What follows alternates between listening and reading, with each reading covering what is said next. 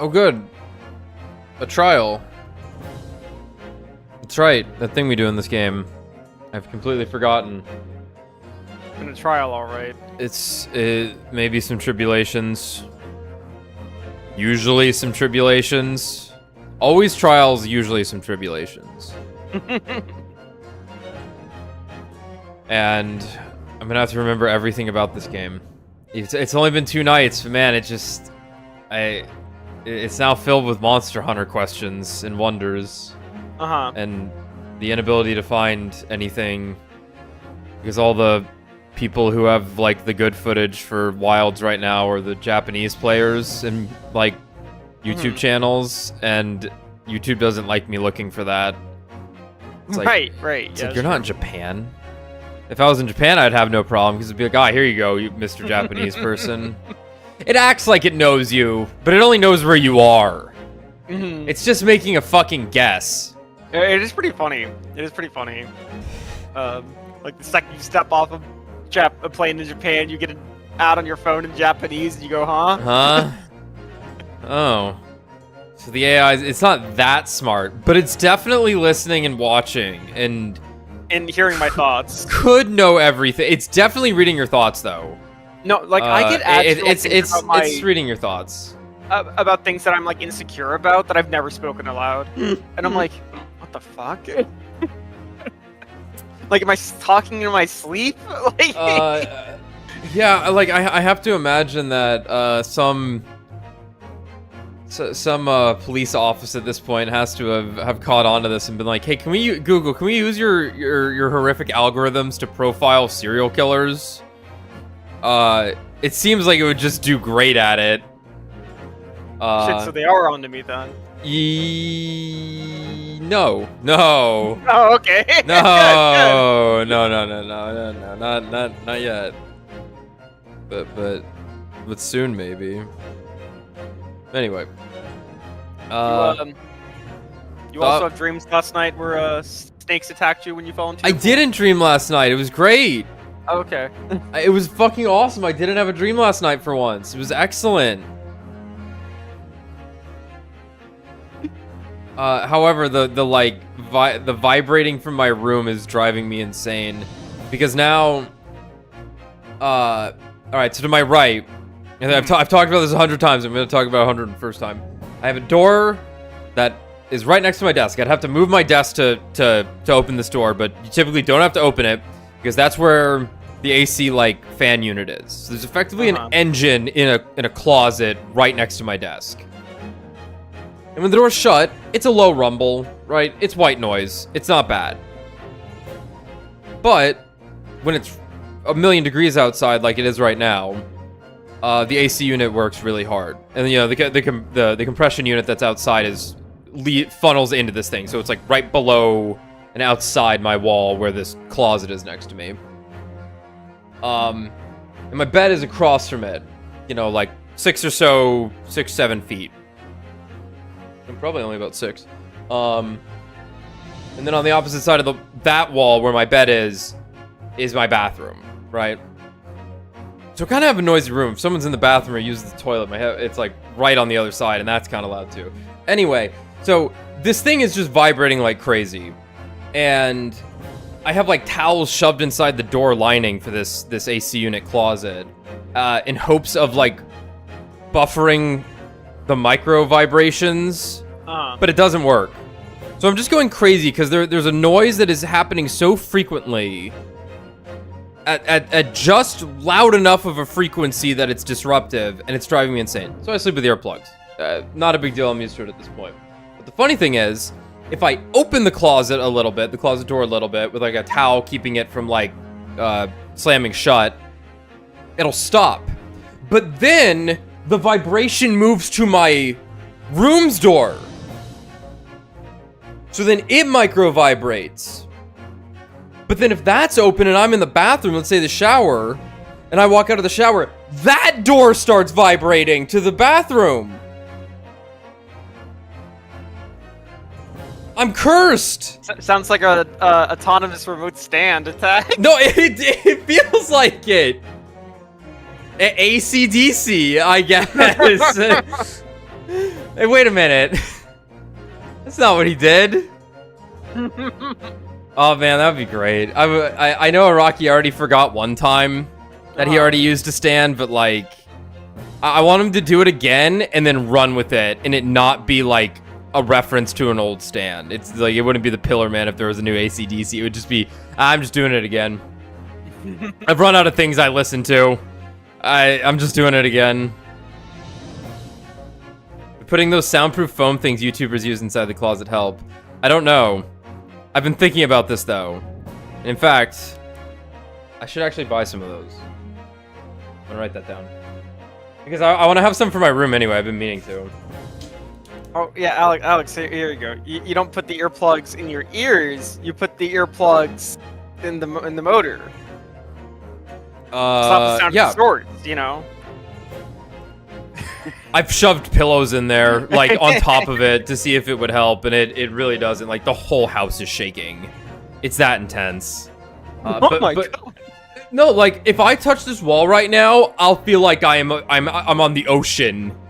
Just getting washed over.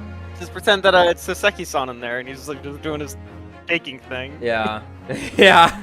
He's keeping the house cold. I appreciate it. I'm quite comfortable in here right now. But it's actually keeping the house colder than normal because it's working so hard. Though the fucking problem is, whatever is measuring the temperature inside the house to automatically activate the AC unit is in the hottest part of the house all the time. So that makes it so that it's constantly triggering, and then the places where people are actually living, which in this case are the rooms get really cold, which is a good thing, but also I'm like, I get cold really easily also. There's no winning with me. You can't satisfy me. It's not possible. Oh yeah, I'm gonna play the monkey game. That Wukong. I play the monkey game every night. Yeah, really?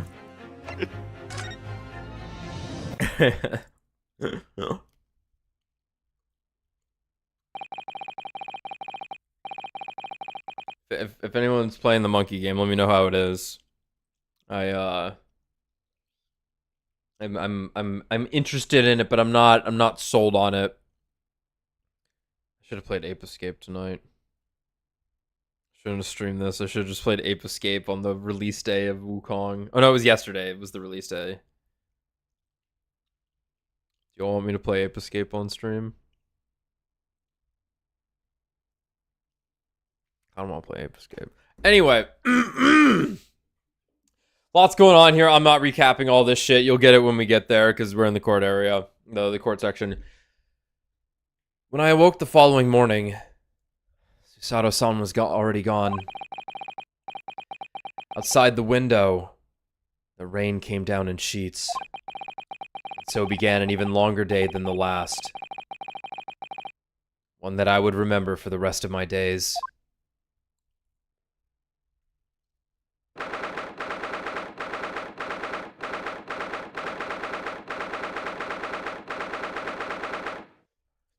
th of April, 9:32 a.m.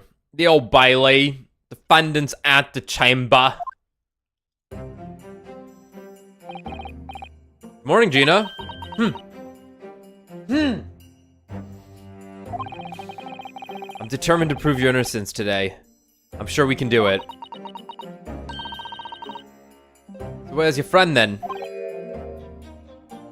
Sorry? You know, in the fancy dress. Susato. Susato, or however you say it. I don't know. Like Safarto. Got him. Sorry, that was a weird thing to do. I didn't mean to do that. It was just, I couldn't help myself. Miss Susato had to leave early this morning. He was already gone by the time I woke up. You alright with that, are you? Forget about me if you like. Go and see her off. It's fine. It's not as though Miss Susato and I won't meet again one day.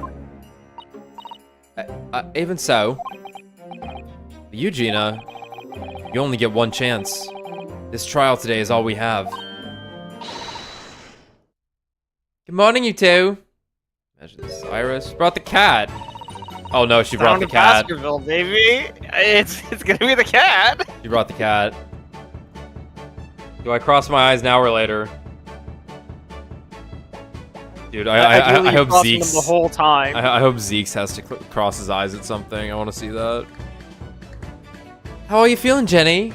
Did you manage to sleep? The cat's voiced. Iris, what are you doing here? What do you mean? When a friend is in need, we show our support. Isn't that right, Waggy?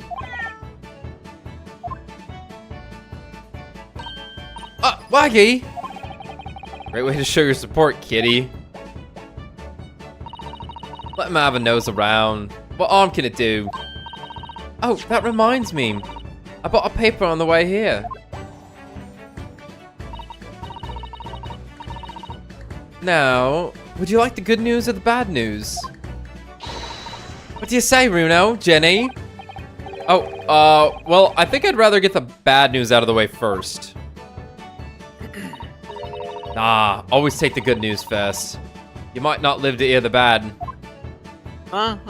Okay. Yes, that question always gives away people's personalities. Let's not go there. Alright then, I'll give you the bad news first.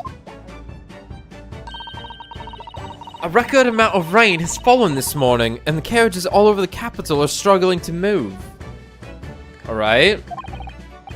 Huh.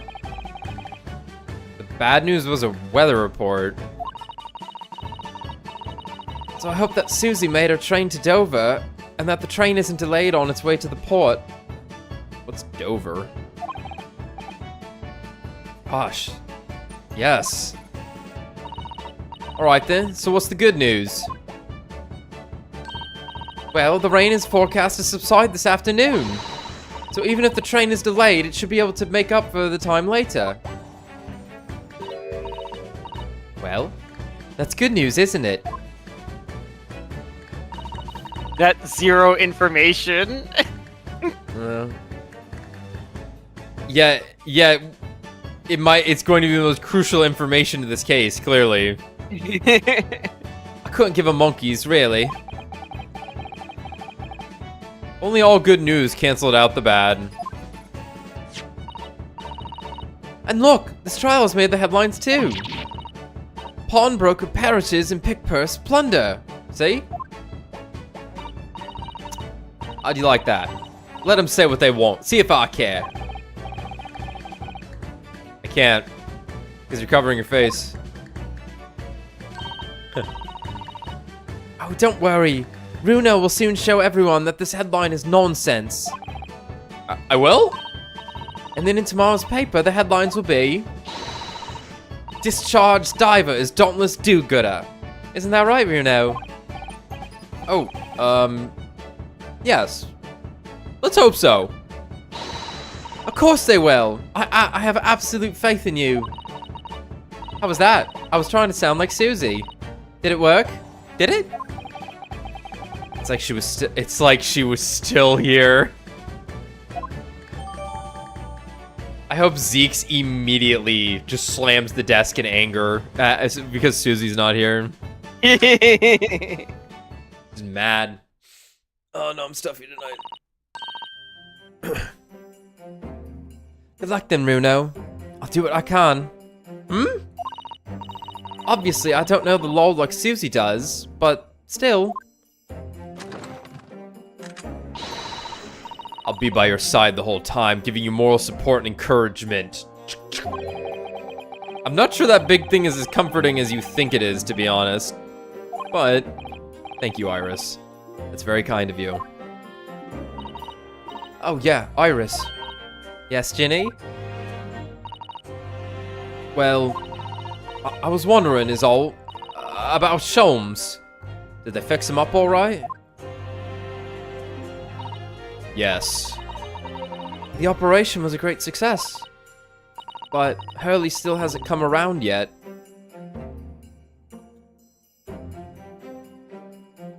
He's pretending to be dead.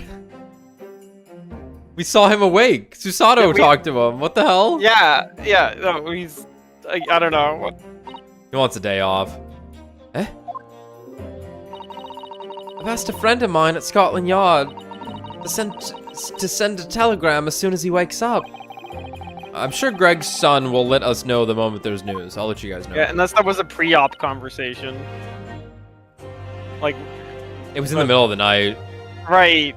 But yeah, I don't know. And then she was getting questioned the entire time. Well, I suppose it could have been the day before his operation, because we were the ones who went home to check on. Susato was getting questioned the whole time. That's what had happened. Sure.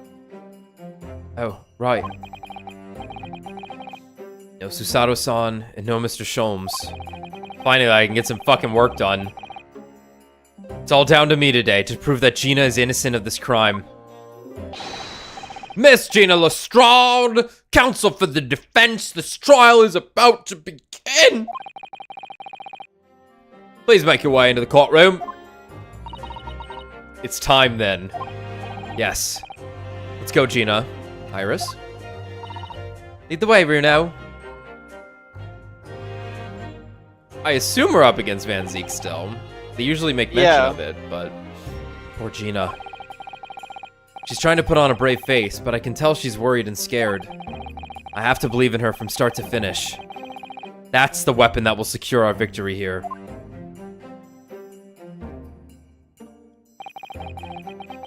If I learn anything from my great friend, it's that.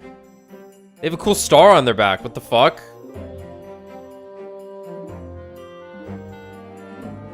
Damn.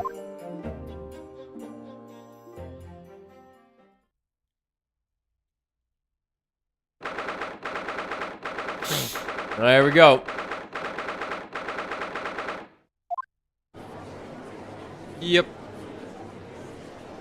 Oh, I didn't see the what you calls it were the jurors. I imagine there aren't going to be any new ones. Let's see though. In the name of Her Majesty the Queen, I hereby declare this court to be in session. This trial shall determine the guilt or innocence of Miss Gina Lestrade. I now call upon the counsels for the prosecution and defense to declare their willingness to proceed. You can take Zeke's here. And then if there's another one, we can swap or something. If there's Sure. another investigation into trial. The prosecution is ready. The defense is ready. Lord Van Zeeks. My lord.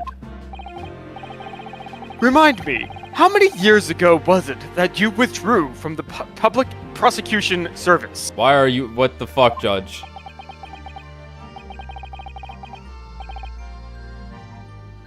It was some 5 years ago, my lord. Yes, and then 2 months ago, you resurfaced somewhat unexpectedly, and here you are again today.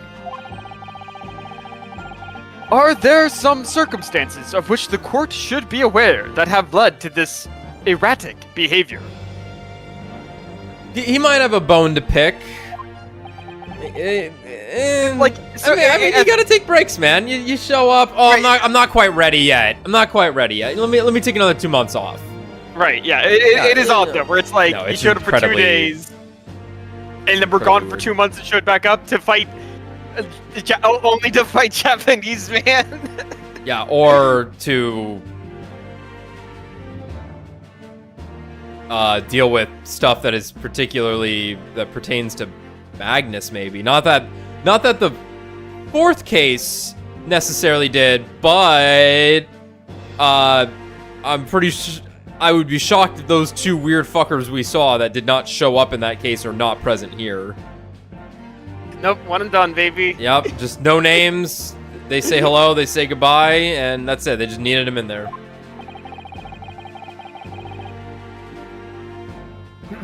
In what one might describe as your former life 5 years past, You dealt exclusively in matters concerned with the highest echelons of society and government. Huh? Really? Yet today, you choose to try a simple case of burglary and murder. Well, Your Honor, it's actually quite complex. I confess, I find it more than a little befuddling, Counsel. Same thing that I just said. Don't worry about it. There are two types of person I cannot abide. Firstly, those wealthy scoundrels who hide behind a mask of philanthropy to cheat the public at large.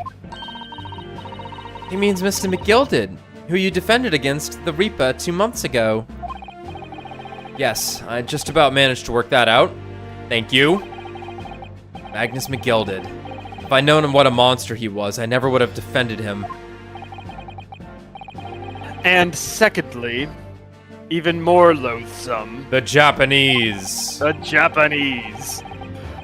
Those wily scoundrels who masquerade as allies only to effect total betrayal in their final hour.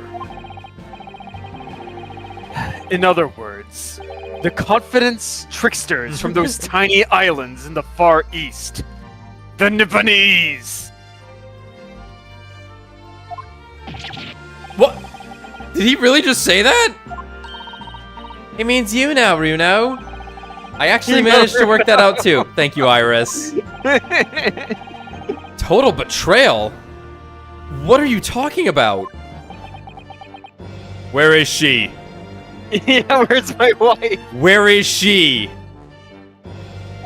How could you? It's the fucking Kuwabara breaking into. Oh my god! Oh my fucking god! You can't leave me, dude. That fucking that reply to Donald Trump being like saying all that shit about Biden. It's just Kuwabara breaking into Yusuke's funeral. You get out here and fight me! I'm not done with you! That was too good. Oh, I need to watch Yu Yu Hakusho from start to finish one day. I've only seen the Dark Tournament like 5 times in a row because they would get to the latest episode and then it would go back to the start and then it would get up to the last episode that it just did, play one more and then go back to the start. I've gotten through Yu Yu Hakusho twice, never actually watching the Dark Tournament. I've always gotten up to it and then failed to watch the Dark Tournament. It's the tournament.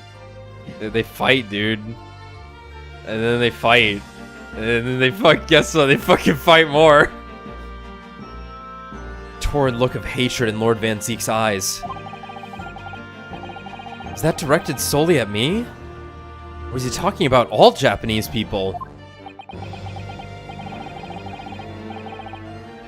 An alarmingly scathing explanation, Lord Van Zeeks. Still, the judiciary welcomes racism. The return of the so-called Reaper of the Bailey, feared by all London's malefactors.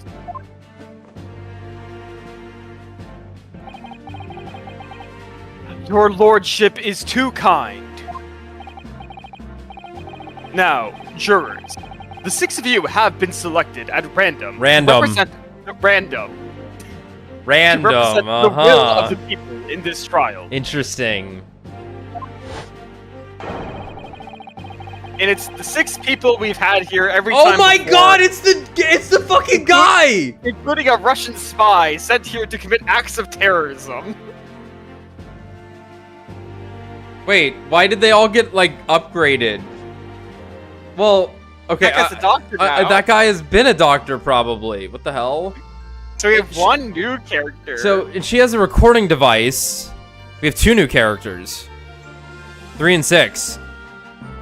Well, I just mean we've seen 6 before. Yeah. He's got a mouse. Huh. Damn it. I didn't want Garadev to be here. I can't remember how I did his voice. I like, it was like at the very end of voicing him, because he didn't really have that many lines. No, that I like established how I wanted to do his voice. Former lieutenant in the British Army here. Don't you know? Chaps like me were born ready. Yeah, I think it was that. Clean crockery, clean cutlery, and clean conscience. His lordship's motto is very appropriate here, I think. Who the fuck is this? Oh my god. Just give him the voice that you gave the last blonde-haired, blue-eyed guy that looked exactly like this. Everything will be stereoscopic in the future. Absolutely, absolutely everything. And I'm ready for it. Wow, he's so here for it. I don't understand it. I can't have left it in there. It's not possible. But could I have? What, the bullet in what's his name, shoulder? He was doing a surgery on somebody, left the scalpel in them. Yeah. It's like, did I? No, he was gonna be the one working on fucking Sholmes. Oh my god. What the hell? Why are you all so equipped? Women indispensable in society. Women indispensable in society. Stop.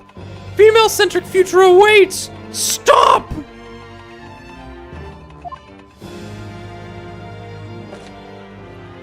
The English citizen. Good day. I am visiting London for sightseeing. I would like to take bus to Crystal Tower, please. What the fuck?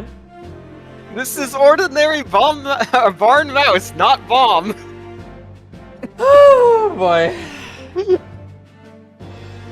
I already have a headache. This is great.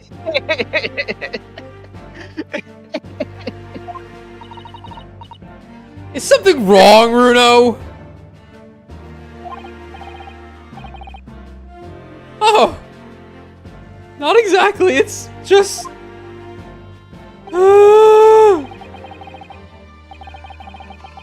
Almost all of them, in fact. I'm fairly sure I recognize these jurors. Almost all of them, in fact. Really? Funny coincidences like that do happen from time to time, don't they? No. No, they don't. They happen all the time. But it is quite strange. The jurors are chosen at random from London's 6 million inhabitants, you know. So I've been led to believe. But something tells me Lord Strongheart is duping me. Well, that's probably in the next game. Don't talk about that right now. Very well. Now, Lord Van Zeeks. The court calls upon the prosecution to introduce the facts of the case. As you wish, my lord. Allow me to begin with a word of warning to the ladies and gentlemen of the jury. In short, the defendant is Japanese. There has never been a more self-evident case of cold-blooded murder.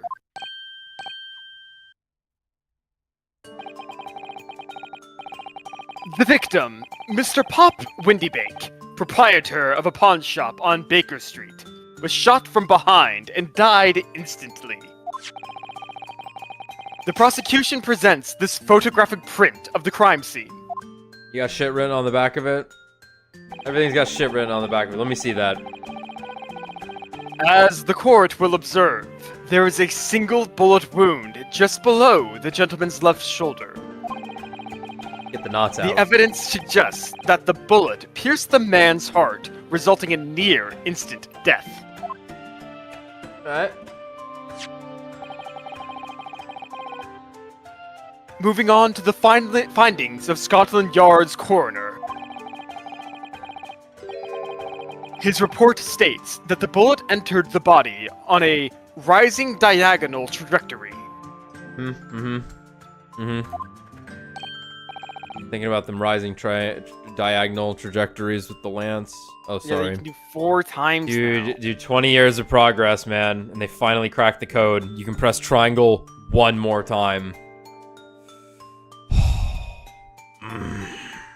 The lance! The lance! Look at his profile picture! God,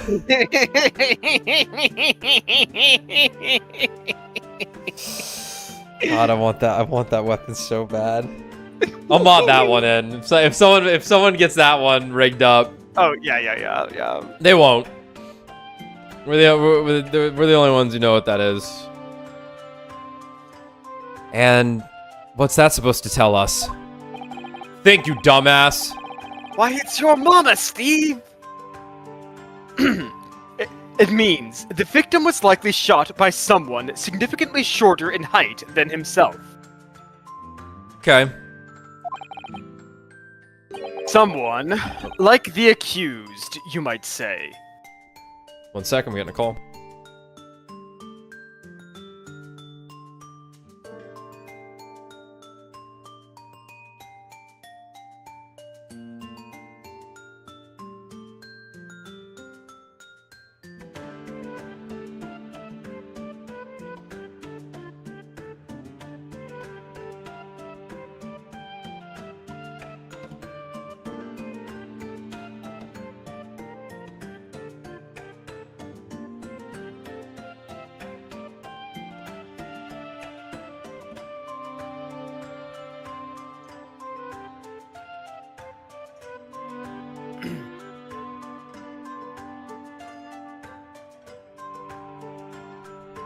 Sorry, guys. Give me, like, a couple of minutes.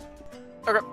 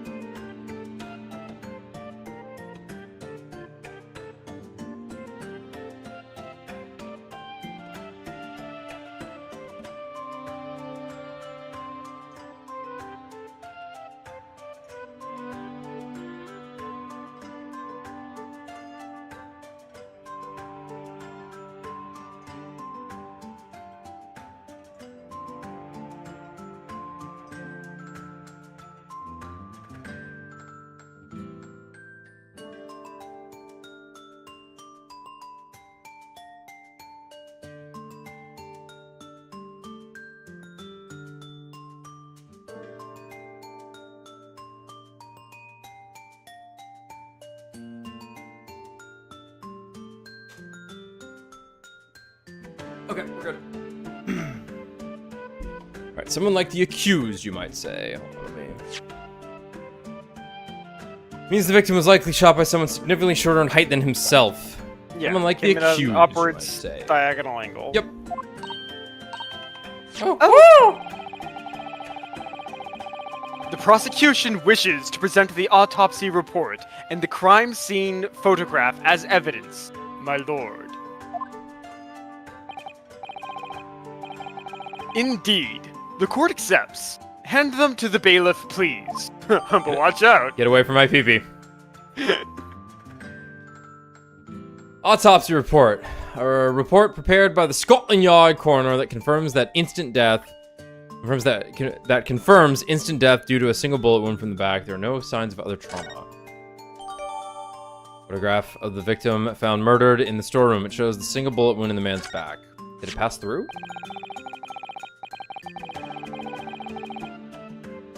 I now ask the court to turn its attention to this plan of the establishment where the incident occurred.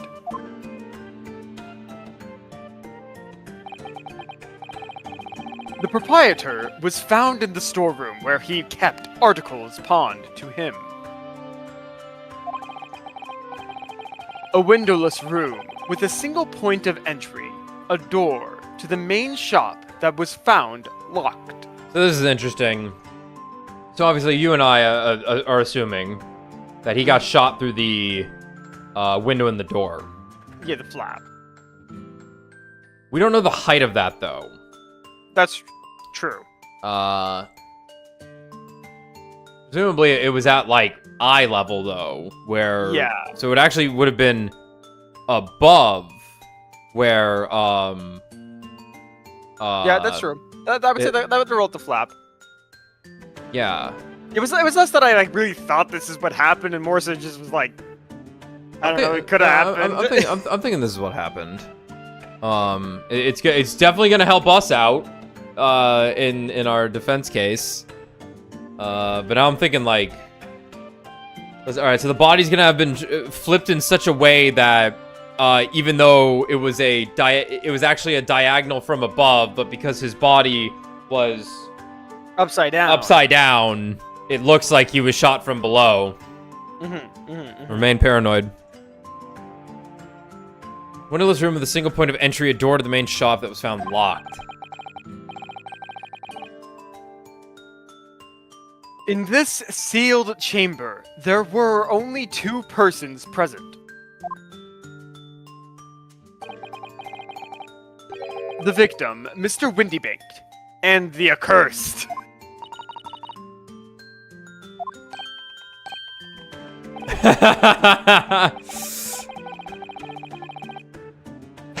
It may further interest the court to know that when the accused was discovered at the scene, she had in her hand the gun used to fire the fatal bullet.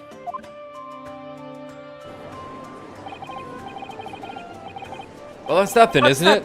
Nothing more to say. Isn't that grubby little girl a pickpocket anyway?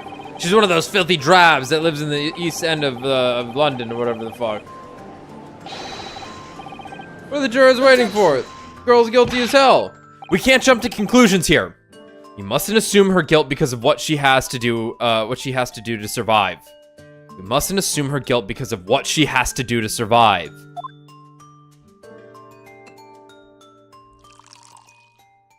Where's Susato?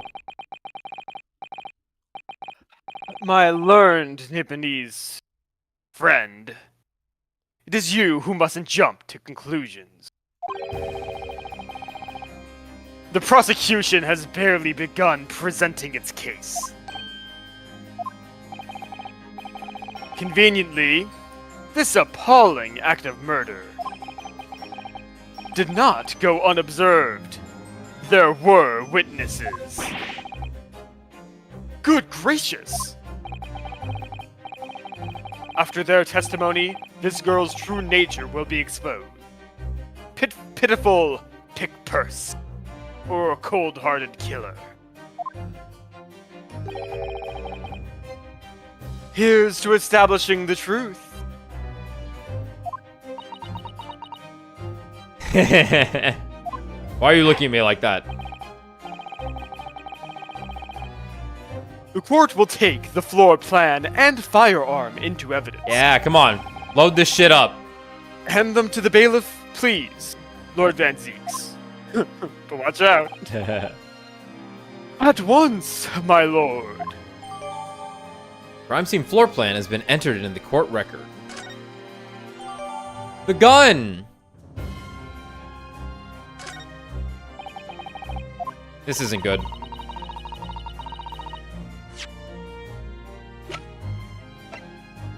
Yeah, let's look at everything. It's a gun. This is Mr. Windybank's gun. The cylinder is completely empty. Mr. Windybank always used to keep this gun to hand on his shop counter. Yes, but only ever with a single bullet loaded, I understand. That's right, to keep all the pawned articles that were in his KS safe. But his one bullet was fired that night. The poor man lost his life. Is he protecting his shop, I wonder? Trying to keep the article safe.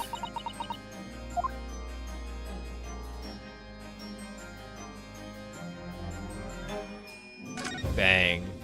Shout!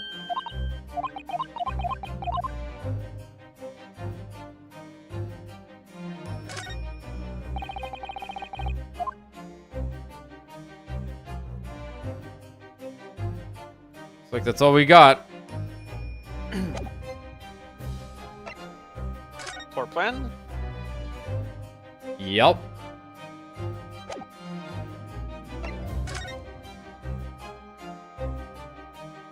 Yep. I suppose, presumably, the bullet pierced him based upon the photo. We're gonna find out right now. Okay.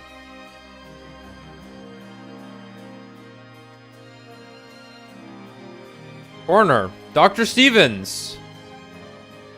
Why is the coroner's name listed? That's usually never there. The old man's gonna be Dr. Stevens. Postmortem findings. Single bullet wound in upper half of victim's back. No other signs of visible trauma. Autopsy findings.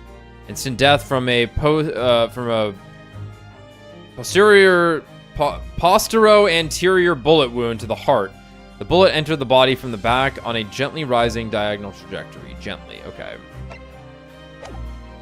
Yeah, I just mean like not too diagonal. Yeah.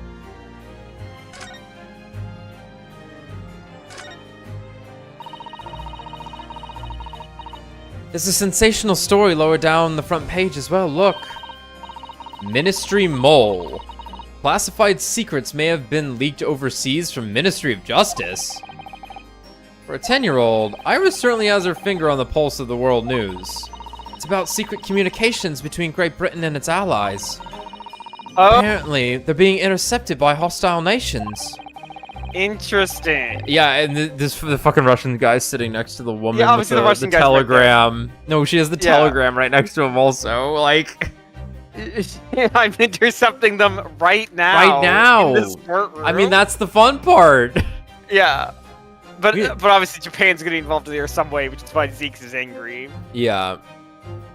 Communications are being intercepted. But how would somebody be doing that? That's the question, isn't it? I've come up with 3 different possible methods so far. Are you looking for a new career, Runo? No, of course not. I wonder. Perhaps this is what Lord Strongheart was talking about yesterday. Yes, it could be. And it could explain why he has Gregsy running from pillar to post at the moment. Alright. Today's paper. It has been updated.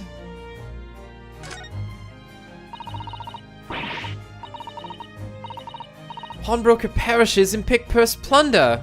How awful. Virginia, I mean. But tomorrow's headline will be, Discharged Diver is Dauntless Do-Gooder, right? Yes, something like that. If possible, I'd like to go even bigger. Bigger? Bigger. How? Bigger. Proud pickpocket protects planet post-trial. Perhaps? Protects planet. Protects planet?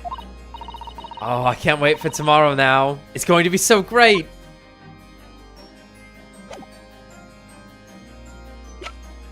You gotta go big. Be an Ace Attorney in space. Yeah, we didn't actually look at these, I don't think. Nope. Or maybe we did. No, this is just for the Mason McGilded. Oh, we have his full name finally. I don't think we ever got his full name. Mason Fried Rice Milverton.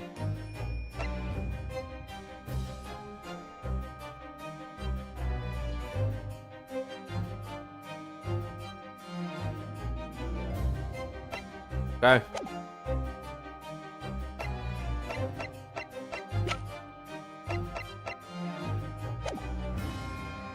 I feel like the mood in here has turned very gloomy all of a sudden, Runo.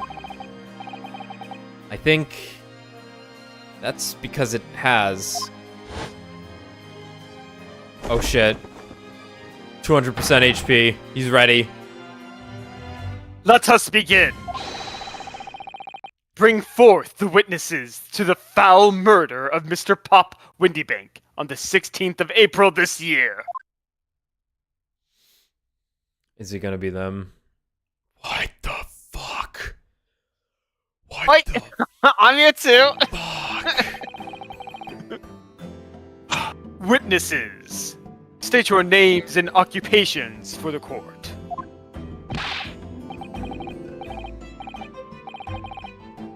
What the fuck are these?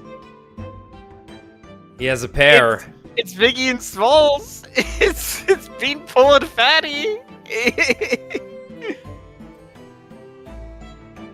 Oh my god.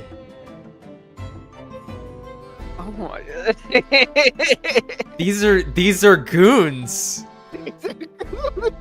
These are goons if I've ever seen them. It's them. It's Pain and Panic. Like it's. These are the Blowjob Brothers, I think. Professional baddie. No, they're not even lying. No, they're goons. Why are they holding fruit?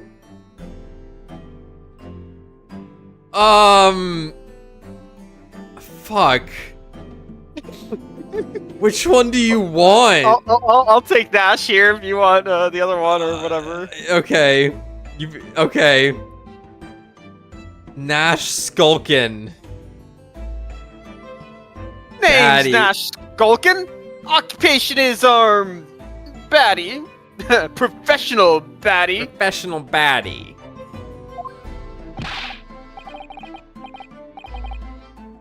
Ringo. It's an apple. It is an apple. Fuck. Name's Ringo Skulkin. Occupation's same as him. Tobias Gregson, Scotland Yard Inspector. You all know me by now. What's up, everyone? Hi. No, that's right. What they call?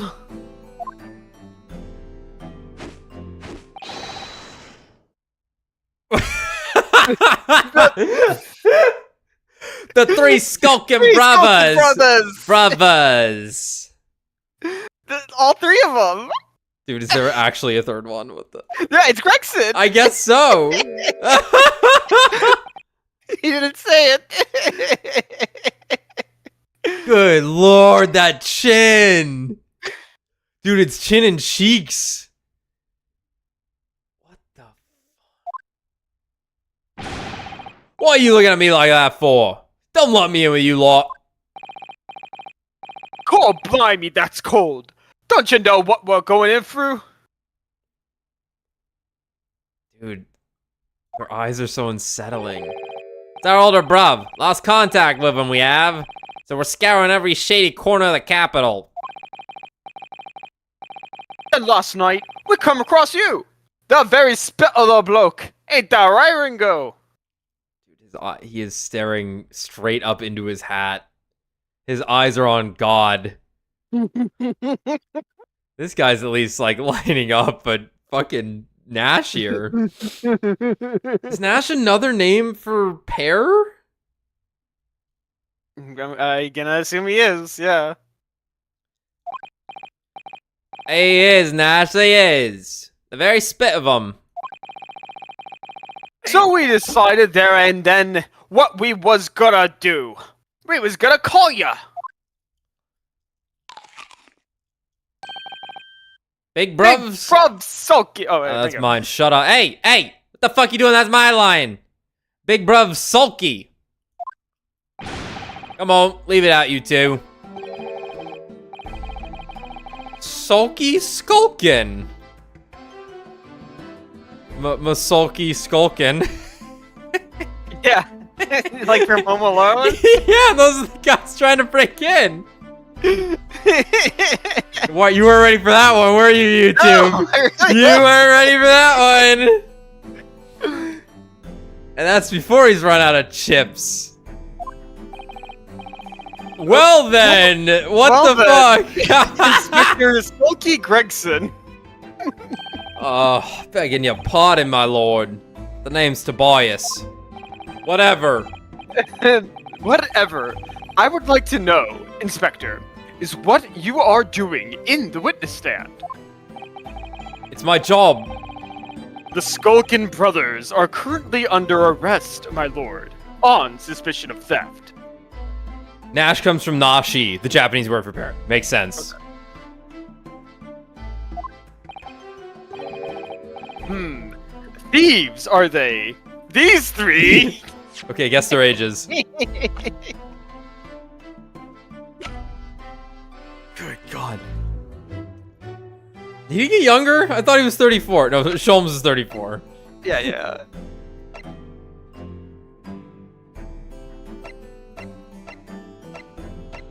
Oh my God, I forgot about Eggs Benedict. Oh, this case is gonna be 50 hours long. All right, 73. All right, 73. And 102. Oh my God!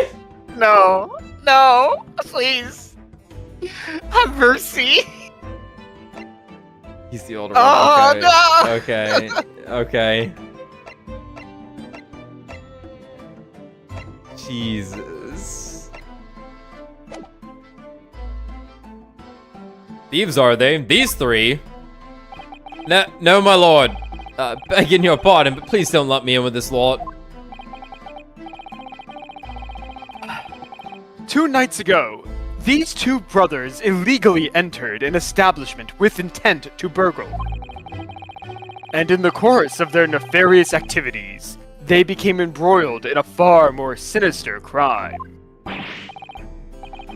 By Jove! You mean to say... What an extraordinary coincidence! Indeed, my lord. While attempting to burglarize the pawnbrokery, they witnessed its proprietor's murder. They don't sell prawns there. I know you said, oh my God, you said pawn, but still, I want to make more prawn jokes. Order! The various trespasses of these brothers is not the subject of today's proceedings.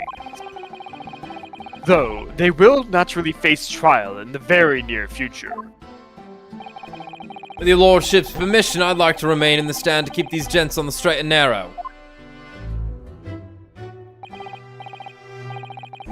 Of course, Inspector. Skeptical as I am about the caliber of these witnesses, I will permit them to take the stand. Mr. Skulkin, you will now testify before the court. Describe the events of the night in question and what exactly you saw. Happy to. Happy to. Because the Skulkin's never skulking. Never skulking.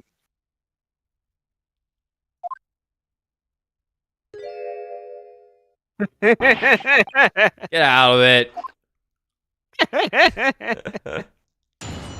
Oh my God. I don't know which one's more on. I don't know which one's more unsettling. The one on the left's eyes look horrific. The one on the right somehow doesn't look as bad. Oh yeah.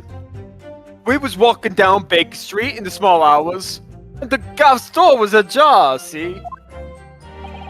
It was like some kind of sign, begging for us to go in, it was. But once we got inside, cool blimey lummy, we had a gunshot from the back room. We went to see what was what, but the door was locked from the inside. Ain't never done nothing, governor. We never took nothing. We just left after that nice and quiet. What an awful testimony. Give me details, you fucker. A terrible testimony, it would seem. At the precise moment these miscreants entered the property, an even more sinister crime was afoot. The witness's testimony is consistent with the crime scene in every detail.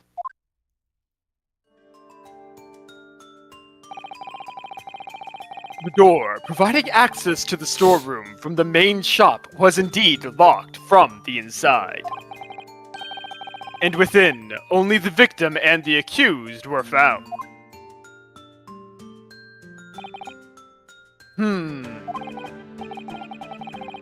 I must say, it does appear to be an overwhelmingly simple case. Still, the defense may cross-examine the witnesses now. Of course, counsel, if you please. I have to talk to these guys? Counsel? Yes! What's the matter, Runo? Sorry, I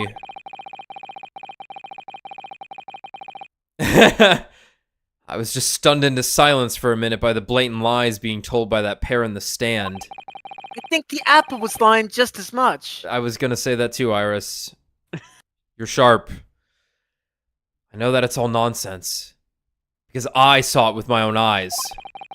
I'll just have to expose their testimony for the pack of lies that it is.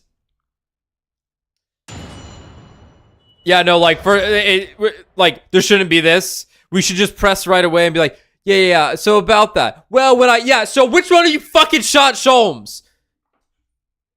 Which one of you shot Sholmes? Like, fuck the rest of this. Which one of you shot Sholmes? Right, I haven't really thought about this. There were 3 bolts fired then. Yeah. There's the one in the calendar, the one in Pop, and one in Sholmes. Yep. And it's still in Sholmes, I guess. Yeah. if I'm to believe that hint. We was walking down Baker Street in the small hours, and the gas door was ajar, say? He's like, they're like British and like New York mobsters. It's... Hold it! They're too strong. The front door of Windy Banks was ajar, you say? What time of night was this?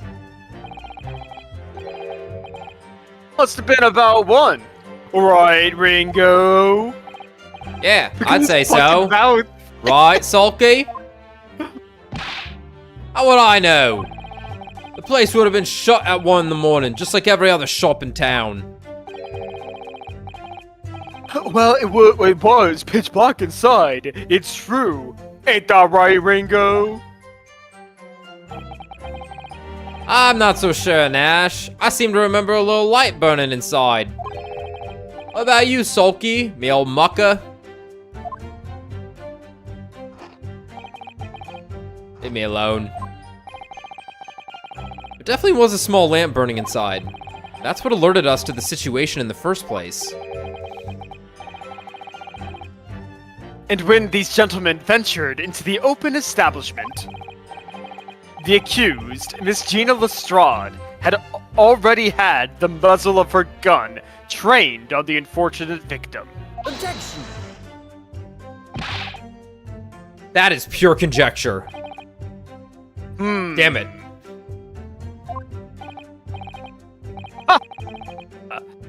Perhaps, but it changes nothing.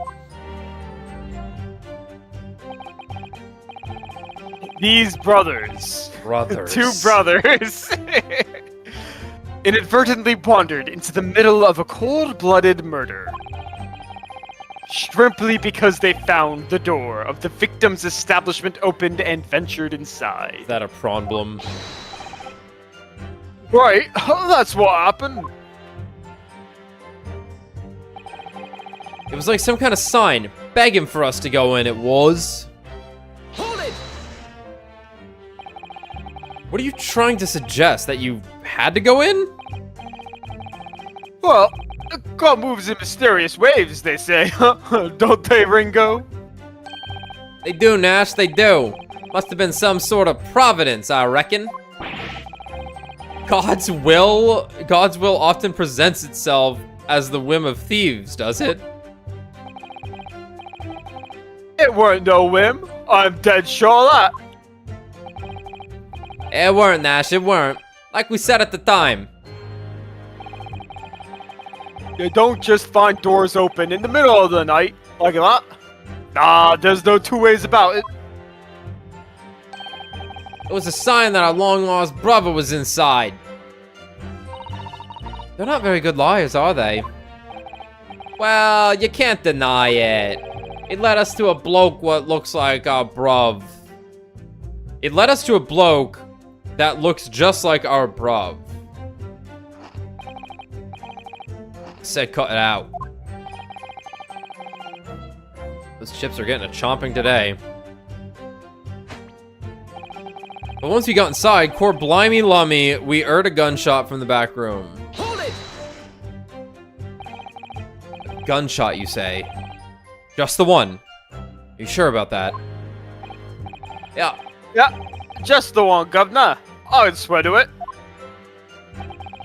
It was, Nash, it was. Ain't that right, bruv? Fuck off. Firearm used belonged to the victim himself. Yes. Mr. Windybank always used to leave his gun lying around on the counter. Right. I remember. When we examined it, we found the revolver was completely out of rounds. That makes sense. Mr. Windybank always used to say he only ever kept a single bullet loaded. That's true. I remember him saying that as well. So, we can say with considerable certainty that only a single round was discharged from the firearm used as the murder weapon. Yes, my lord, we can. And I should remind the court that the firearm in question was discovered in the hand of the accused.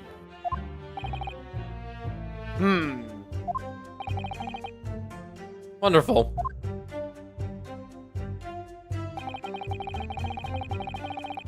We went to see what was what, but the door was locked from the inside.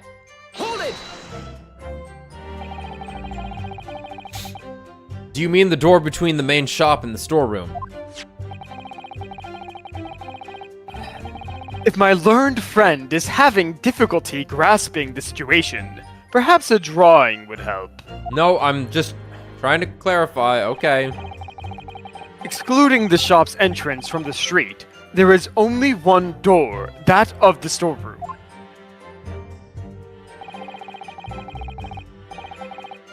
Cause there was only an oil lamp burning, not much to see by. And the door was in behind the curtain and all. That's right. When we arrived, the door was mostly obscured by the curtain. Tell me, why exactly did you try to open that door? Eh?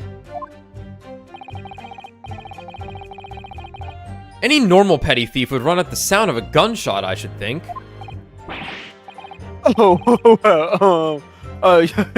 Your turn to rabbit, Ringo. Well now, yeah. I suppose you'd have to say we ain't normal, eh? Broadly speaking, humans respond in one of two ways on hearing a gunshot or scream. The timid flee, gripped by fear, while the courageous investigate to see if they might help. These gentlemen are of the latter inclination. My learned Nippity's friend, it would seem, is one of the former. I'm gonna kill you. Judge, bailiff, give me a sword. Oh, wait. All right, somehow I just proved that I was a coward that night. Thank you, counsels. So, I believe we all understand that the door was locked and could not be opened. Proceed, witnesses.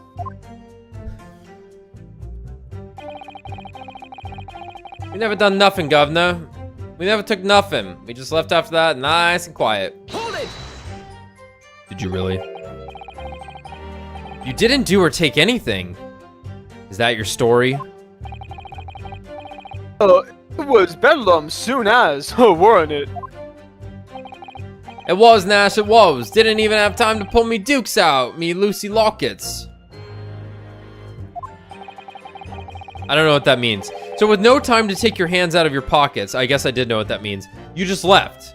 Nice and quietly, you say. That's right, Governor. Nothing we ate more than violence. Peace-loving nibblers we are, not bludgers. We are, Nash, we are.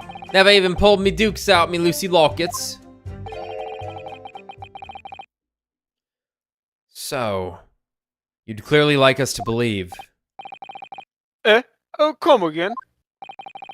As you fled from the pawnbrokers that night, did you not run into anyone else?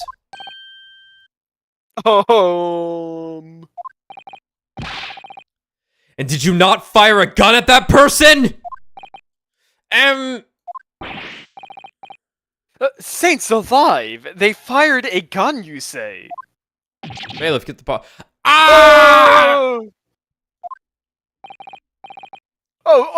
Blimey, governor! You ain't telling us it was you in the doorway. It was. Why? The bleeding Nora. Didn't you That was you. Didn't you mention that before? You were armed with a gun! And as you fled the scene, you fired that gun. At London's greatest detective, Herlock Sholmes! They shot Mr. Sholmes? I did hear that, actually. There was a rumor he'd been pushed Great to the Sholmes! hospital. That's beyond the pale! On the night in question, this pair and Apple were arrested by the police within minutes of the discovery of the crime scene. Their suspicious countenance rapidly gave them away.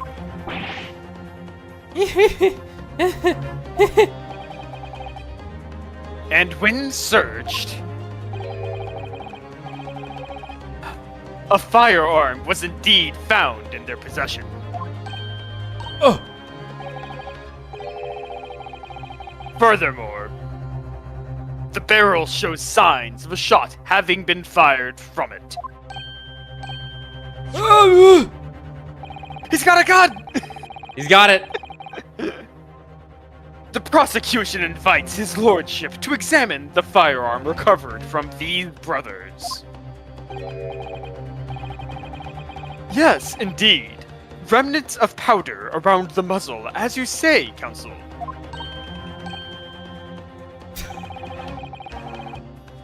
The court will hold this weapon as evidence. The Skulkin Brothers' gun has been entered into the court record. Single round fired. I'm gonna examine it as soon as I can here. Now, my learned Nipponese friend. You have 2 guns. What will you, You have do? 2 guns, Lamau. Still looks cool. So there's ammunition still loaded in 5 of this revolver 6 cylinders. Uh-oh. What? Uh-oh. Yes, which tells us that only a single shot has been fired from it. Exactly. The bullet that hit Hurley, in fact, isn't it? Yes. It happened almost as soon as we'd walked in through Windybank's door. I'll make those brothers pay.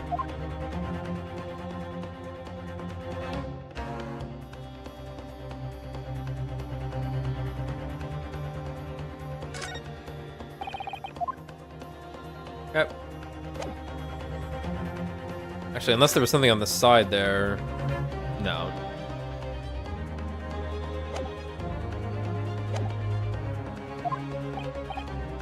Yes? Here's to you successfully presenting the evidence. Hmm?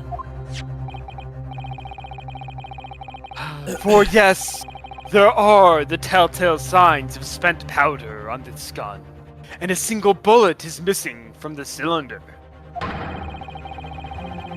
But the prosecution demands evidence that it was fired at the scene of the crime under scrutiny in this trial. Objection! Well, I don't need evidence! Because I was there! Objection! However, the rest of us in this courtroom were not. Huh? If the defense fails to provide evidence in support of its rash claim, we shall have no choice but to toast your incompetence and move on.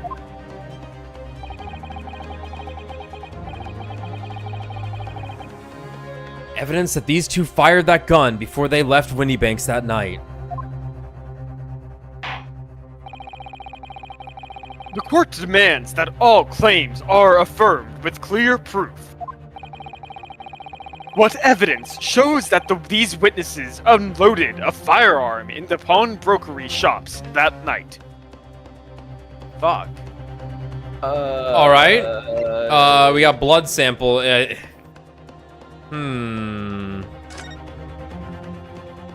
So I think Yeah. it's just this. I think it has to be this, even though it Yeah. looked like so. But this was like this before any gun was fired. Is the issue that it could be a because we walked in and it looked like this. We saw this right away. Right. So, but this is evidence that a gun was fired. It is evidence that a gun was fired, and honestly, That's literally that's all I we can got. think of. Yeah, no, it's all I can think of. Yep. But that's not Take that! Sholmes's. The evidence is in this portfolio. What? What on earth have you there, Counsel? Something you might not like. I don't know if this is legal or not. A 10-year-old girl made some things that turned blood different colors. What the hell? Even though that doesn't matter, there's a bullet right here. During the course of our investigations, we discovered a number of bloodstains. Not trusting the police to do the job they're trained to do. How arrogantly Nipponese of you. What? Fuck you anyway. We analyzed all the blood samples we found and recorded the results in this portfolio. And you claim to have the evidence the court is demanding therein. Yes, my lord. No more dallying then. Counsel, present the pertinent evidence at once.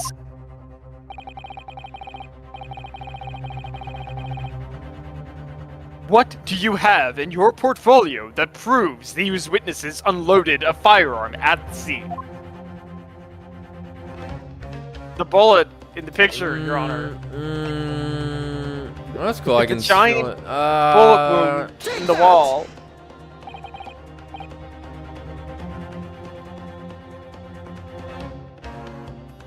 What is that? What Explain. is this? Explain. It's a photographic print taken at Windy Bank's pawnbrokery on the day of the incident. From the scene of the crime, is it? Is that a bullet hole? And if my eyes do not deceive me, it appears the bullet is still lodged there. Zeke's actually explained this one, buddy. Why didn't the police do anything about this? Yes, as your lordship noticed, the bullet pierced Mr. Windybank's calendar. The date shown being the 16th of April, the very day of the pawnbroker's death. The incident occurred at 1 hour after midnight. But this indicates that a separate shot had been fired sometime after the calendar had been set to the 16th. That's right. And while it isn't irrefutable, the defense believes this is credible evidence that the witnesses did fire a round from their gun at the pawnbrokers that night. Yo!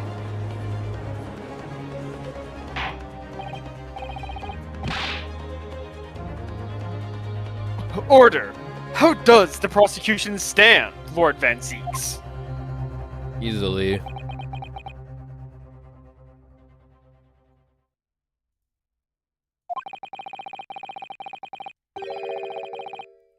If that is the direction my learned friend wishes to take, the prosecution has no objection. What? How many of those chalices do you have?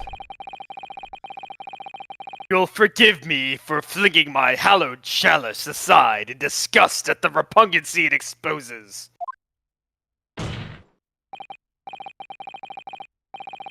Yes, on the night in question, these brothers entered the pawnbrokery illegally.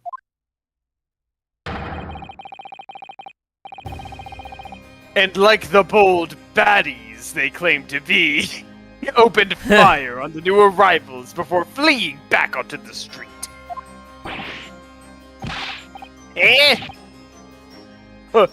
Take it easy there, Governor. You're gonna land us in the soup. We had a deal. You weren't gonna get into them details. Tell him, Sulky. Set the bloke straight. I have nothing to add. So he knew, did he? Van Zieks knew their testimony would almost certainly expose the extent of their crimes.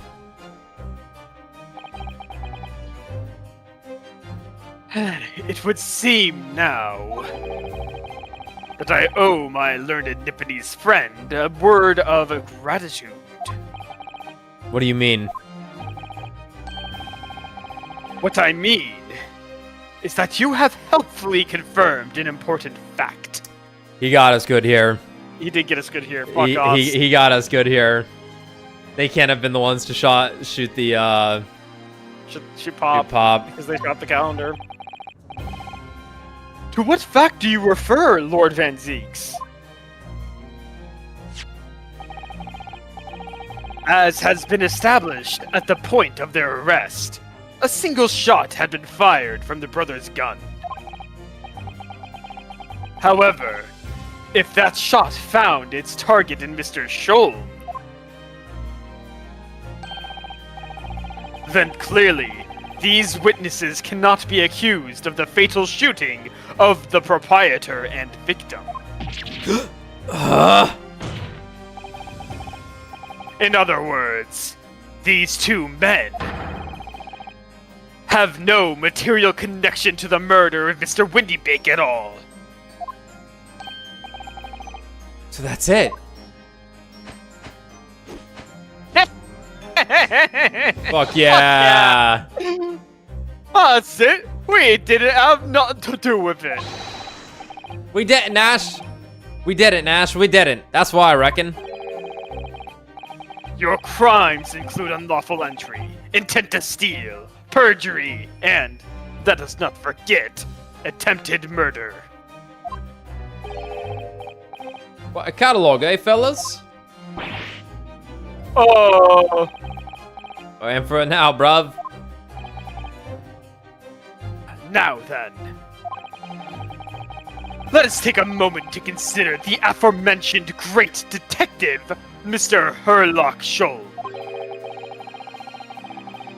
It would seem the man patronized the pawnbrokers in question somewhat regularly. Where's he going with this? Mr. Scholmes appears to take pleasure in tinkering with eccentric machinery.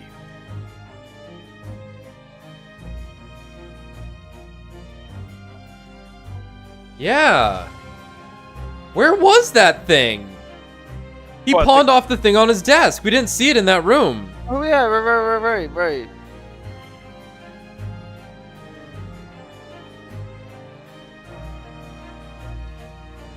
Huh. Eccentric? Who says who? Not me. Don't give me that look. Waiting for these to show up. He installed a pair of machines like this one in the victim's shop. Oh! That's one of Hurley's red-handed recorders! What is that, Counsel? It has the appearance of a photographic contraption. As your lordship has surmised, it is indeed a camera attached to a small timing device. Every half an hour, it automatically photographs the interior of the establishment. The idea being that, if a thief were to break into the shop, he would get caught red-handed. As we all know, thieves only show up once every 30 minutes. It's true. The prosecution has obtained the photographs taken by the device on the night in question. Alright, get ready to cross your eyes, everyone. I'm doing it.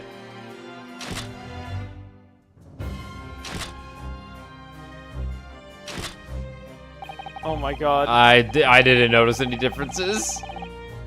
As the court will observe, copious identical prints are produced in quite desultory fashion. Desultory? Huh. Desu. That's true. Rather prodigal, I feel. In fact, there are 2 such devices in the victim's shop, my lord. Just the right amount to create a photographic 3D image with the stereoscope. Oh, perfect. If I may refer the court to the plan of the premises, their respective positions are here and here. He loves this drawing. Okay. He drew it. I know he did. You say these cameras produce a print every half hour. I'm afraid I fail to see how that would help if the anticipated thief conducted his activities in one of the many 30-minute intervals. One can only pray that the would-be criminal lingers, my lord.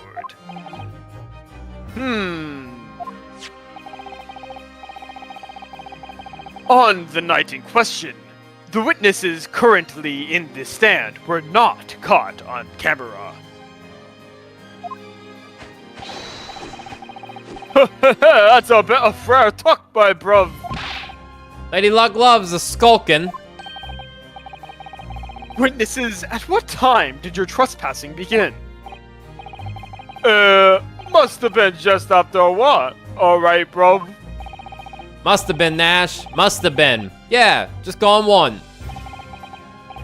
In which case, minutes before these brothers entered the establishment.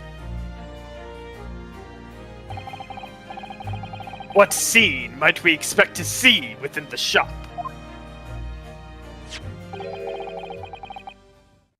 Let us examine the evidence. Gina! Oh, Gina. They got you in color. They got you in 4K Yeah. in the 1800s. They in fact have you in 3D. Yeah. But you know, here's the problem. The person forcing her to do this is standing right behind her. Yeah.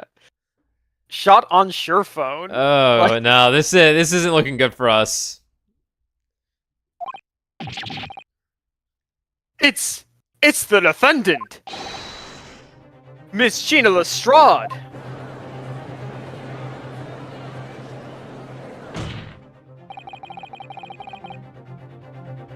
As the court can clearly see. Very clearly.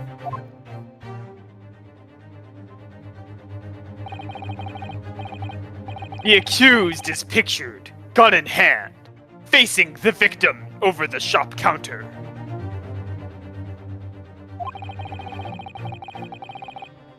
No doubt caressing the proprietor and to open the door to his storeroom.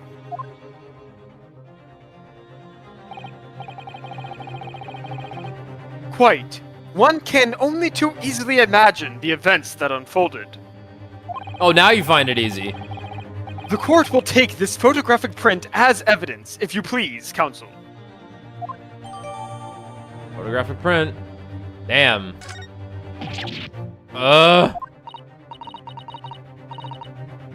don't believe it. Jenny. In short, No offense, Ringo. the accused is the only person who could possibly have killed Mr. Windybake. Ah!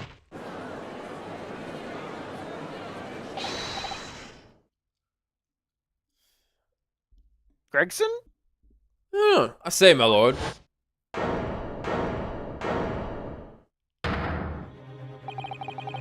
Wonder if I might put in a word at this point. Go ahead, Mr. Foreman. Took a bally bullet to the knee in the Battle of my wand, 1880, don't you know? Decorated for it and all that, but forced to retire from service, sadly. Ugh, shrapnel! Of course, a medal can never outshine the exploits of chaps like us on the battlefield. Yes, Mr. Foreman. And what exactly is your point? Carried on the battle after retirement, you see. The battle of daily life, if you like.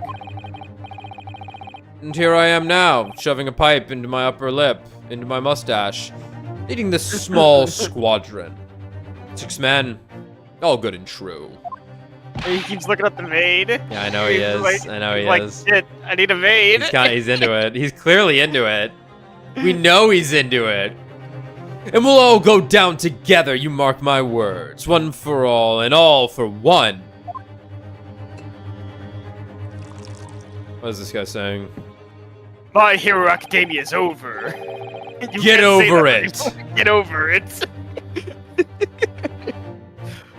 The ladies and gentlemen of the jury have reached agreement, have they? Is that what we are to understand? Well, Mr. Foreman, is that correct? No. In a manner of speaking, yes. That is the Garadeb Squadron's position, sir. But what? No. It's too soon to make a judgment here. Status report for the court, men. On the double. His lordship insists on promptitude at all times, and that goes for making decisions too. I think you'll find the truth is clear as day now. I could reach out and touch it. I face up, I pulled out. I don't even know I'm saying it right. I wish I could remember lyrics. I want to make jokes all the time. Like, songs run through my head every fucking time something even close to it goes through, and I'm like, I don't remember the lyrics. I wouldn't have left it in there. I just wouldn't be. But in all honesty, I can't actually remember. God. Situation clear. Stop! No room for doubt. Stop! Truth now undeniable. Stop! I am very sorry for brothers. They are unlucky.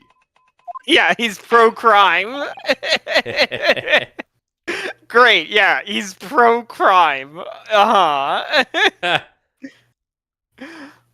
Very well. I now call upon each member of the jury to state his or her leaning in this matter. Announce your considered verdicts to the court. Oh, okay, so if they weren't gonna just fucking do it anyway on a whim like they did in the last two, the judge goes, let's see this shit already. Come on, hurry up. Guilty. Guilty. Guilty. Guilty. Guilty. You don't know that! Guilty. Oh my god. Easy. Guilty. We win this. No, we We win literally these. win We've been here these. before.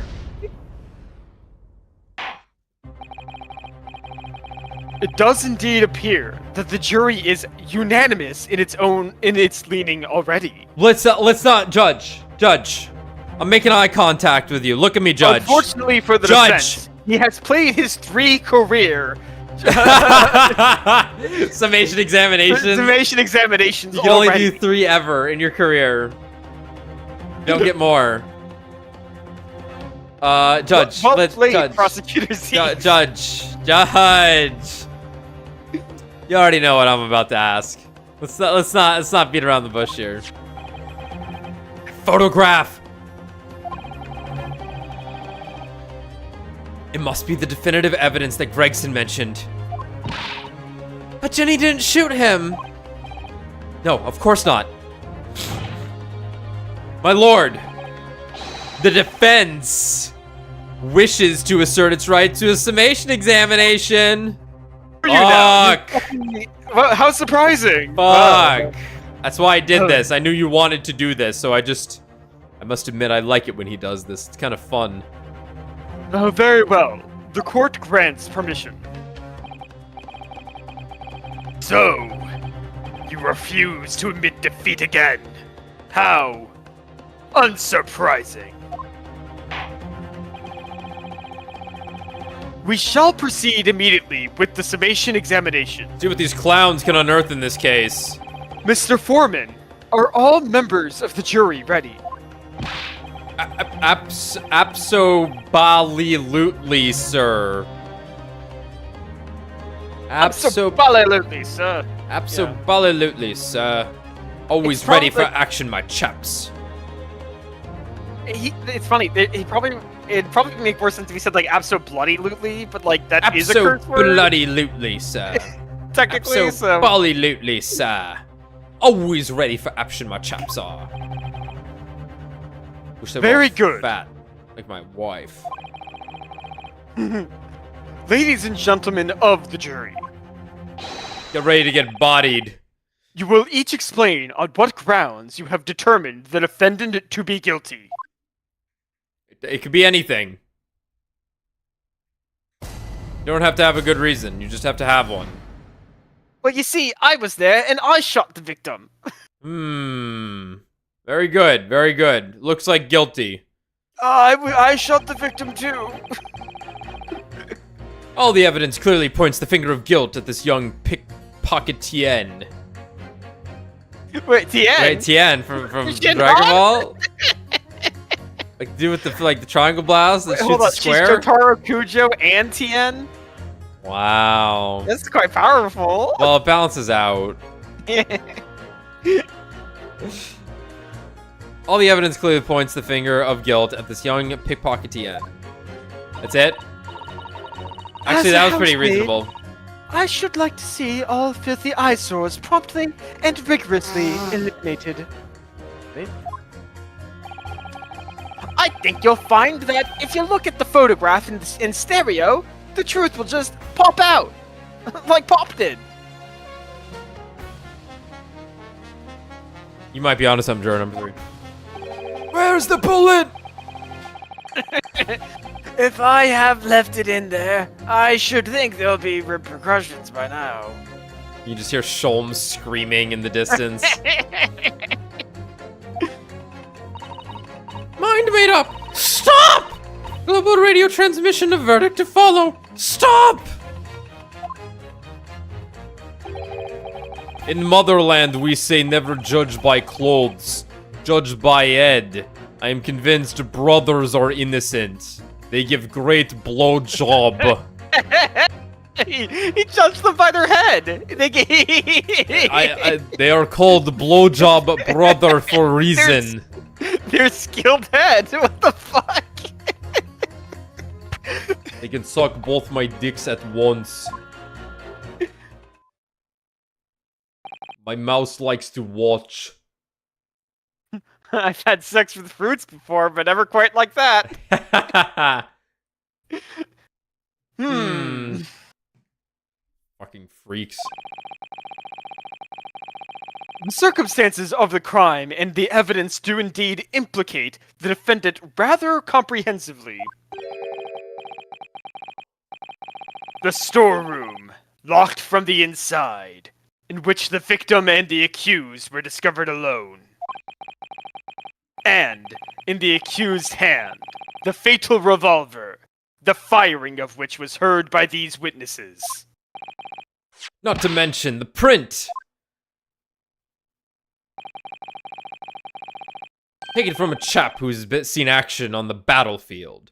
That young girl's on the verge of pulling the bolly trigger. I see him say Bali. I don't know if he's trying, if it's like Bailey. No, Bali. Yeah, it's Bali. Like wood. Yeah, like wood, exactly. I'd always heard the term Bollywood, and I just assumed it was like the general term for Indian cinema. But no, I believe it is a specific company because there is because there's another studio that has a different name in it that is like something else with wood at the end, I think. And I was like, wait, what? Yeah, I don't remember what it was, but that was strange to find out. I look forward to watching the most Kino fucking movies ever one day from India. Because, dude, they're like crazy power fantasy movies. Yeah. Like, just absurd fucking can do no wrong super people. It's crazy. Anyway, thanks a lot, Mr. Sholmes. Oh, dear. These cameras were supposed to help, not hinder. I'm afraid I think you'll have an uphill struggle ahead of you. Don't try ice skating. Gina didn't shoot Mr. Windybank.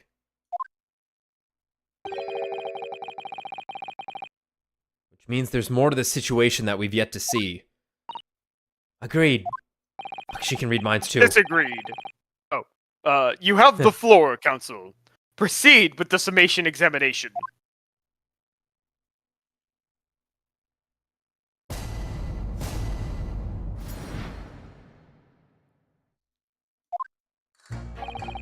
All the evidence clearly points the finger of guilt at this young pickpocketian. Hold it!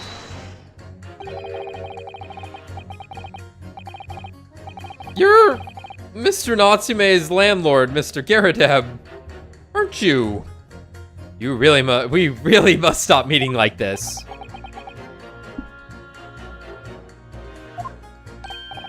Ah, you're that lawyer chap. Well, there's a turn up for the books. Yes, rather a turbulent time we had back then.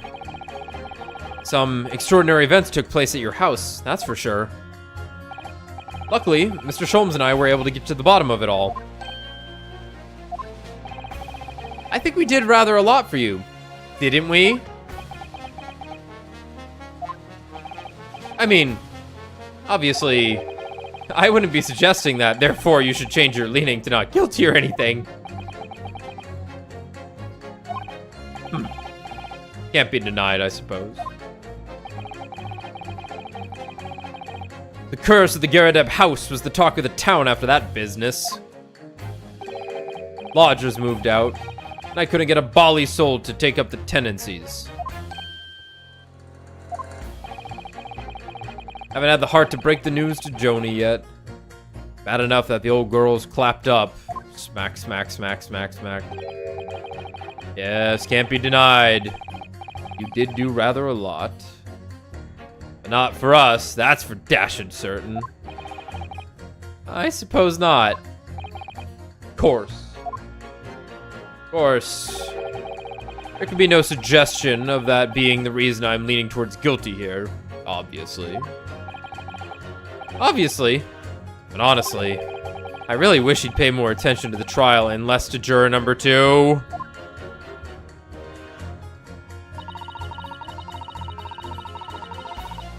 As a housemaid, I should like to see all filthy eyesores promptly and rigorously eliminated. Hold it!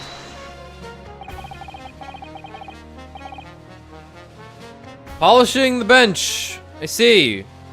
Again. A maid's work is never done. Not a blemish must remain. What exactly do you mean by filthy eyesores? On my way to market for his lordship, I have to pass through the East End. The place is full of beggars, pick purses, and cross men. The scum of the earth.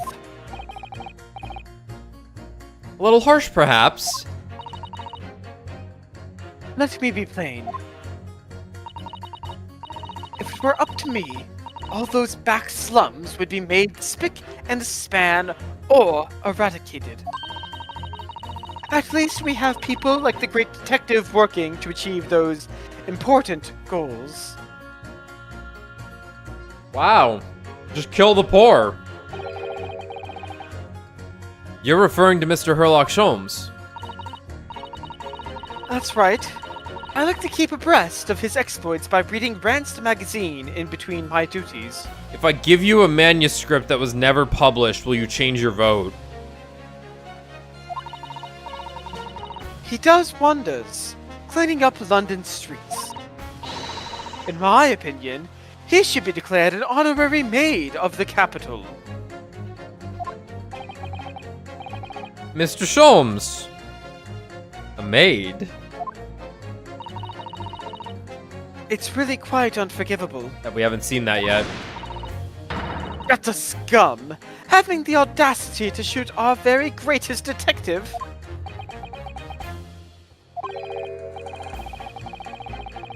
Minor detail. It was the two brothers in the stand who shot Mr. Sholmes, not the defendant. A minor detail indeed. They're all gutter scum as far as I'm concerned. Well, it just might be an idea to get our facts straight anyway. Van Zeeks is like, at least I'm not classist. Yes. Alright. I shall amend my statement. Those brothers are the scum of the earth. They should swing for shooting. They should swing for shooting the great detective. Hold it! I agree with you. The shooting of Mr. Sholmes was an unforgivable act. But the purpose of this trial is to determine who shot the pawnbroker, Mr. Windybank. I'm afraid you're splitting hairs, sir. Sorry? Whether it was the thieves or the pickpurse, it was still gutter trash that shot the pawnbroker in the end. Filth that should be cleaned up and eradicated in my considered opinion. Garadeb over there is just like...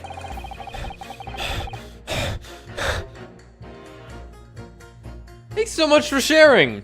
Changing this maid's mind isn't going to be easy. Bruno.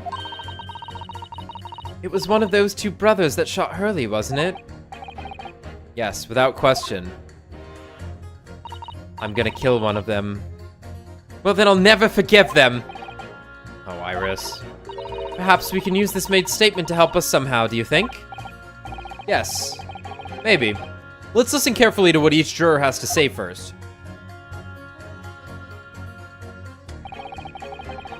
I think you'll find that if you look at the photograph in stereo, the truth will just pop out. Hold it! What do you mean, look at the photograph in stereo? What the fuck are you saying? Sorry, what? Don't you know? If you look at the photographic print normally, it looks as though the pickpocket girl is about to shoot the victim. Obviously. Objection!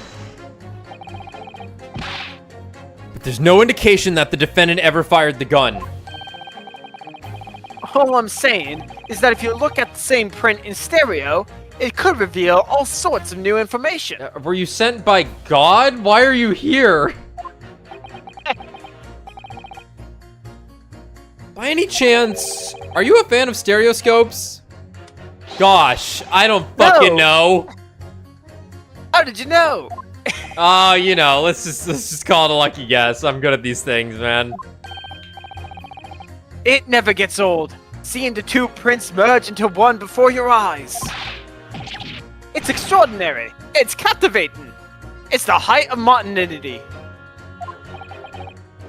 Of course. Oh yes, I think you'll find the stereoscope is here to stay. Yeah. Never fall out of fashion that. Oh, 3DS, man. Giving us new perspectives we could only dream of before. It's the greatest invention the world has ever seen. If only it could give me a new perspective on this case, I might agree with you. This guy's gonna be one of these guys gonna be like, I hate stereoscope. Then we pin them against each other, and then then it all goes from there. If I have left it in there, I should think there will be repercussions by now.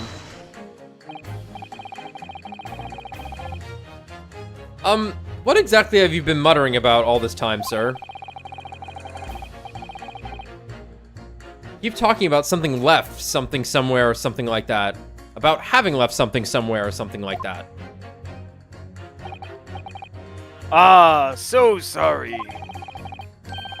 As you can probably tell, I'm a surgeon. Wow!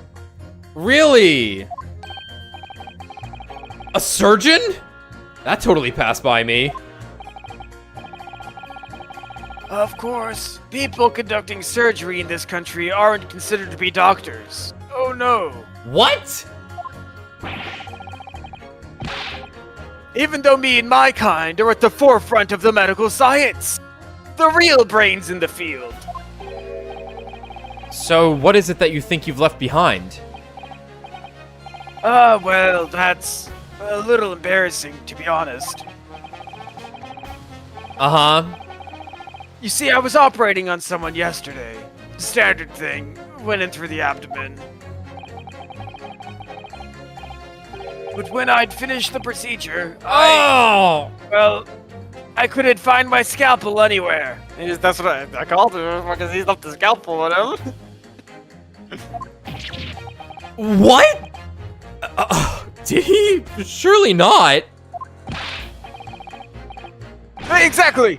Surely not, you say to yourself, don't you? Worrying, isn't it? That's what's been troubling me this whole time. Could I really have left my scalpel inside the fellow's belly? No, of course I couldn't!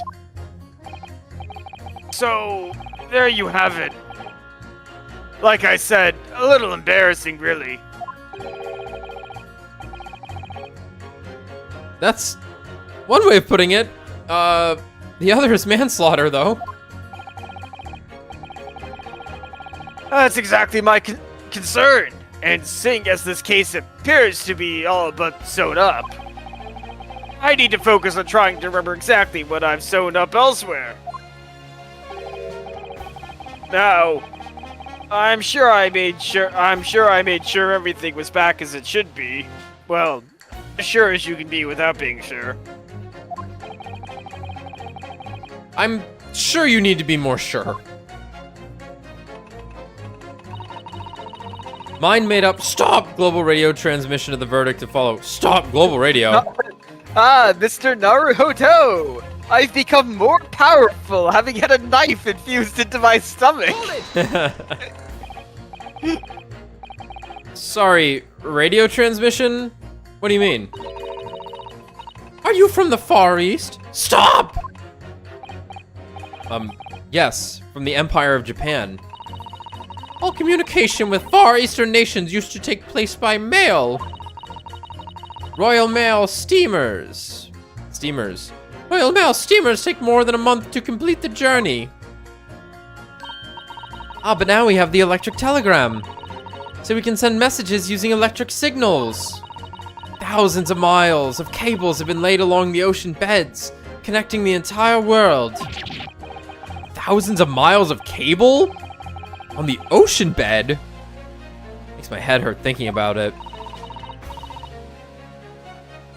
You are well informed, young lady. But cables will soon become a thing of the past. Stop! Just when I was starting to catch up. Radio transmission is the future. Stop! Messages carried over airwaves to 4 corners of globe. Stop! Excitement growing. Stop! Atmosphere electric. Stop! Right. Try not to wear out your fingers. The era of wireless telegraphy. Stop. Please. Please! Driving technological revolution. Stop. Alright. Here we go. Here we go. How is this gonna... Alright, fine. And people say inventions like the stereoscope are a height of technology. What utter piffle.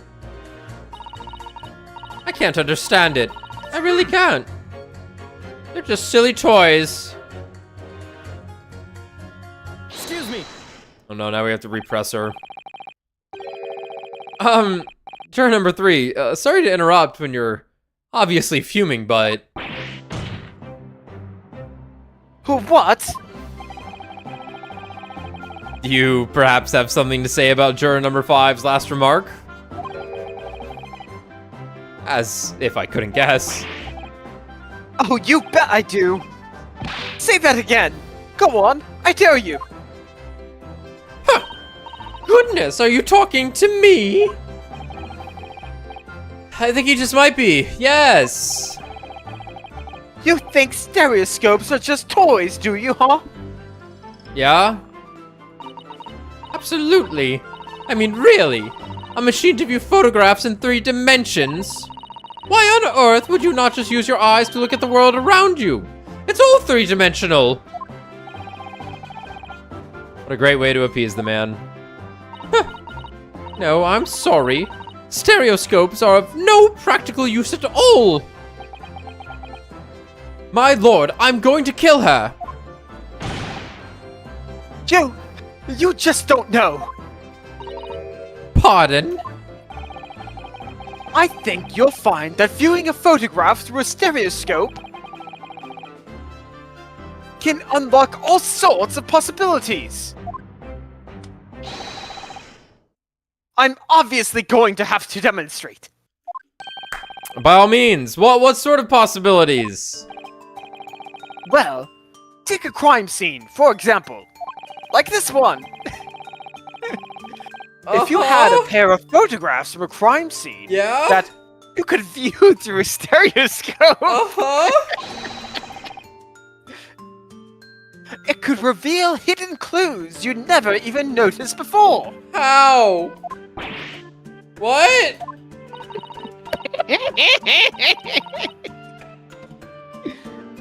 Nothing comes to mind. Yeah, we do have them. Have you got any, Bruno? Well, we only have one. We would need another. Well, Zeke's has it. We just have to have him give it to us.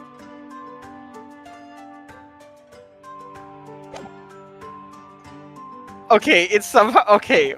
Hold on. Let's like what the fuck is going to get revealed? Are we gonna find out that like she's not parallel with Pop? That like she's standing like adjacent to him? So it's like it's gonna be something special, I'm sure. He's shocked looking at something behind her, like, you know what I mean? All right, then, juror number 3. Let's get this clown show going. Oh my god. Are you saying that you can do this with any 2 suitable photographic prints? Of course I can! Very well, then. I'd like you to demonstrate. I'd be delighted to.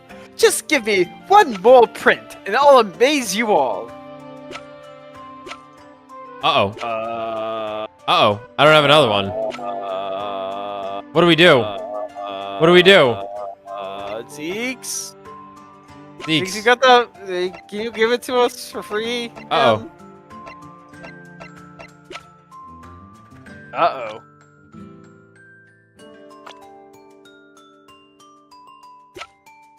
Just hit it again. I don't think I'm gonna take damage from this. Take that! Okay. Wait, sorry. What do you mean, one more print?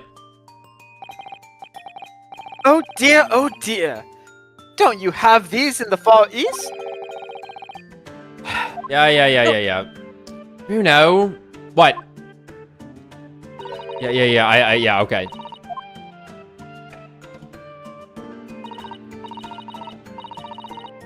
It's okay. Like, we knew this, but we needed to see if it was gonna get handed to us or something like that. But the print we have from the pawnbroker is just a normal photograph. No.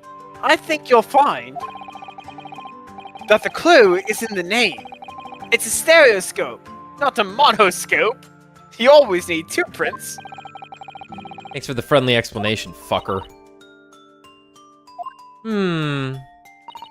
Well, if we obtain another print at some point later in the trial, we can always show it to this young man then. That's what I'm here for! I think you'll find that know-it-all expression is really starting to annoy me. Well, that was a waste of fucking time.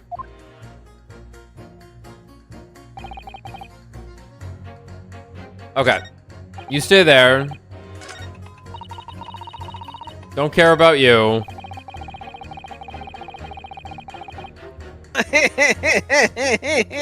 Convinced. In Motherland, we say never judge by clothes, judge by head. I am convinced brothers are innocent. Hold it! Please tell me you're not villain Bolshevik. The Russian revolutionary. Revolutionary? Yet. Da, I believe there is such a rumor. It's just a rumor? As you see, I have unfortunate appearance. I look like Wish's criminal.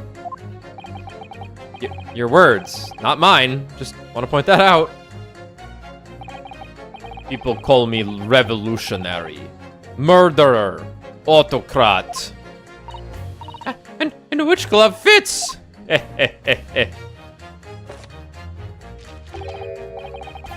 Good day. I am visiting London for sightseeing.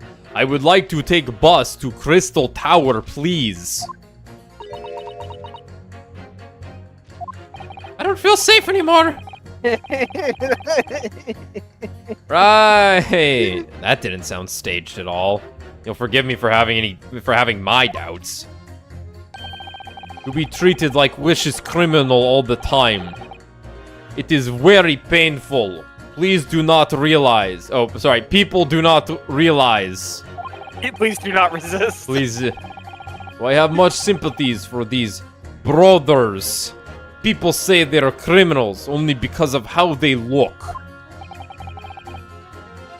The Skulkin brothers. They even have name that is incriminating. Maybe they went inside pawnbroker shop. But they have not done nothing wrong. That is all I want to say. So what is this pawnbroking you all keep talking about? Well, it's like when you crack open the crab claw, right? To build. Right. You know, against the joint, wiggle it, and then pull, right? Yeah. Okay. But for prawns. I don't think you can crack as well with those. You gotta be a little more... You gotta, like, cut with a scissor, maybe. No, you can crack. It's just not as... kind of hard.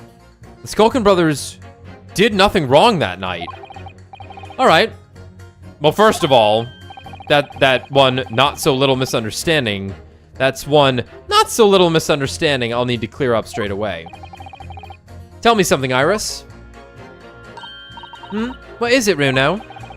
The jurors are chosen at random from the inhabitants of London town, aren't they? Yes. It's amazing, isn't it? In that case, how is it that there's a Russian tourist sitting among them who looks for all the world like a revolutionary? I don't know. I wish I knew. If I can't change the minds of more than half of these 6 jurors, the trial will be over. But we know that Ginny would never shoot anyone. Yes. So we need to find contradictions in these jurors, and what these jurors are saying, and pit them against each other. Alright. I'm thinking 2 and 6.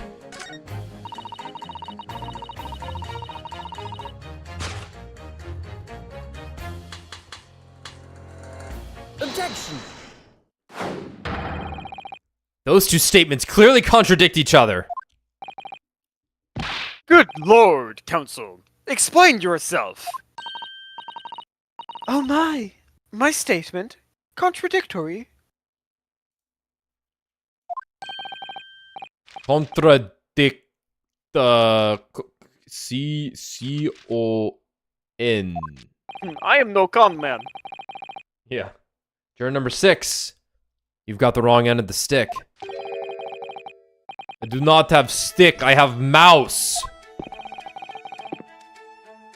As juror number 2 said earlier, when the Skulkin brothers fled the scene on the night in question, they fired a shot from their revolver. Yes, they shot poor Mr. Sholmes in the abdomen, I understand.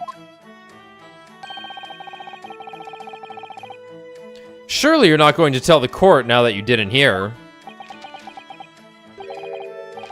Abdomen.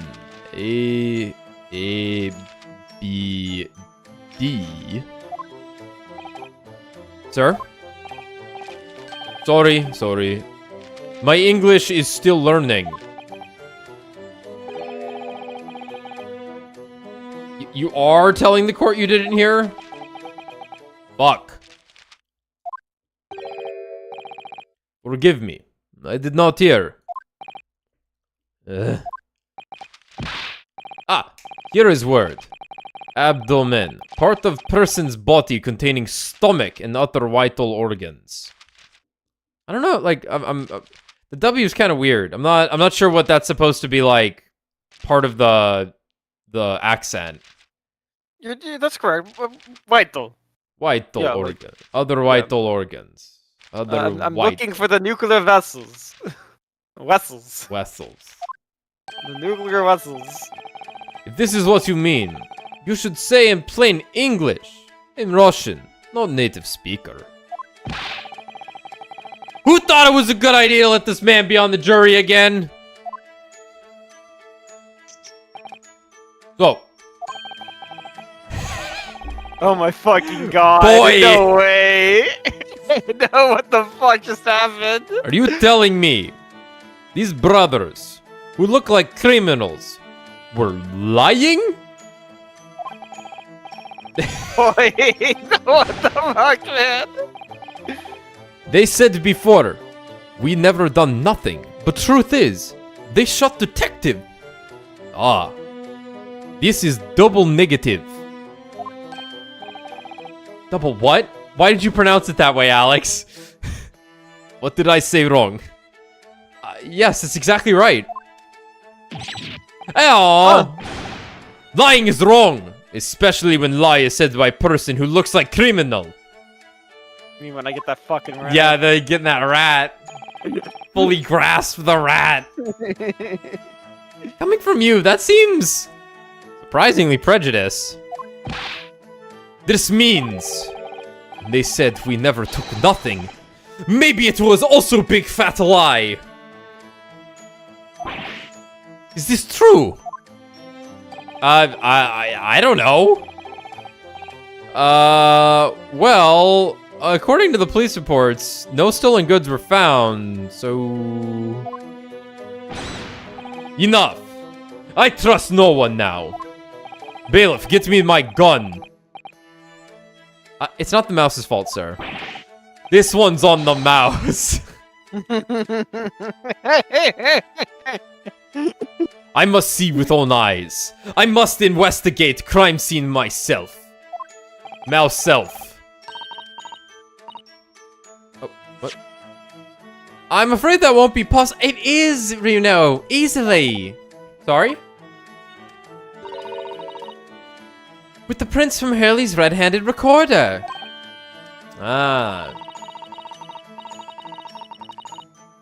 If you compare the print that pictures Jenny and the next print from half an hour later, you'll be able to see straight away if anything was taken or not. This is gonna be good. Something is going... How is this going to look where there's gonna be something missing between the two? Kiwi! Kiwi?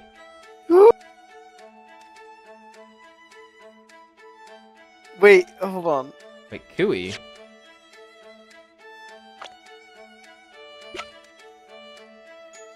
Bear Rock Von Zeeks. Kiwi. Could we just might be a thing? Prosecutor! Cuter! Kiwi! Kiwi! Mr. Prosecutor!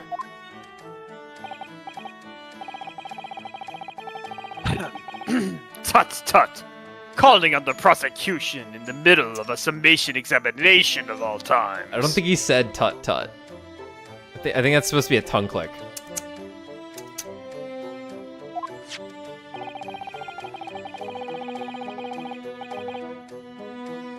The print showing the accused threatening the victim after she broke into the shop is this one.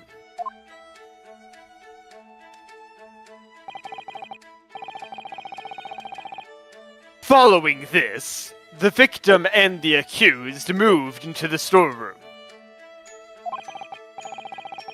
Meanwhile, the Skulkin brothers entered the shop and summarily heard the fatal gunshot ring out. Sadly, none of these events were captured on film. This is the print produced by the camera half an hour later, after the brothers' flight. I already see it. I already fucking see it, Tommy. This is gonna be good. Dude, okay. Oh my god, the Iris and Pop are gone, of course. Okay, okay. Tommy. Uh-huh. The cat door maker. The fucking cat door maker made a hole in the door. Wow. Wow. Why do you think the cat's here right now? Wow. It's so the cat can walk in through a fucking door. I'm freaking, dude. What the fuck? Okay. Whoa. Okay. Alright. Maybe it was just obscured. Okay. So this was taken after Hurley was shot then? As far as I can tell. No, it's not there. Whoa!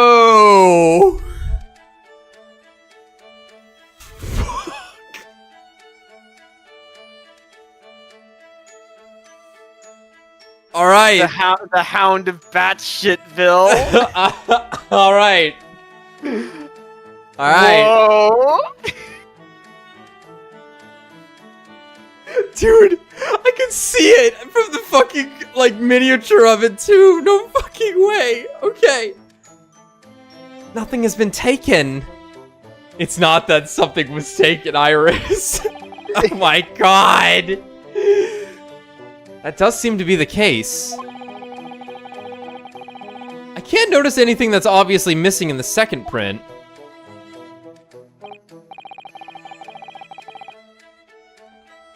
Also, Cooey is just a British slang term to attract someone's attention. Interesting. Cooey! Hey.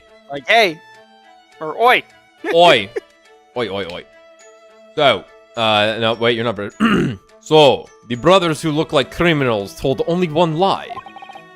They shot man, but they stole nothing. It would seem so, yes. Yeah, Oh. good enough. Good. No, not good. You were right. I did not understand situation. Now I know brothers have lied. I think it is very important to continue a trial.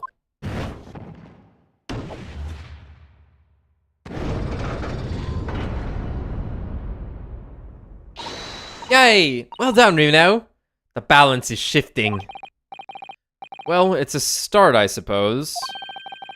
There must be more in what those jurors are saying that I can use to expose the truth. And if I can do that, we might turn the situation to our favor still.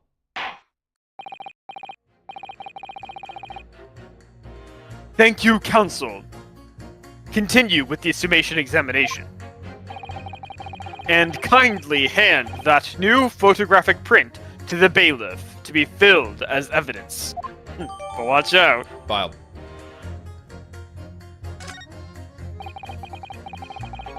Another print in the court record. I wonder if we can make use of that.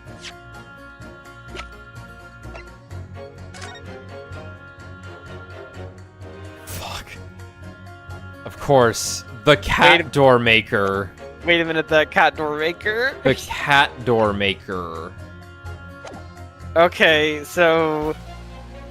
Whew.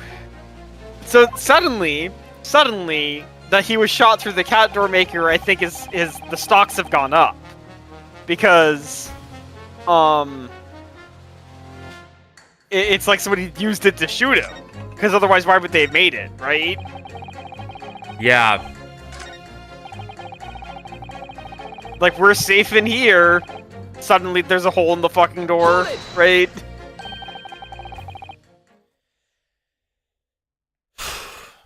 The cat door maker, you say? How did one get their hands on the cat door maker?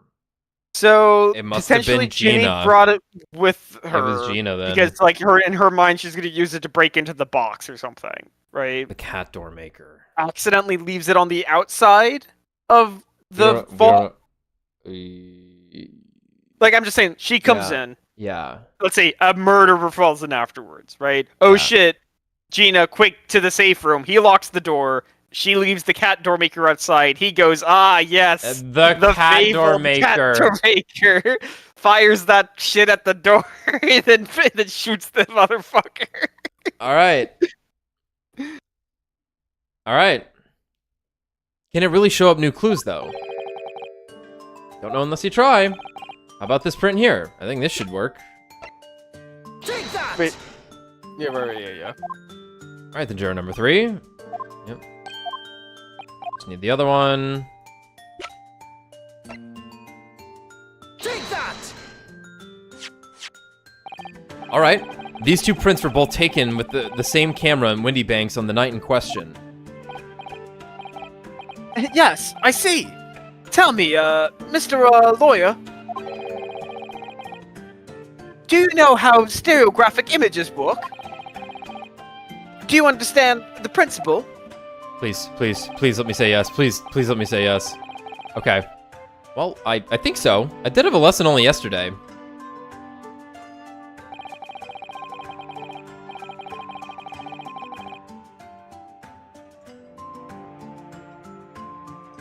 Okay, I can still do it. Okay, I had to practice. The left and right eye images need to be the same, only with a slight shift in the position of some objects. And when your brain merges the 2 images together inside your head, it notices the shift as if it were depth. I'm curious if, like, because it is just merging it for us here, right? Mm-hmm. We haven't actually had to look at any differences yet by doing this ourselves. So I wonder if this is like a 3DS difference or if it just kind of shows us anyway. For the sake of, well, this is kind of a bizarro ask. And some people can't do it, as was established. Yes, exactly. Oh! It's that small shift between certain objects in the 2 pictures that's really important. So what happens if you use 2 photographs that are exactly the same then? No. Obviously that won't work at all. Not for seeing the scene 3-dimensionally anyway. Oh. Oh! Of course, now I see. Oh. I think the young girl has discovered the secret. I have. Can you uncross your eyes before you tell me? Have another look at these 2 pictures from Hurley's camera, Bruno. Go! Go! Hurry! Alright, here we go. These ones are kind of farther away because they have a different... Oh, no, there we go. Oh, God, that looks weird because of it, like, placing them inside of it. Yeah, I'm trying to pull it off my phone, but it's taking a while to load. Did I already catch up? Hold on, I gotta move my mic. Hold on. Okay. Oh, this looks so cool. Wow.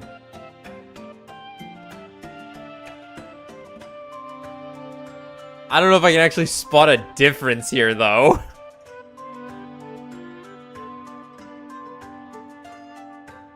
Yeah, I can.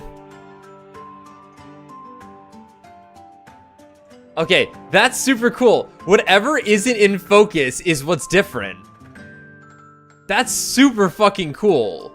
Wait, so what effect are you coming across? So, look at the bottom of the photo and tell me what the lantern looks like for you compared to the other objects when you're looking at this. Lantern. The bottom right of the desk. Okay, wait. Because, like, look at the top of the desk, where, like, the skull is and stuff. It's really clear. And then bring your eyes down towards the bottom right. That's so fucking cool. Man. Hey. You don't want to hear the word stereoscope after this game? No. I want to hear it all the time. Fuck the extraterritorial rights. I want stereoscopic rights.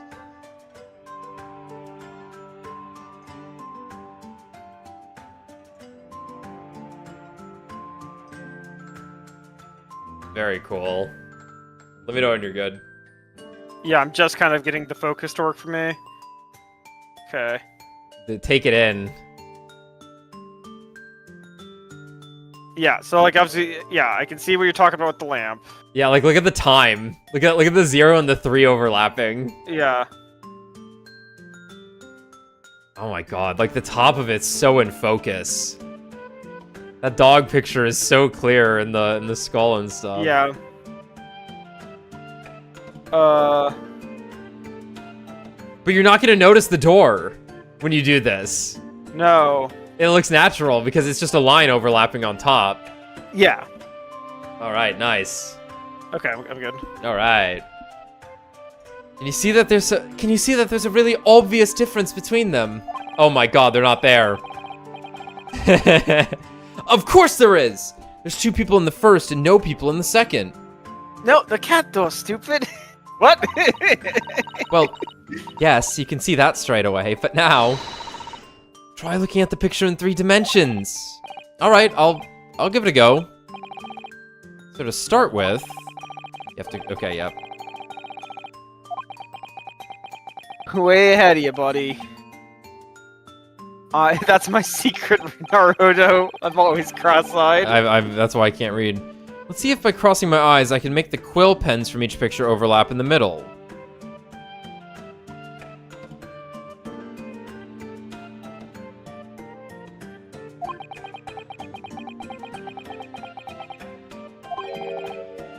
Wait.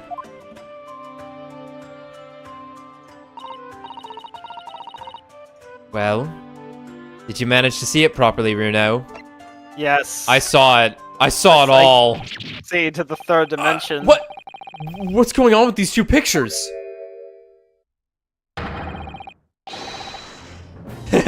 Some of the things on the counter sort of jump out at you.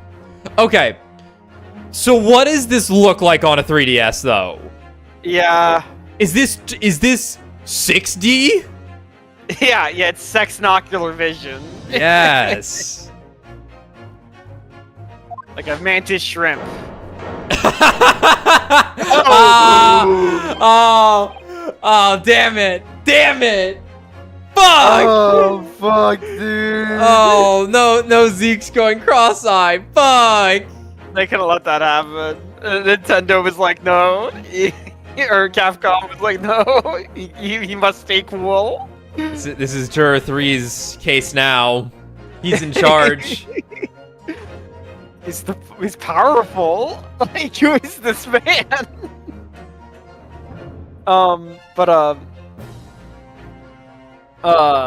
Yeah.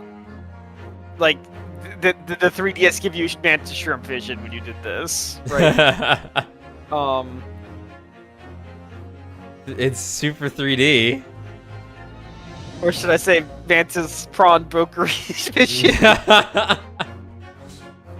Yes, that's it, you see? That's the other amazing power of stereoscopes! Oh my god, it changed the crime scene in the past. Other amazing power? Is someone going to explain this black magic, eh? Why the deuce do some of the things on the counter seem to jump out at you like that, I think you'll find that if you consider the basic principle of the stereoscope, you'll answer your own question. So smug.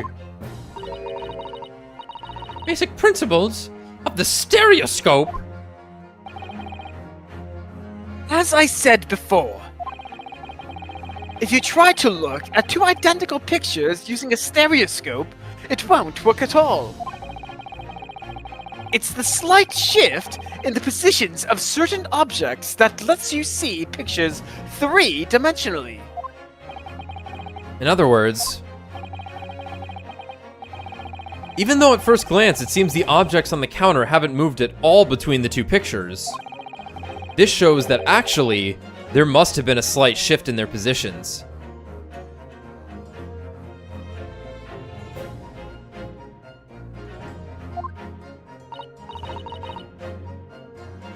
Yes, there must have been. Oh, are you telling me the thing that pops out in 3D is what I'm supposed to have been looking at? Oh. Interesting. Okay, sure. They're gonna bring it up again. We'll look again. Yeah. Now hold fire there, sir. Got a reasonable grasp of this whole cross-eyed business now, I'd say. But why the devil does the shift between the two prints exist in the first place? Well, what's the answer, fellow? Come on. You're the cross-eyed master. What? Me? I haven't the first idea. You know, Reno, it's quite simple. It is? Just think it through step by step. The first photograph was taken at 1 a.m. Right, are they saying that the batch of stuff over there towards the far end of the photo was actually what shifted because it was 3D? That did pop the most, I'll give you that. And that's what they're saying, so... First photograph was taken at 1 a.m. And 30 minutes later, it moved! Yeah, no, it totally moved.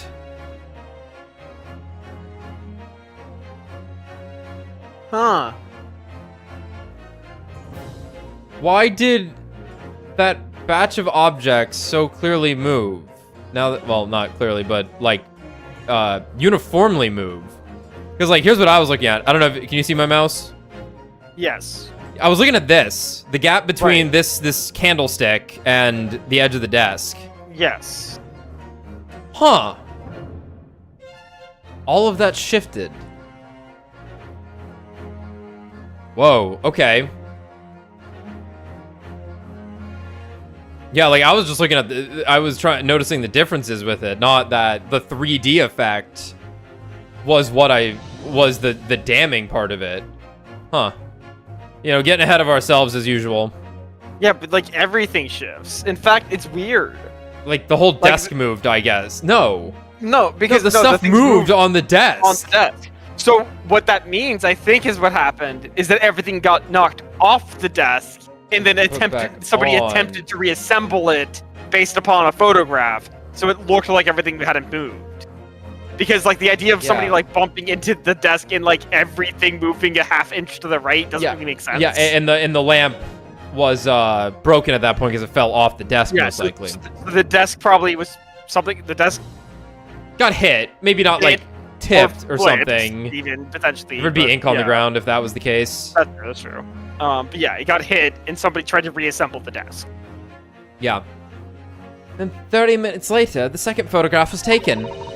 But the position of some items on the counter appeared to have shifted slightly in the interim. So that means that sometime in the half-hour interval, someone must have tampered with the things on the counter. Zookers! Got zooks. Someone tampered? New information, stop! Not mentioned in testimony so far. Stop! Yes. You've had to go around in circles a little here, it seems. But I'm starting to see what I should be aiming at in this summation examination now. Ladies and gentlemen, the question now is clear. We know the items on the countertop were moved. But by whom? Are you suggesting you might know? Of course. I can tell you right now who is responsible for the almost imperceptible shift in the items on the counter. It's gotta be one of these guys, right? I'm going with the Skulkins, because this is us trying to prove that they did steal something or something, right? It was the witnesses currently in the stand. The Skulkin brothers. Wait. This does not agree with what brothers said in testimony before.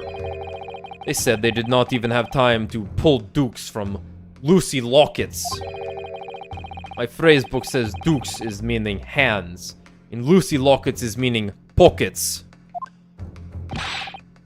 But is this another lie? Is that what you are saying?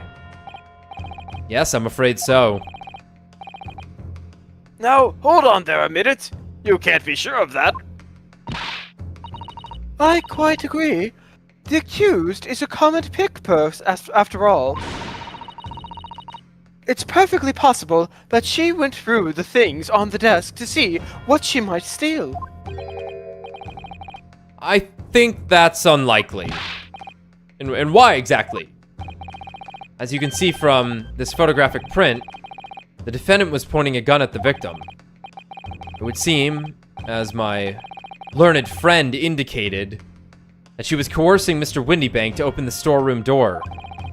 In other words, Miss Lestrade's interest lay within the storeroom, not in the main shop, giving her no reason to touch anything on the counter. All of which points to one thing. The Skulkin brothers have omitted key facts in their testimony. But the accused is a pickpurse. Come and get the trash. Why look any further for the wronggoer here? Because the Skulkin brothers are thieves, madam. No better. In fact, worse than a pickpurse.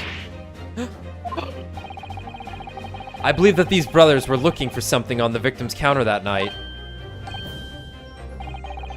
Ladies and gentlemen of the jury, if you would condemn the defendant on the grounds that she's a pickpocket, would it not at least be right and proper to thoroughly scrutinize testimony given against her by two thieves? Well said. I, for one, would like to hear more from that shady pair. And the apple, too. Ha! Well, Love it. can you all see now? I think you'll find stereoscopes aren't playthings. You've seen their extraordinary potential firsthand.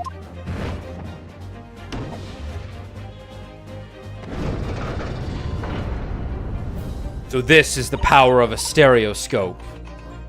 Not bad. Not bad at all. Dissolves. Wholeheartedly agree. Stop!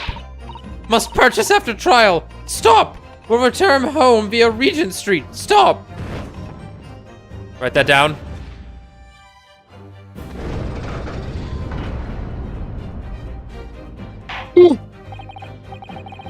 Well, it would seem this trial has yet to run its course. How does he do it? The ladies and gentlemen of the jury have declared their inclinations via the mighty scales of justice. I hereby call the summation examination to conclusion, with the balance altered in the defendant's favor. 2 lean to guilty, 4 lean to not guilty. Two of them are like, well, we actually were thinking not guilty. No! More fun this way. Accordingly, the jury is without consensus. And I order this trial to continue. Yay! Well done! Oh, by the way, what? You should hold on to this, Runo. You never know when it might come in useful. Twice in one trial would be unusual, surely. But alright. My name's not Shirley. Don't call me Shirley. And don't call me Shirley. The stereoscope has been entered into the court record.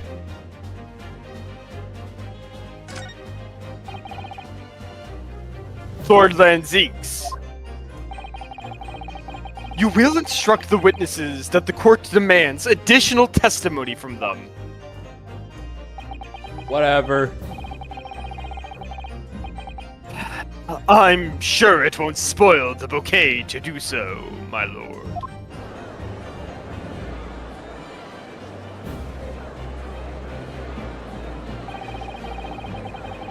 I've won myself another chance to probe that pair about their activities that night at least. And I won't stop probing them until I've proven that Gina is innocent. Excellent. Now that we've gotten the new gameplay mechanic out of the way, we can get back to the base game mechanics where it's good. And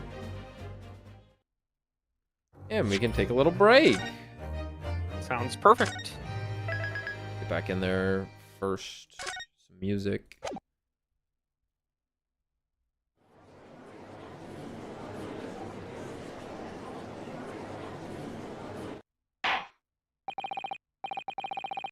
Let's resume the proceedings. Witnesses, you will now retake the stand.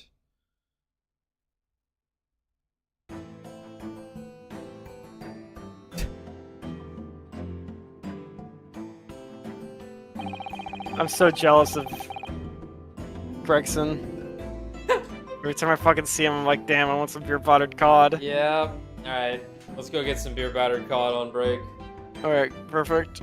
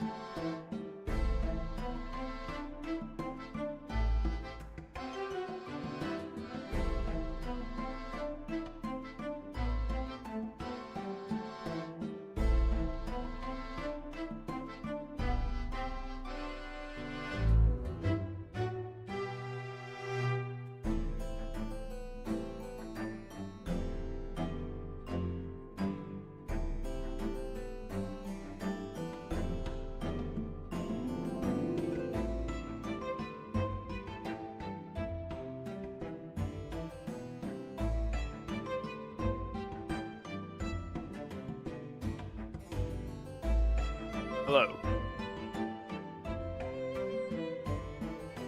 I've returned.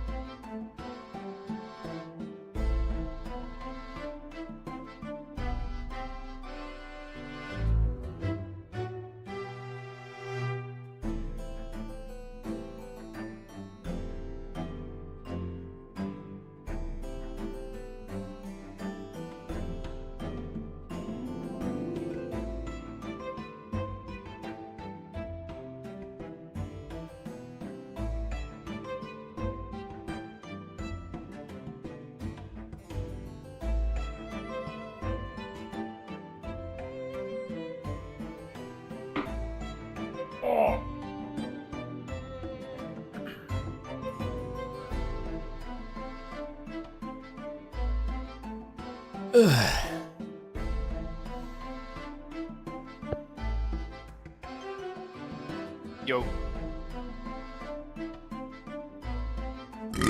Hey.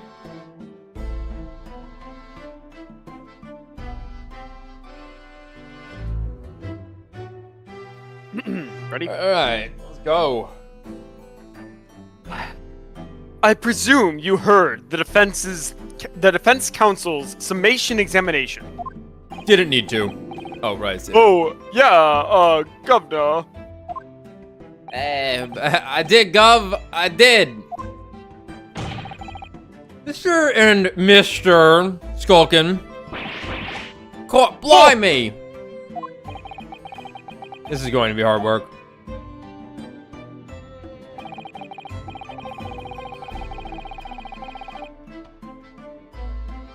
Earlier in this trial, you gave the following testimony about your actions after you entered Windy Banks.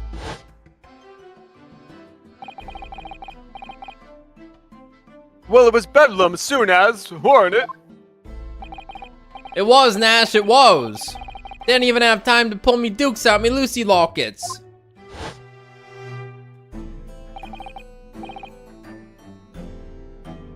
However, that was a lie. You brothers! Oh! Aye, mate. On the night in question, you rifled through the items on the victim's counter. We never done nothing of the sort. How'd you figure that out? I hope they start fighting and it's one of those like cartoony fight dust pocket things. Bubbles. Yeah. You will now give formal testimony once again. You will tell the court precisely what happened on the night in question. And this time, you will tell the truth.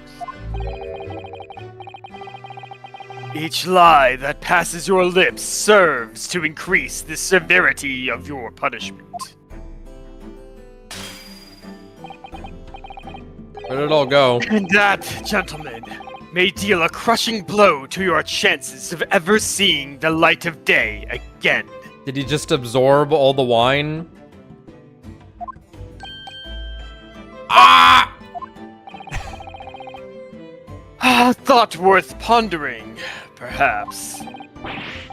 Say no more, Gov. We'll blab! We'll squeak! We'll peach! Hey, wait a minute. I thought you and I were a pear and an apple. Why are they cross-eyed? Like, the one on the bottom, I understand. Or the one in the middle. Ringo, I get. Why is he looking up on the left? Illegal entry. The whole truth. Alright. We did knock a few things over. But we weren't a rifling for nothing. It was when we heard the gunshots, say, made us both jump and all the stuff went flying. Lummy, it didn't give me a fright. We was thinking this shooter come out the door and get us next. We stuck everything back where we found it and scarpered straight into him in the black. We couldn't have shot the pawnbroker, see? We never had a chance, did we?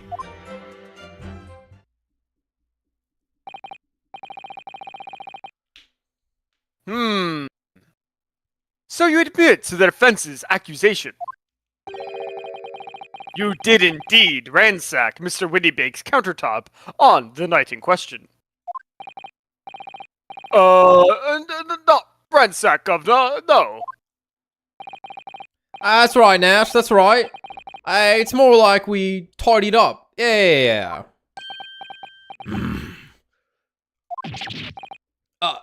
Sorry. By their own admission, these brothers entered the pawnbrokery under dubious circumstances.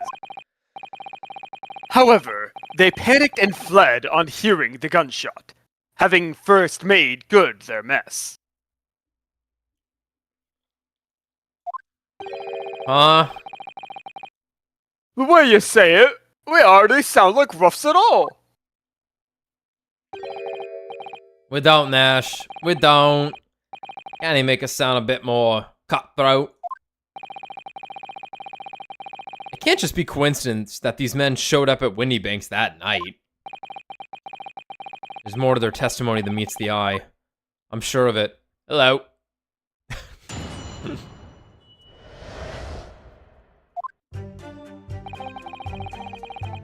We did knock a few things over, but we weren't rifling for nothing. Hold it! If that's the case, then why didn't you testify to that effect in the first place? Fuck, you're right. Well, you know, we ain't exactly squeaky clean, are we? We ain't, Nash. We ain't. If we admitted to something like that, people would think we was up to no good. Which we were, of course. Well said, Ringo, me old China. We'd only land ourselves even in more trouble. And, in fact, now, as a result of lying in your previous testimony and almost ruining this entire case for me, that's exactly what you've done. Landed yourselves in even more trouble. Ah, blimey, fucking, That's rotten luck. That's all. Says the rotten apple eater. The loathsome! Apple eater. Witnesses. Explain your actions to the court. Why did you ransack the victim's counter? We don't ransack nothing. Right, Nash, right. Well, more like we tidied the place up. I'm gonna kill both of you. Sorry. It was when we heard the gunshot, see? It made us both jump and all the stuff went flying. Hold it! So what you're saying is... the sound of the gunshot shocked you so much, you knocked all those things off the counter. Well, it shocked one of us that much here. This bag of nerves needs to learn to keep his shirt on. Look, it was loud, alright? Blimey, me dead granny would have woken up with that bang. Big brother screamed like a blooming baby and fell over the counter. He knocked over a load of books, a candlestick, and some skull whatnot. I got tangled in some marionette what knocked over a picture frame what knocked them scales on the floor. You've really mastered working quietly then. What a racket! Me granny would have had scared back into her grave at a clatter like that. So in short, the gunshot took you by surprise. And then some. That right. I mean, it was quite a mouse and then Quiet as a mouse. Quiet as a mouse, and all of a sudden, bam! Yes, Inspector? Inspector Gregson, do you have something to add? Like I keep saying, I don't appreciate being lumped in with these scoundrels. No. Something to add about their testimony. You seem to react just now to what Mr. Skulkin said. Did it make you think of something? It's probably nothing, of course. I won't even bother to mention it, only... Well, fact is, cases don't get solved if you ignore the little details. How about you just tell us what's on your mind? As you know, we brought these fellows into the yard for questioning last night. And the statement they gave us then told a slightly different story to what they're saying now. Ah! Did? You claimed you heard the victim shout something out before the gunshot. Might have, Gov. Might have. Does ring a bell now you mention it. Granted, it's only a minor detail, but still. I can't help feeling like perhaps you've been a bit sloppy with your testimony, eh, fellas? Yes, sloppy would be the word I use to describe their head. If I discover the witness's testimony has been any more sloppy than it has hitherto proven to be, I'm going to act up. I shall be forced to bring the very harshest punishment to bear against them. Easy. We'll get right this time. That's it, yep.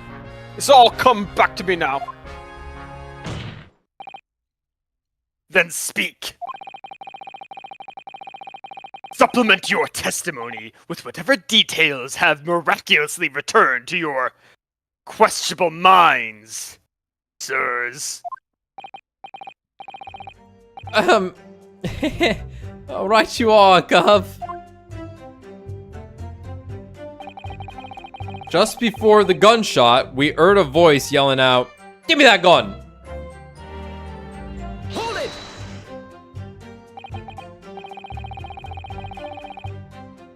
So, in fact, you heard the voice and the gunshot almost simultaneously.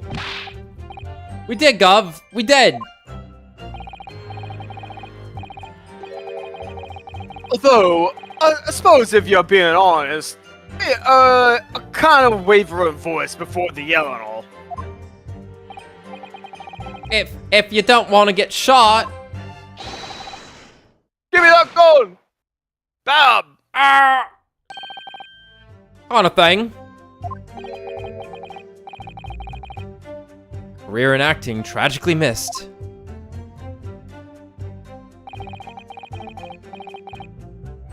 And where were the voices coming from? Could you tell? Of course we could!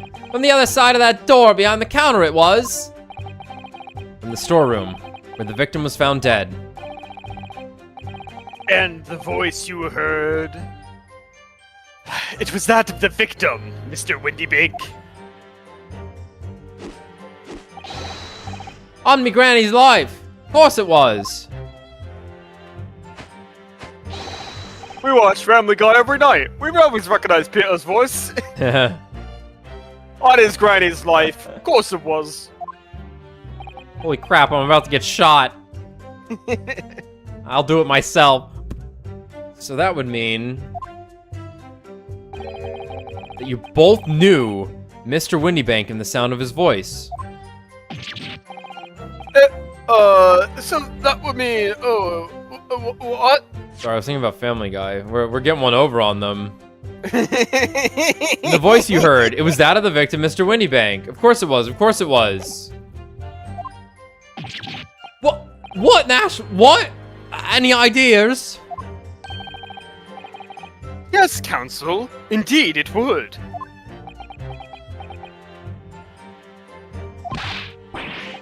No. We didn't know that, geezer. How am I supposed to know? How am I supposed to deny it when that bloke in all the fancy clobber is giving us the evil eye?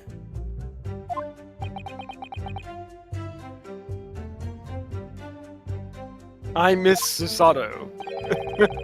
Where were we? If you value your lives, you will ensure your testimony is accurate and true. Oh, me granny's life it is. Oh, on his granny's life, it must be. It's a good job his granny's dead. You don't know that, what? Did they say that? The granny references were established on that she was dead. Okay. And that she would come back to life. It was so loud. Okay. To summarize, then, immediately after hearing the voice of the victim, you then hear the gunshot, causing you to stumble and upset the items on the counter, scattering them over the shop floor. You make it sound like we're clumsy. Don't forget we tidied up after like good little boys. Anyway, the way I see it,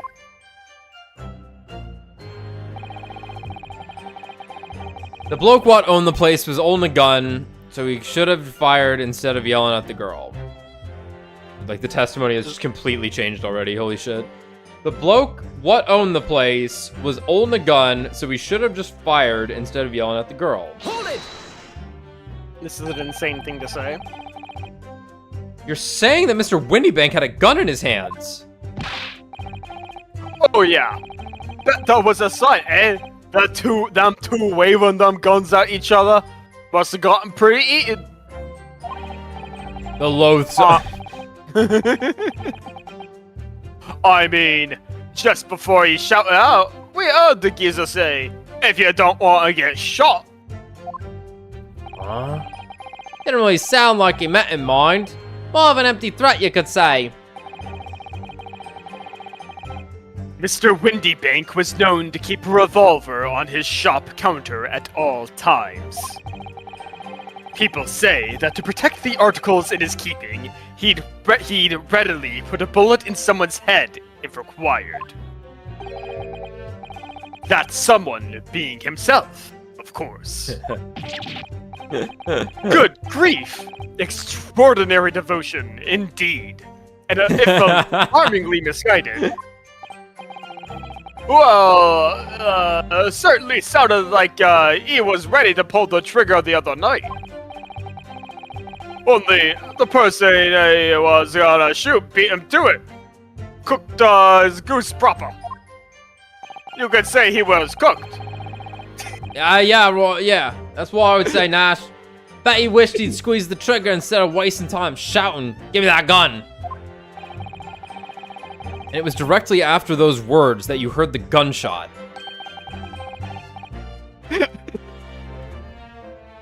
The last thing we heard the victim say was, "Nah, I'd win."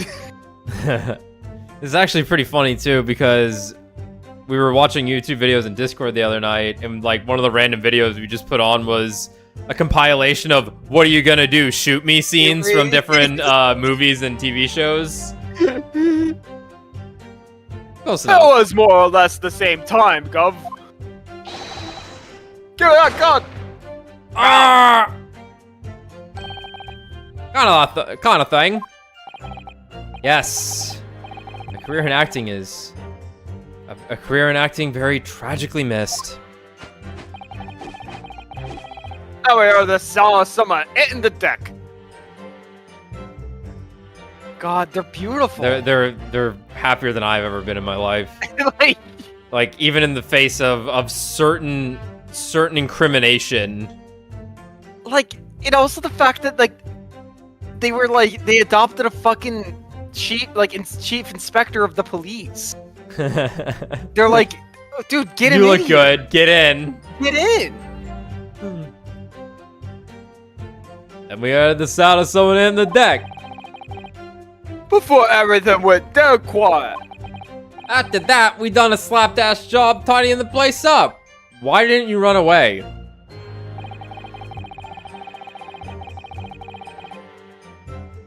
Lummy. It didn't give me a fright. We was thinking the shooter come out of the door next to get us. Better put everything away. You better clean up the fucking mess.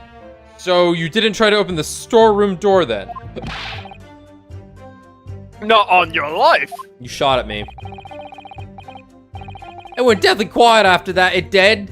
Put the wind right up me. But anyway, the door was locked, wasn't it? No way that was opening. Yes, of course. It was locked from the inside. Or so we've been led to believe. It was, Gov, it was! From the inside. Right. So we had no way of knowing what was going on in there, did we? Unless you use the flap. Yeah. Unless there was some other way to get a view of the inside of the storeroom. Like, By a bargain. through the keyhole or a spy hole, perhaps? Don't ring no bells. Don't light no no lights. lights. We had to cut and run before we noticed anything like that. We're still cutting our teeth in this game, see? For one day. We'll really cut We'll the really mustard. cut the mustard.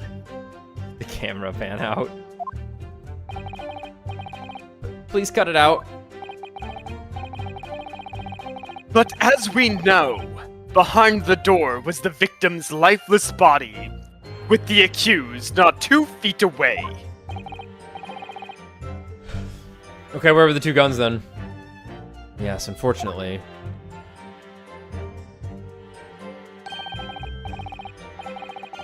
Gina was in there unconscious with the gun in her hand.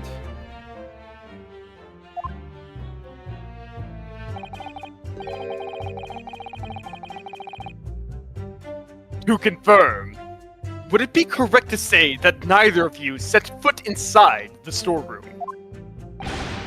That's right, Gov. That's right. Could have, even though we want to do. Stuck everything back where we found it, and then scarpered straight into him in the black. Hold it! Yeah, swear upon you fired a shot from your own gun at Mr. Herlock Sholmes.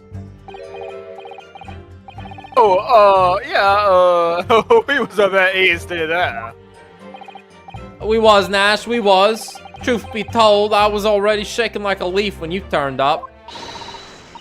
If you're shaking like a leaf, don't put a loaded gun in your hand. Go to Vice, miss. Go to Vice. Truth be told, we mind went, totally blank. Before your mind goes totally blank, make sure you don't have a loaded gun in your hand. Metal note made, miss. Who had the gun? Which one of you was holding it? After that, we lugged it down the street, but... Look, because here's the thing. The one who was holding it would get, like, a harsher sentence. Yeah, But their bond is so fucking strong, they're not gonna give the other one up. that's right. Fucking thick as thieves. To the end. Prisoner's dilemma be fucking damned. I don't know. That prisoner's dilemma is pretty strong. Well, not as strong as the Skulking As brothers. these 2 men. These 2 men. Sometimes you just need 2 men. Our bond is strong, but our bodies are stronger. Apparently, we look dodgy to the coppers or summit. So they clapped the derbies on us like winking.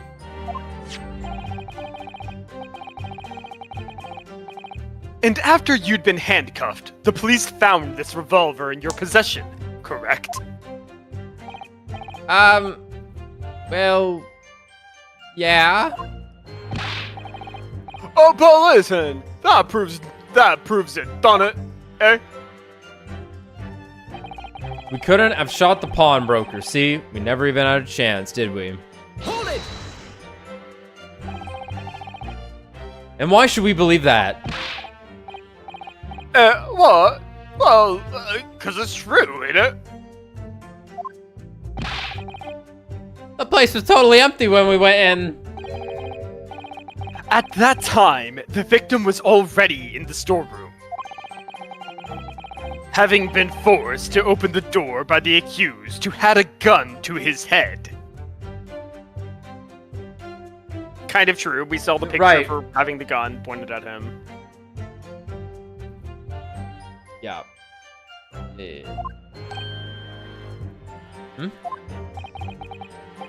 In other words, on the night in question, these two witnesses never even laid eyes on the proprietor of the pawnbrokery, Mr. Windybank. Correct? You've got it, mister! Down to a T!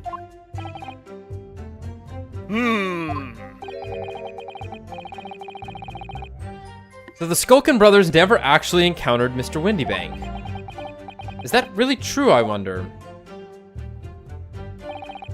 That's it? That's the full extent of their testimony? What is it, Bruno? You look very fierce.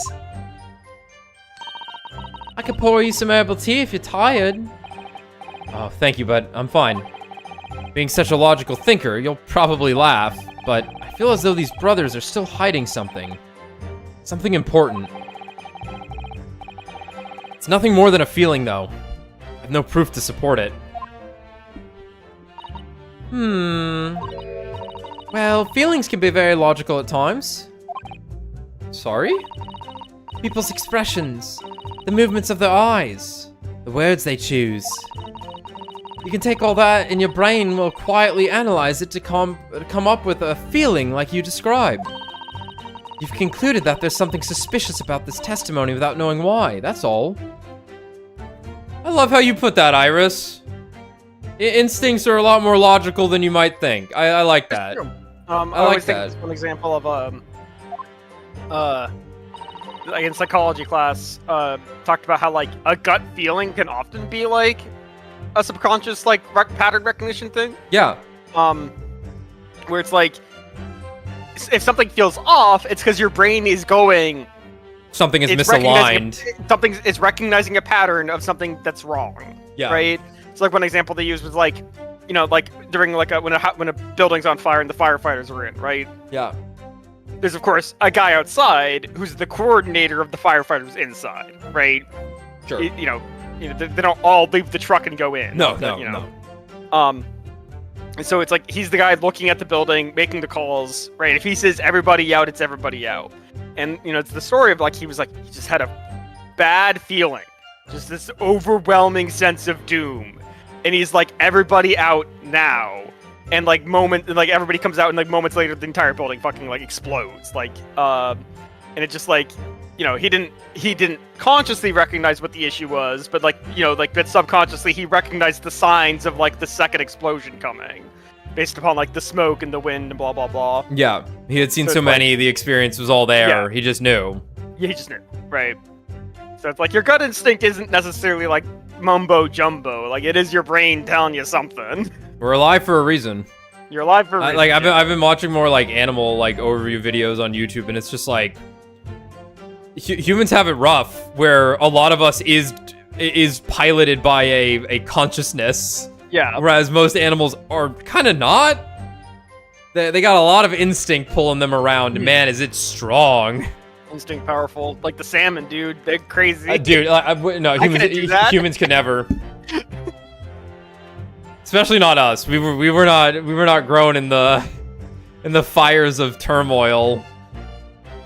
We have brains and we argue on the internet, where everything has to have a definitive answer or end. Sad. Anyway, I think you should trust your instincts. Iris, thank you. Sometimes I think if she's 10 years old, I must be 5.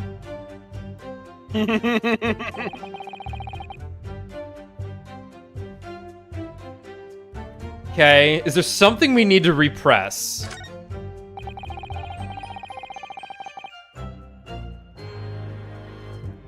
Let's look at our evidence.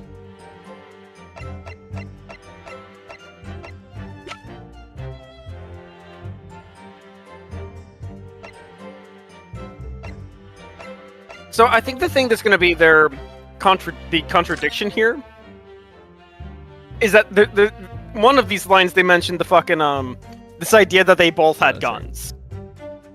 This is the line that is just wrong. Yeah, we have nothing to suggest that both of them had guns. Yeah. It's we both had guns. Yeah.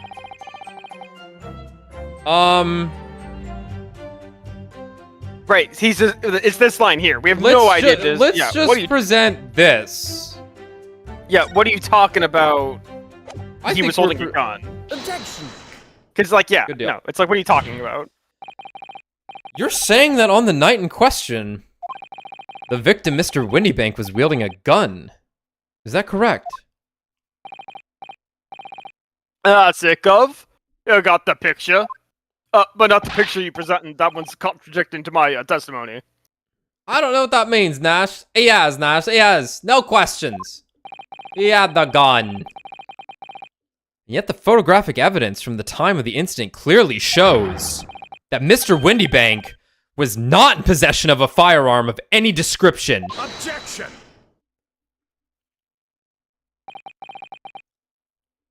You surprise me. Does the defense really intend to highlight evidence that compromises the position of the accused even more? Yes. But Fuck. still, it's like, wait, what? But like, wait, what? The circumstance keeps changing. Right, because I think what we're trying to establish here is this idea that they're claiming they never saw Windybank, which helps them get off. But it's like, if you think Windybank had a gun, why?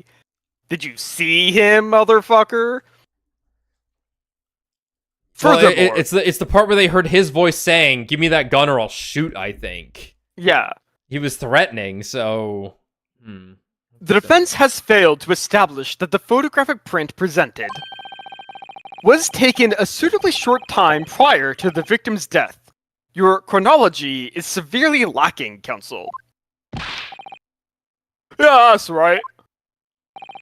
Too right, Nash. Too right. The old geezer could have been about to turn the tables on the girl, eh? Hardly likely. No, I'm afraid this won't stand as conclusive evidence.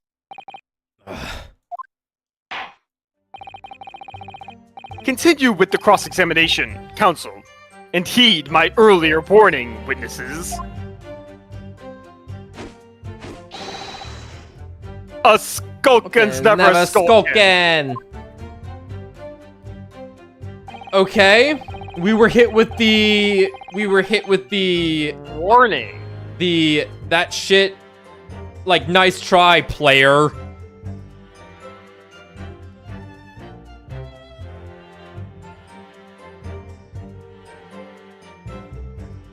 Hold it. I'm gonna guess like a reaction is gonna pop up. Let's had a gun in his hands.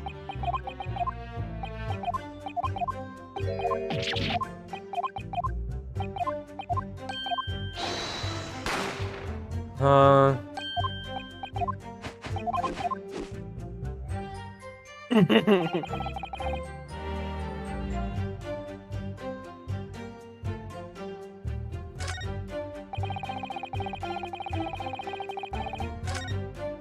this is so strange that they put this stuff back This is insane. Yeah, no, like, I don't know what we have to contradict their claim. It is insane, up. though. Open the door. My wife. Walked. Keyhole or spy hole probe. You found the keyhole.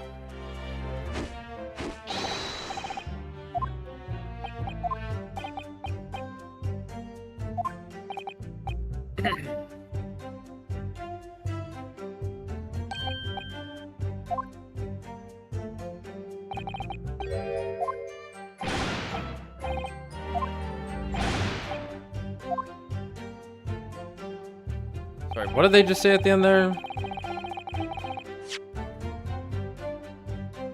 Neither of you set foot inside the storeroom.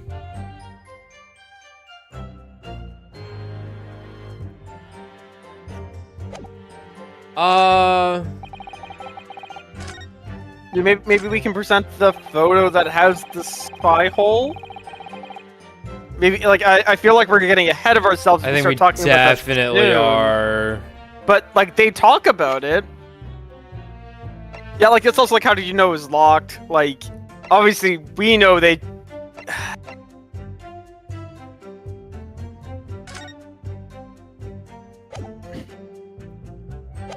Let me press on. Yeah, like I understand this all the one weirdness of what they're again. talking about. I'm just trying to think of what it's.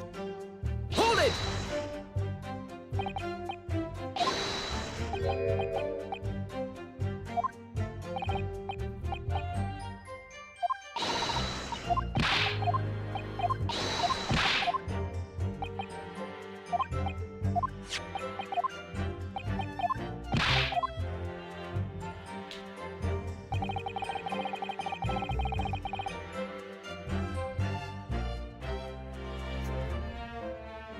Couldn't have shot the pawnbroker. See, we never even had the chance, did we?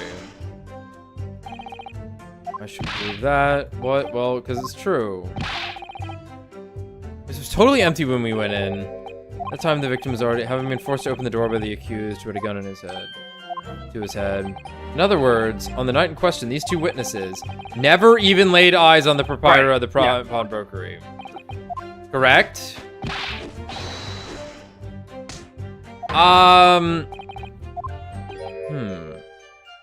The Skulkin brothers never actually. All right, it's this last one then. Is that really true? I wonder. All right, so it's something on this last one. Okay. Yeah. But like this is the issue: is that they're like we never saw him, but we know he had a gun, or we're claiming he had a gun, despite the fact that we have no idea. There's no other way to prove that he had a gun. Let's take a good long look at our evidence then. Yeah, it might be photo. It might be cat hole. All right. Nope. Nope. Nope. Nope. Nope. Nope. Nope.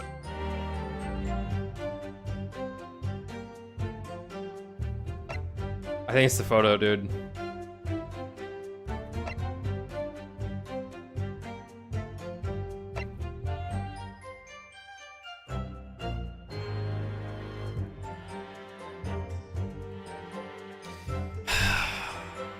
Unless it's Windy Bank's gun on previous statements. To say there was not two guns. Right. I mean, I'm definitely thinking it's last statement. Hey, they were. Well, it'll only hurt a little bit. Yeah, I'm thinking it's 1 a.m. photo, but it could be 1:30 photo. Yeah, but the cat hole's not there. Right. Objection! Okay, we're not there yet. I didn't think we were. That would have been like a crazy jump that we happened to see it, but yeah, I'm thinking it's 1 a.m. photo because it's still like he doesn't have a gun at 1 a.m.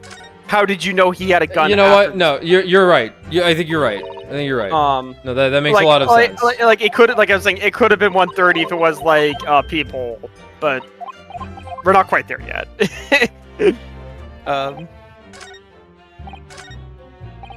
I didn't want it to work.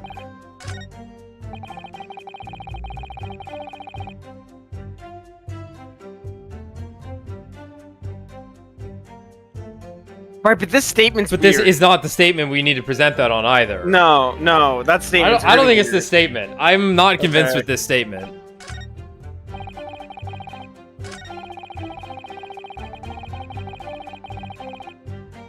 Yeah. Wait.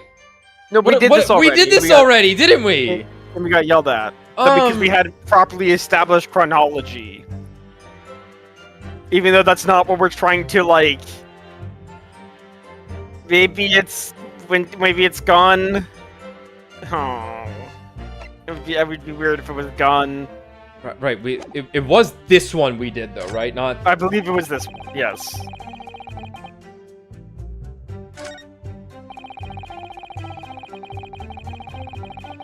The fuck?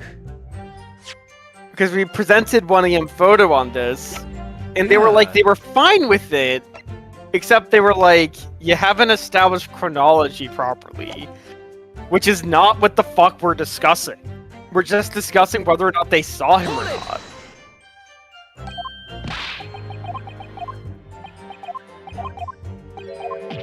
Alright, we already did this also. I'm waiting to see if like something is different because we've had a couple of things now where we needed to repress.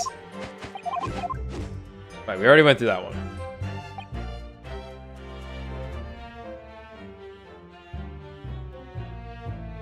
The hell? Okay, maybe it's re-examine photo. Like, we need to look at the photo and be like, oh, that's weird. They said he had a gun. Like, him and Iris are gonna have a new conversation. We can't. Always a... It's not a click on thing. Well, thank God. Because that's the worst when that happens. Alright. Then we have to look at this thing. Oh, look at that! It's totally changed shape just from one little button press. Well, that is what the button's for, you know. You're just like Hurley. You boys love pressing buttons, don't you? Especially if you don't know what they do. Us boys? This is the 10-year-old girl. Anyway, now you can see that it really is a stereoscope, can't you?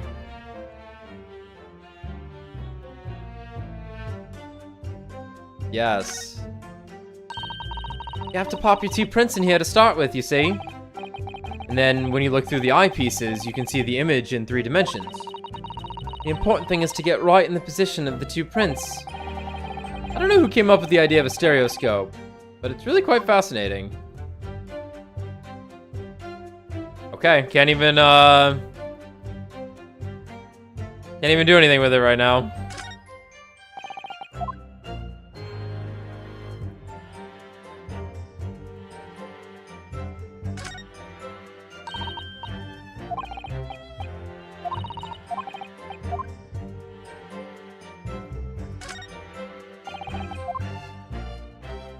I don't think it's this.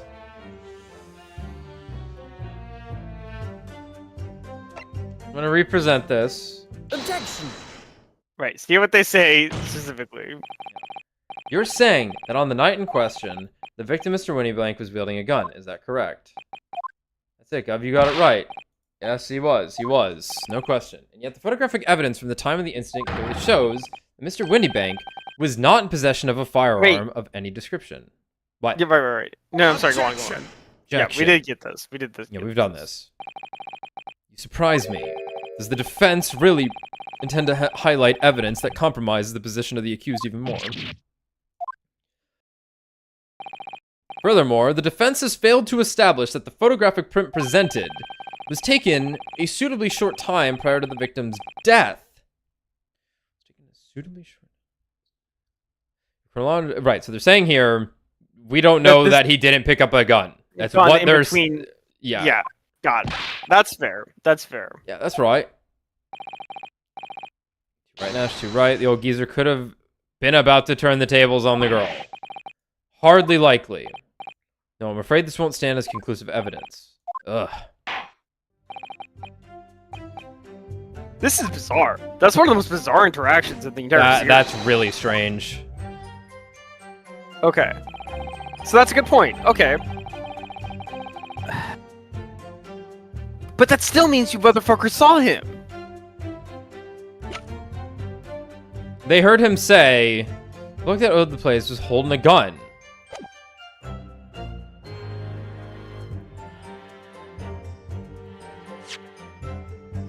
Yeah, what's...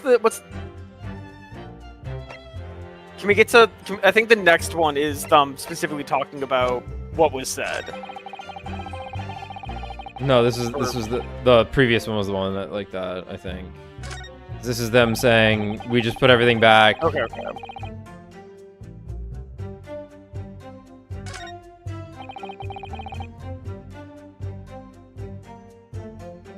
Never even had a chance, did we? Okay, maybe it's... Never even had a chance. Maybe it's... Well, you had enough time to put shit on the shelf. I guess you had a chance to shoot a guy. Fuck. What the fuck do they want from us?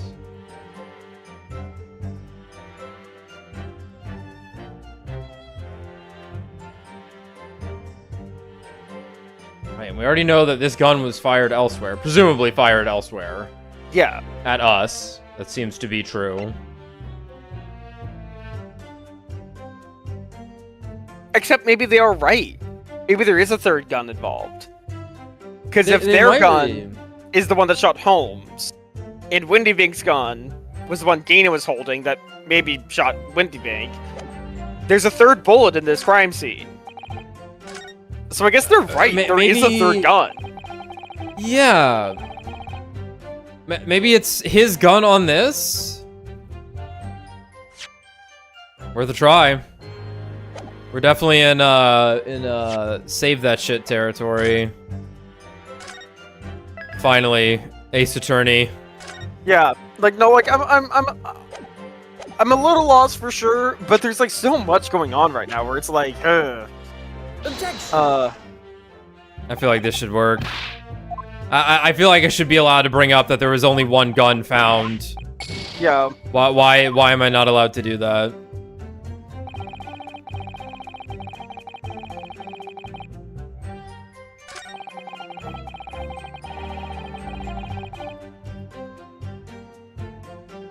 Hold it. So you didn't try to open the storeroom door then? Not on your life. Went deathly quiet after that, it did. Put the wind right up me. But anyway, the door was locked, weren't it? No way that was opening. Yes, of course. It was locked from the inside, or so we've been led to believe. It was from the inside. Right. So we had no way of knowing what was going on in there, did we? Unless there was some other way to get a view of inside the storeroom. Like through the keyhole, or a spy hole perhaps. Don't ring no bells. Yep. We had to cut and run before we noticed anything like that. Still cutting our teeth in this game, you see, but one day. Right. But as we know, behind that door was the victim's lifeless body with the accused not 2 feet away. Yes, unfortunately. Right. And then we presented the keyhole, or the cat door on this one. Gina was in there, unconscious, with the gun in her hand. Correct to say that neither of you set foot inside the storeroom. That's right, we didn't. Couldn't have if we'd wanted to.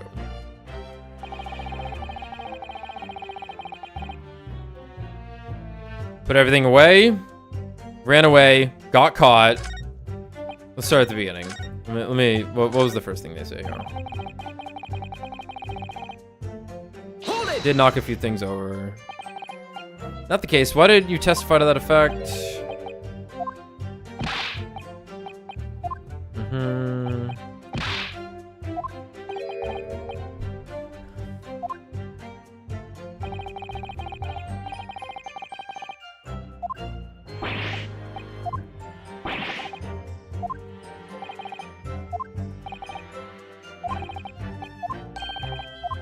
Never took anything. That's right. Tidied the place up. Okay. That's nothing. We heard a voice yelling out, "Give me that gun." So in fact, you heard the voice and the gunshot almost simultaneously. We did, Gov. We did. Although, I suppose if you're being honest, we heard a kind of wavering voice before all the yelling. If you don't want to get shot, give me that gun. Bam. That kind of thing. You're acting tragically missed. Where were the voices coming from? Could you tell me? Of course we could. Oops. From the storeroom where the victim was found dead. And the voice you heard, it was that of the victim, Mr. Windybank. From Granny's life, of course it was. Miss Granny's life, of course it was. So that would mean that you both knew Mr. Windybank and the sound of his voice. So that would mean what? What, Nash, what? Any ideas? Yes, Counsel, indeed it would. No. We didn't know the geezer. How am I supposed to deny it when that bloke in all the fancy clobber is giving us the evil eye? If you value your lives, you will ensure your testimony is accurate and true. His life it is. Alright, so they're saying they definitely didn't know it, but they just were agreeing. They didn't really know it was him, but that's what they were, like, led to believe, it seems. Summarize then, immediately after hearing the voice of the victim, you then hear the gunshot, causing you to stumble and upset the items on the counter, scattering them over the shop floor. You make it sound like we're clumsy. Don't forget we tied it up like good little boys. Anyway, the way I see it. Okay.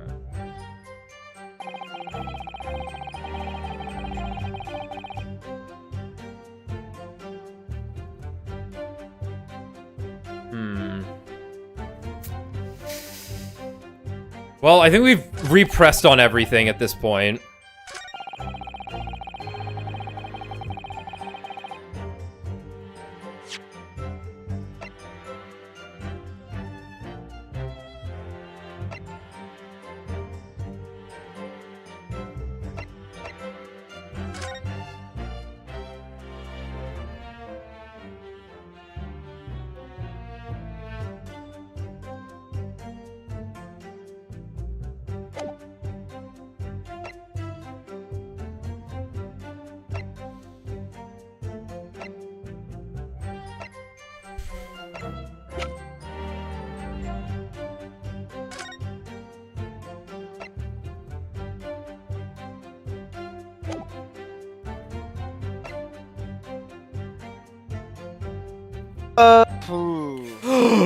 He was shot from behind. And they're saying it was like a front-on confrontation? Oh, yeah. Which one, though?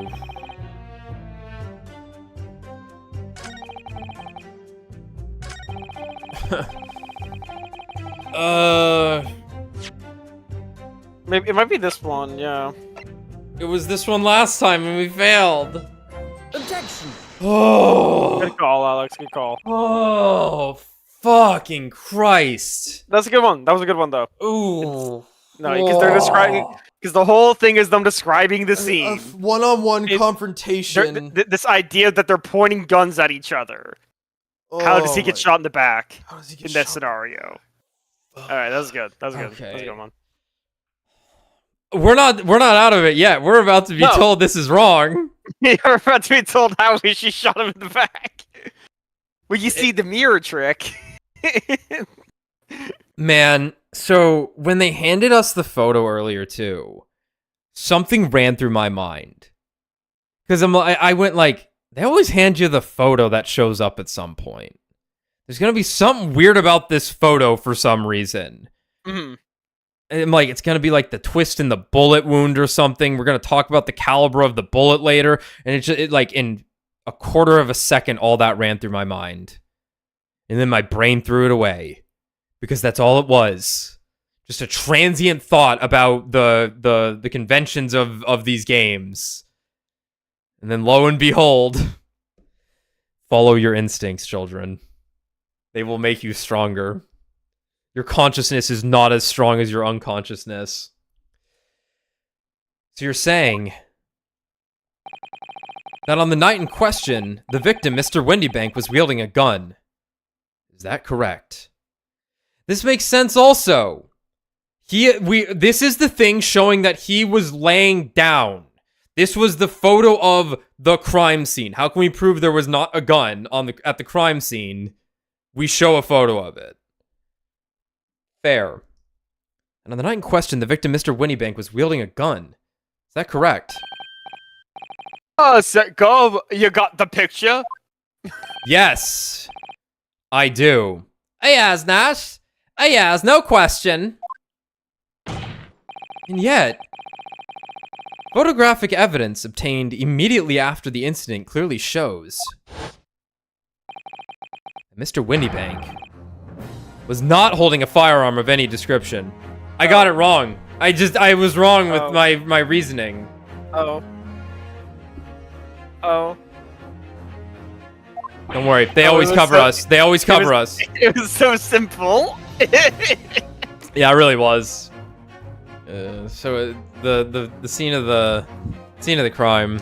Seriously, It was actually quite simple. like it's show them the picture, not there was only one. Click the gun because there's only one gun.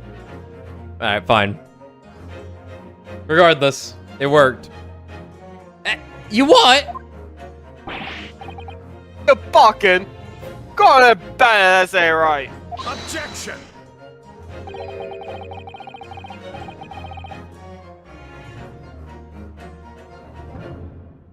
There can be no question that the victim's revolver was used in the incident. I would remind the court that Mr. Windybank's gun was found at the scene. Not only was it identified as the murder weapon, but it was found in the accused's hand.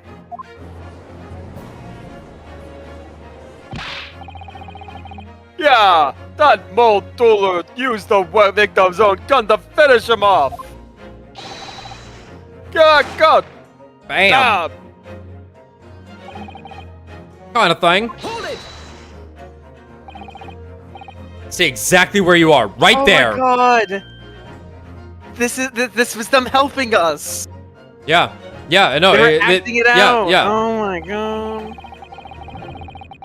These two are the best. If the crime scene had taken place as you've so colorfully described in your testimony, it would give rise to an undeniable and significant inconsistency in the final moments you just acted out. Goodness, are you sure, Counsel?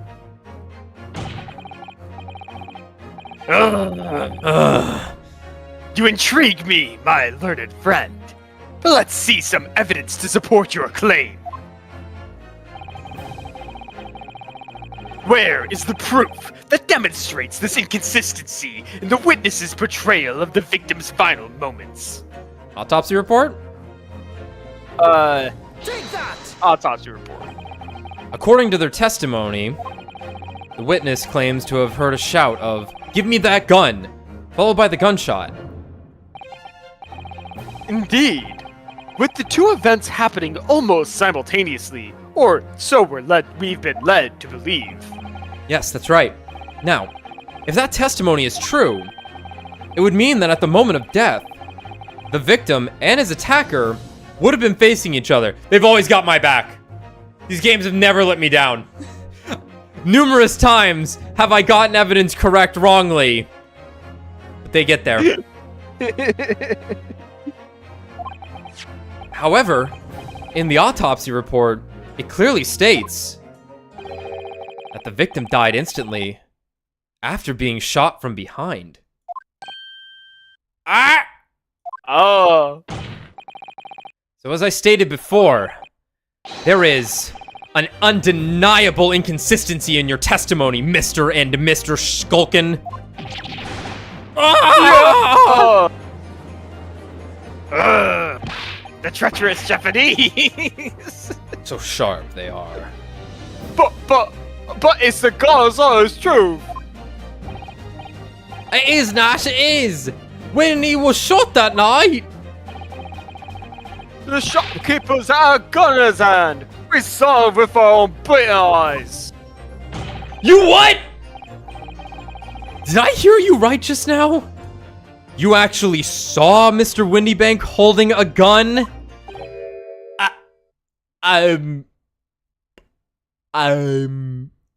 No. Something like that might have slipped out.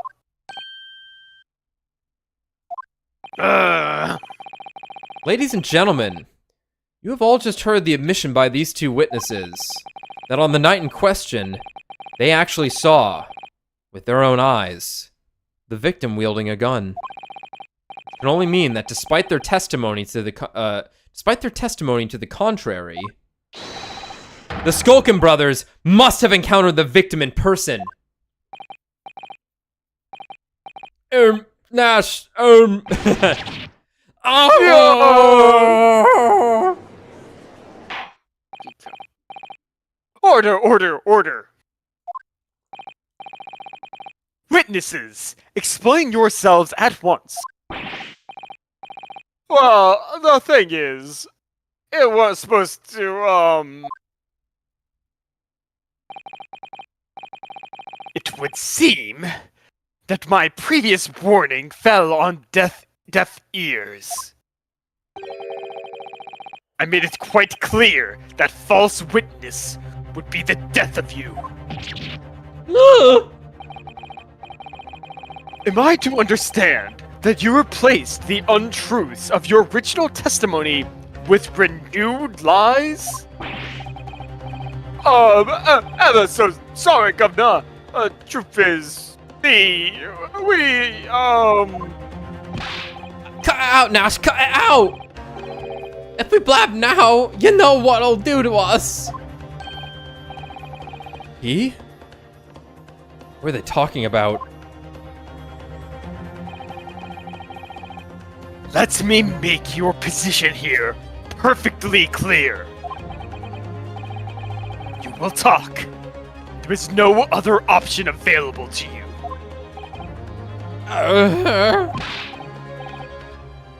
Bruv! Come on! The game's up! But he'll have our guts for garters. Witness protection. In case it hasn't quite sunk in yet, no matter how hard you try to hide it, the truth will come out.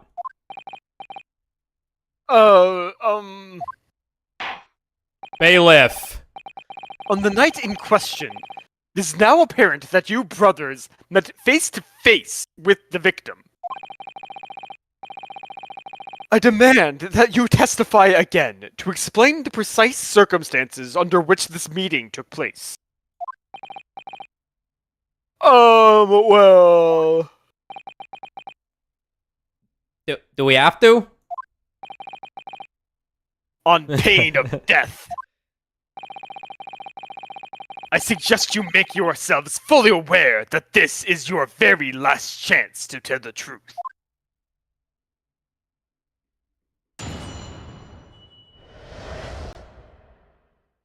Encounter with the victim. Alright, so we just got inside the gaff and Eve decided relief and the geezer showed his mug. Give me that gun, he bellowed.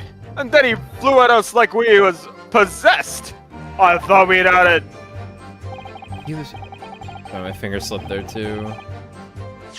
Yeah, so... Give me that gun, he bellowed. And then he flew at us like he was possessed.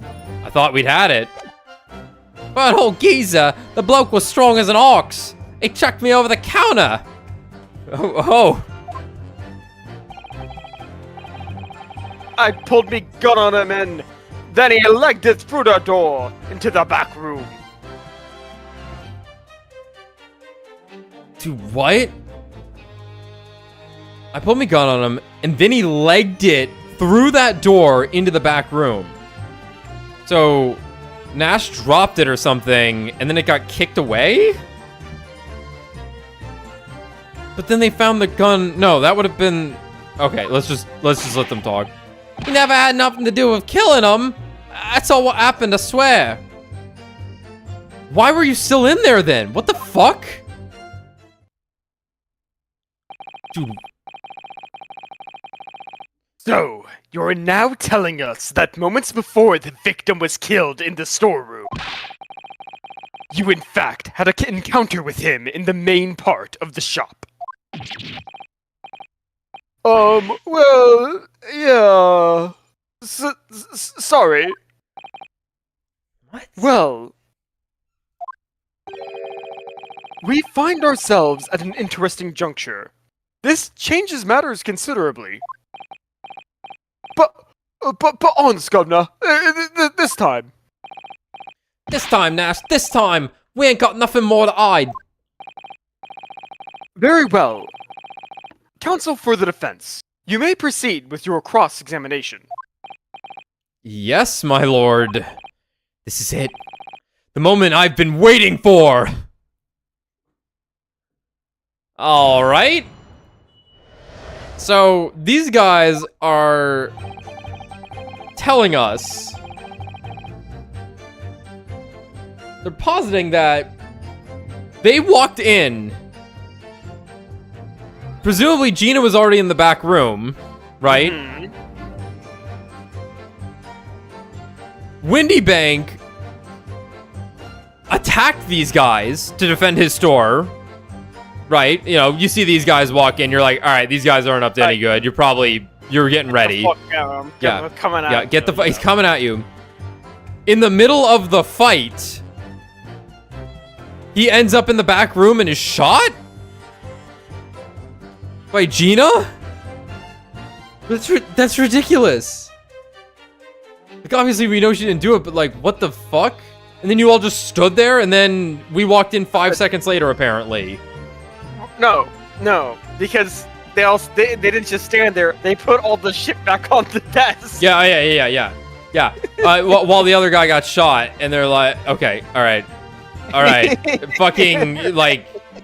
Let me not even think for this one for a moment. I'm a little fuddled here.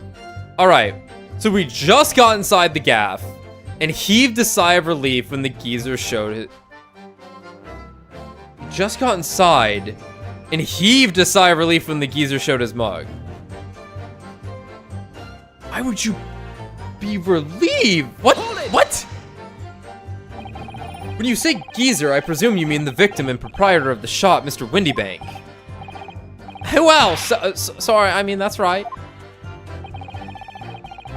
Just keeping a close eye on the entrance to the gaff, obviously. Oh, we never thought no one was gonna come out of the back room like that. The back room being the pawnbroker's storeroom. Yeah, that must be where he popped up from. Only place he could have been. Though it would seem the victim was already in the storeroom when these brothers entered the premises. Which means Jenny must have been in there at that point as well. But that doesn't make sense, does it? If Gina had threatened Mr. Windybank into the storeroom with her at gunpoint, then why would he have emerged from the storeroom all alone when the brothers arrived? Oh, I don't know. Did you see the accused at that time? What, that mole tooler? Couldn't tell ya. No way, Cubba! We had bigger fish to fry then. I mean, the old geezer just lost it. Give me that gun, he bellowed, and then he flew at us like he was possessed. I thought we'd had it. Hold it! You mentioned that Mr. Windybank shouted those words in your previous testimony too. However, you claimed that you heard him yelling them on the other side of the storeroom door. Oh, did we? We did, Nash, we did. But the truth is, he was shouting those words at you, wasn't he? Well, yeah. He was, Nash, he was. Was the victim, Mr. Windybank, wielding a gun at the time?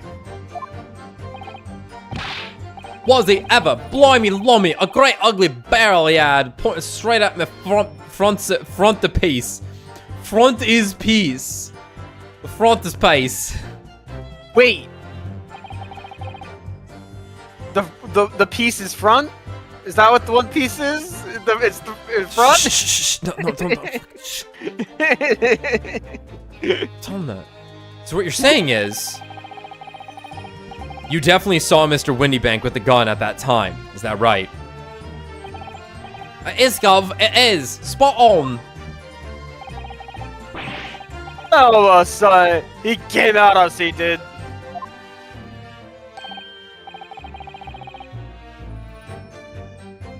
It was Bedlam. I didn't know he was going for who. What? You were clearly all going for each other. Like, nah, Seb, we thought we had it. I mean... Well, old geezer, the bloke was strong as an ox. He chucked me over the counter. Hold it! That wouldn't be hard to do. Yes, I noted that you mentioned the counter in your previous testimony, too. Well, yeah, of course we did. He knocked over a load of books, a candlestick, and some skull whatnot. I got tangled in some marionette. What knocked over a picture frame? What knocked them scales on the floor? So in fact, it wasn't the sound of the gunshot that shocked and made you knock those things off the counter. Well, big Brovia went flying over that counter like a gunshot. I can tell ya. And the old geezer pinned him. He dead Shot Nash. mating press. It was weird. He dead Nash, he dead. If you hadn't been there, the bloke would have flattened me like a bloomin' pancake in seconds.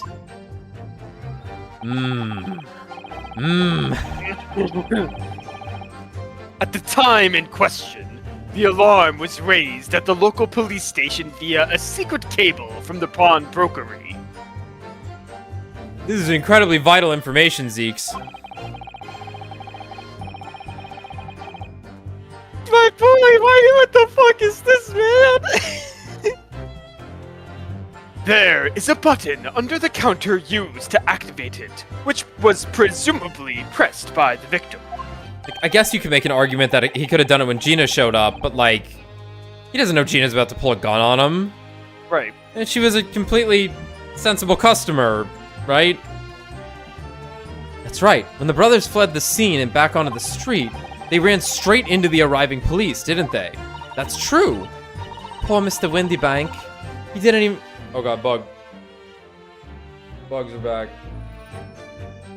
He did everything he could to protect his shop. I pulled me gun on him, and then he legged it through the door into the back room. Hold it! Paint this one for me. Were you intending to shoot Mr. Windybank? Oh, no, never. I was just, gonna fucking shoot him a little bit. Look it up for me, bruv, one eye. He was being flattened, don't forget.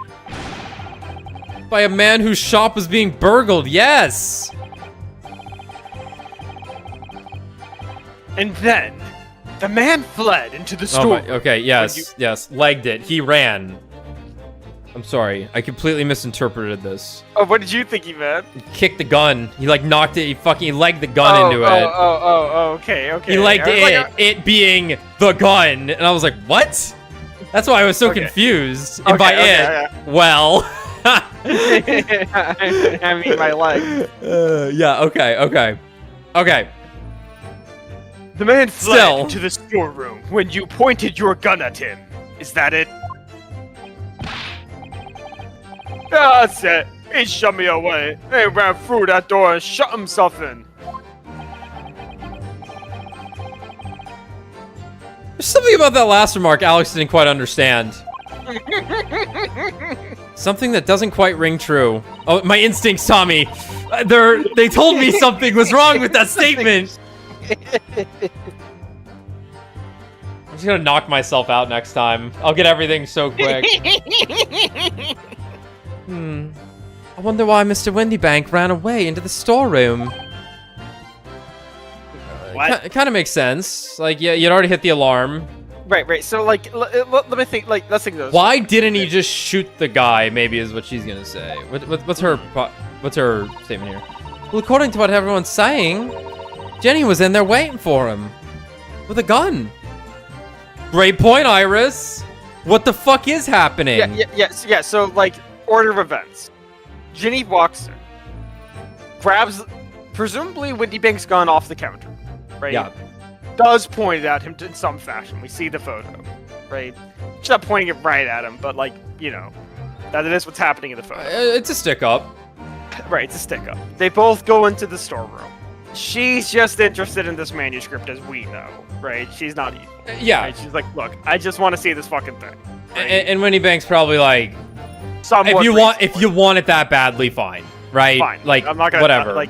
well, he is willing to die over these things, as we know. It's, but it's true. he's probably also like, You know, seemingly, it's probably not that bad, right? She could have these reasoned two- it out. Like, I she really could gotta know. I'm not here to take it.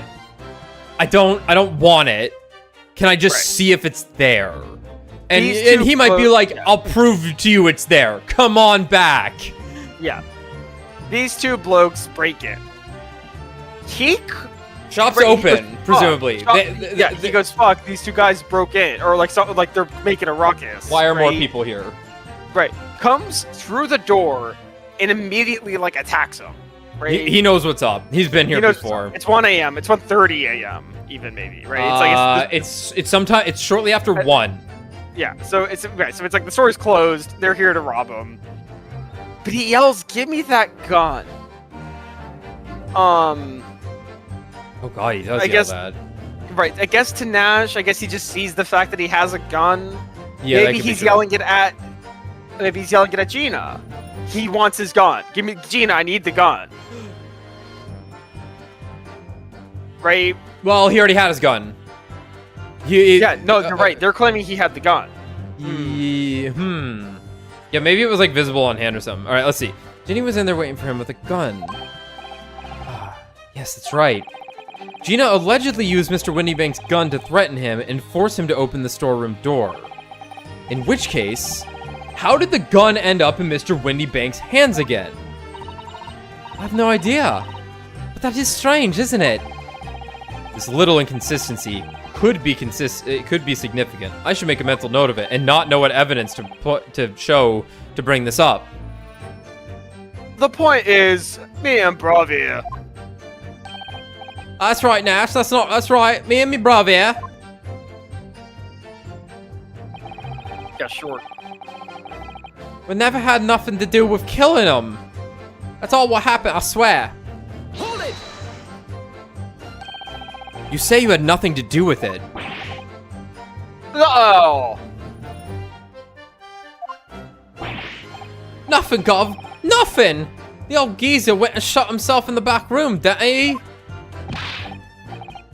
Locked it was. On the inside. We know it was, because we tried to open it. But it's a decent door, that one. Good and strong. Won't budge an inch. So, in the end, the situation remains unchanged. Inside the storeroom with the pawnbroker, there was only one other person. The sole person who could possibly have shot the victim. The accused, Miss Gina Lestrade. Okay, so here's gonna be my issue right now, is that this is brand new testimony, right? They have not talked about whether or not they heard a real gun, when they heard a gunshot fire off for reals this time. Because presumably they just lied the entire last 2 testimonies, right? I can't believe Yeah. any of that. But am I led to believe that they're just we don't need to bring that up because that was true?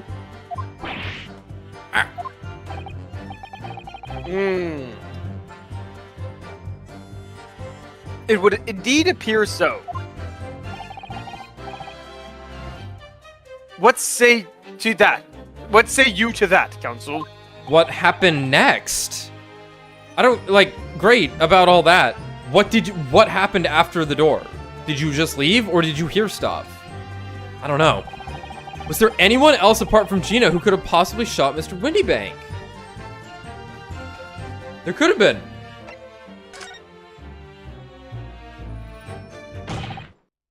Mr. and Mr. Skulkin. Eh? What? What's that look for? From the moment you admitted that you'd encountered the victim face to face that night, the course of this trial changed completely. It did. What is your point, my learned friend? question we must answer is who could have shot Mr. Windybank? And it is the belief of the defense that the defendant is not the only possible answer at all.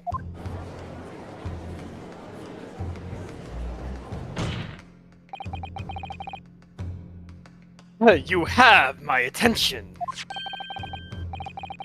In that case, let us return to this place of the premises. This plan of the The premises. plan of the premises. The victim was killed in the storeroom, which was locked from the inside. Those are the facts. So pray, what other possible answer to the question of who shot the man could there be?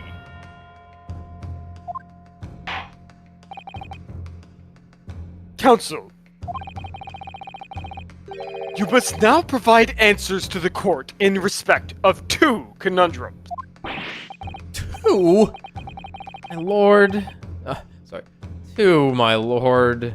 Twice as many chances to be right, maybe? Like that. Wrong. Optimist. I'm going to kill you twice. Namely, from what location did the culprit shoot the victim? And furthermore, where was the victim at the time? Understood, my lord. Are you alright, Muno? I'm not entirely sure.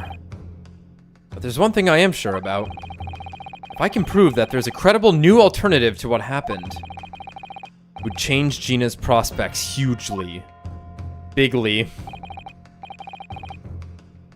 So now, time for some clarity. Show the court on this plan the answers to the questions posed by his lordship.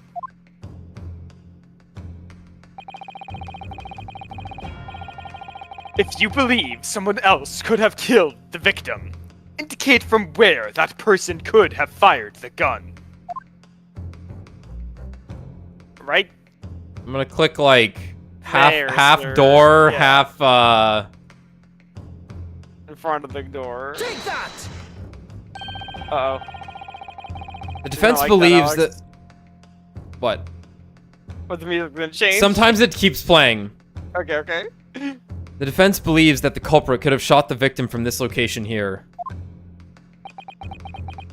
They definitely didn't like that. Yeah, yeah, I think it needs to be a little to the right, yeah. Well, that's stupid. Okay. And in answer to the second question... Okay, okay. Whoa. Assuming the culprit Whoa, fired okay. from the location indicated, This where is- was the victim at the time? This is the scariest fucking thing they have ever put in front of us. I have to now get two Get things both completely right. correct yeah, within a variable environment. where he died. Like we are assuming.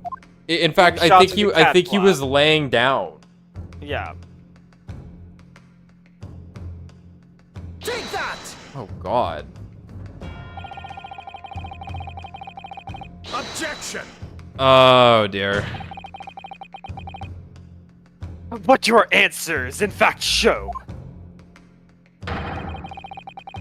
is that your own position is as absurd as those you have indicated on the plan. What are you saying? What Lord Van Zeeks is saying, Counsel, is your peepee is about to get whacked. Ow! I knew it.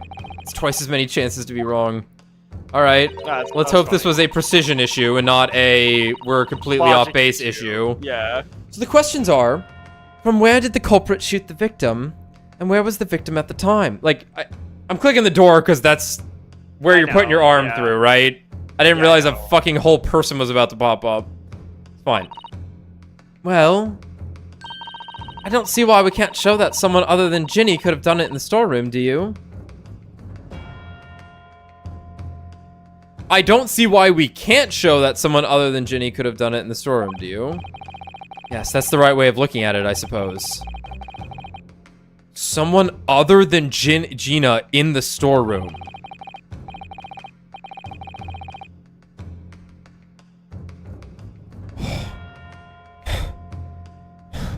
This is too much responsibility I'm being handed here. Whoa. Okay, hold on. Runs into the storeroom. Wait, hold on. I'm fuck. Okay, hold on. Let me think about this. If I back Is it off, possible- can I come back? I imagine I can. Yeah. Is it possible that what actually happened is that Pop is tackled on top of Ringo, and Nash shoots him there while he's on the desk. So it looks like the bullet came from diagonally underneath him, but it was just the fact that he's lying down when he got shot. He's on top of a guy. Yeah, Gina has to get knocked out at some point here. Yeah. There probably would have been blood or a bullet. Yeah, no, that's a bit weird, but I'm just thinking of like, there was like, because it wasn't... Let's save. And then I think we give our initial theory another try. Yeah. And just try and reposition it a bit better. Let's give it a try. Defense would like to point out the locations again. Well. Well. You appear to be a glutton for punishment. My naughty little Nepalese friend. The Japanese! Having some clarity, So now yep. time has come, and so have I. Alright.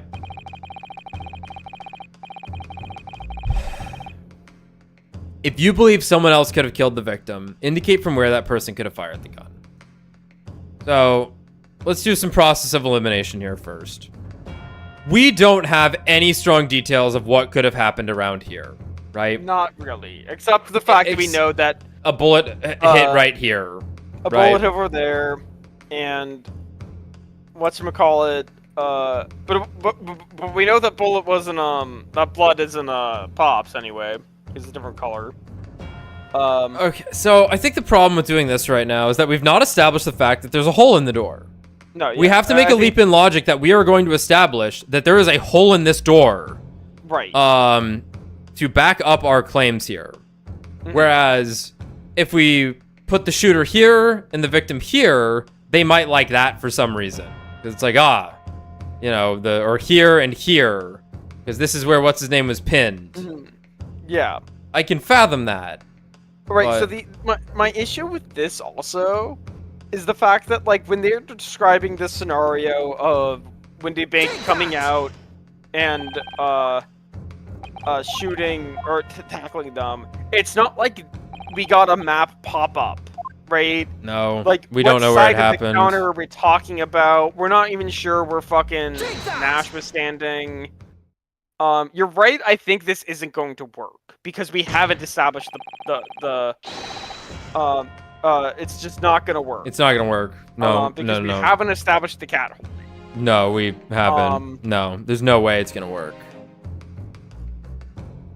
Even though we saw it in a cutscene, which maybe means we don't have to establish it, but... Yeah. Well, let's take our damage. Okay. So we can move on with this. The culprit shot the victim from outside the storeroom. Fuck you. Continue. Mr. Windybank died instantly from a bullet wound in his back.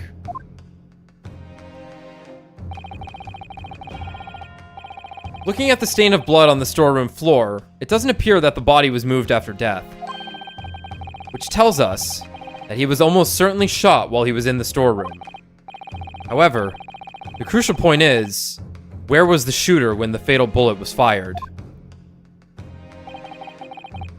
So, you are adamant that the shot was fired from outside the storeroom? Well, according to the Skulking Brothers' earlier testimony...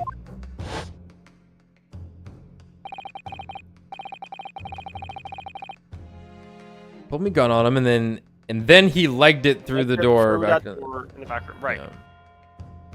Like, I'll be honest with you all. I read this sentence, I see legged, I'm like, Windy Bank is fucking nice with it.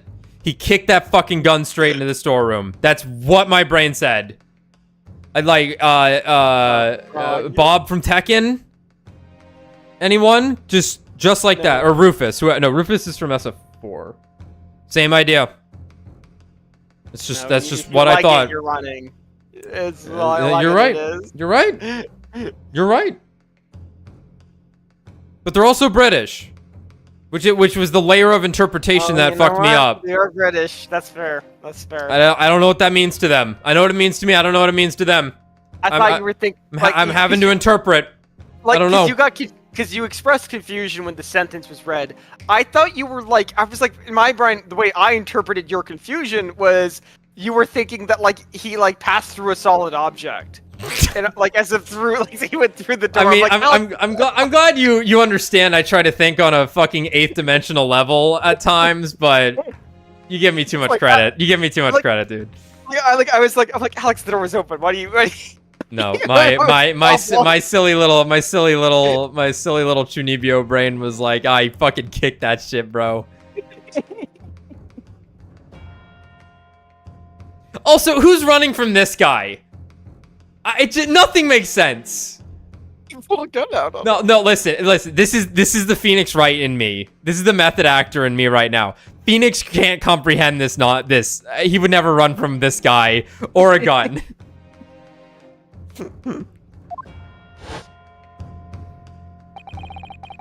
Mr. Windybank ran through the door, straight through it, making a him-shaped hole. We have to assume that the door was open at the time. Oh, yeah. Oh, fuck. Perfect. Oh, yeah. It's all coming together. I know your inclination is to run through a door like Phoenix Wright would.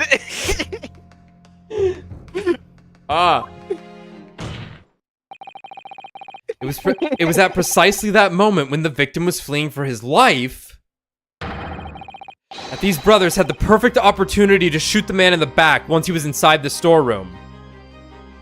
Yes. This is exactly what we did do. Dude, this case got our fucking number. We are just failing upwards. Ah! Yeah. Come to think of it, do you remember what the prosecutor said at the start of the trial?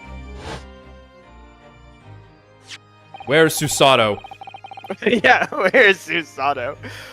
Moving on to the findings of Scotland Yard's coroner.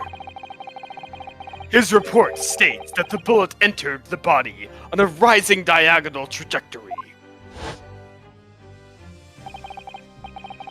It means the victim was likely shot by someone significantly shorter in height than himself. Ah! Oh, and Ringo. Iris, how could you? Poor man. Shot while he was running as fast as he could to safety. Of course. He would have been leaning forward as he was running away. So yes, even if the bullet was fired horizontally, it would still have entered his body on an upward trajectory? This is what I was saying. When I was discussing the possibility of him being shot while he was leaning over the desk. Okay.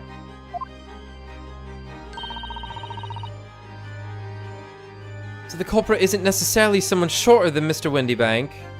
Objection!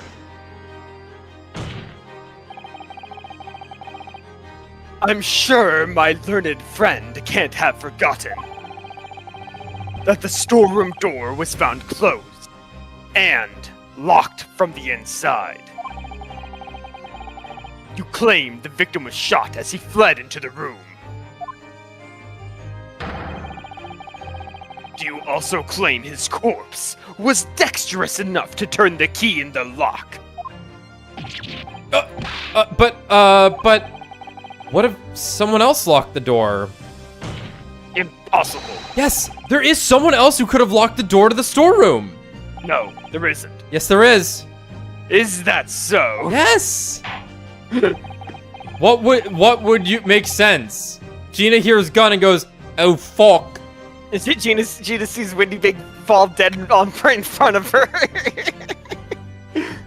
Very well then, counsel. Present your hypothesis to the court. In the scenario just described, the defense's assertion is that the victim was shot from outside the storeroom. In which case, who shut and locked the storeroom door from the inside? Take that! Ginny! Obviously, the person who locked the door was the only other person inside the storeroom at the time. The defendant, Miss Gina Lestrade. Objection! That's absurd. That's your objection to... Objection! Everyone look at me, now what? You're suggesting that the accused deliberately engineered the sealed room. For what possible reason? Such actions would only serve to tighten the noose around her neck. To save her fucking life! I am inclined to agree, I must say. Well, counsel? Are you all stupid? I know I can't talk, but like... you're stupid too! Wait, we're getting him with this is the wrong answer? No. Yes, that's a tricky one, that, isn't it? We're getting him with the wrong answer? Half-baked notions have no place in my courtroom, counsel. Remember that, please. Of course Ginny would have locked the door. Okay. It almost goes without saying, doesn't it? I was scared for a second. It does? Well, if I was Ginny in that situation, I know I would have locked the door as quickly as I could. I mean... Those two burglars had just fired a fucking gun at her! Hadn't they? Oh! Obviously, I'm going crazy. This fucking gatekeep and gaslight and boy boss, I guess. Brit boss, everyone. Okay, before the two brothers arrived, Miss Lestrade and Mr. Windybank were in the storeroom together. Now, I don't know what went on between them at that time, but at some point, Mr. Windybank must have heard the intruders breaking into his shop and left the storeroom. Intruders, eh? That's us, bruv! If your theory is correct, that would leave the accused alone in the storeroom. Yes, it would. Fuck. Then, probably only moments later, the victim fled back through the storeroom door, hoping to escape danger. Hit in the back by the bullet, Mr. Windybank fell to the floor where he was, just inside the storeroom. And what we have to ask ourselves now is, what would the defendant have done in that moment? I see where you go with this. Outside the storeroom was a terrifying killer who had just murdered Mr. Windybank. As soon as the thought struck Miss Lestrade, she slammed the door shut and locked it. In order to save her own life! Oh, fuck. How late? But I mean, we the ones who done it. We ain't, Gov, we ain't. You gotta believe us. I mean, come on. We never shoot no one. Objection! That's blatantly untrue. I know for a fact that you would. Because before my own eyes, you shot Mr. Erlock Sholmes.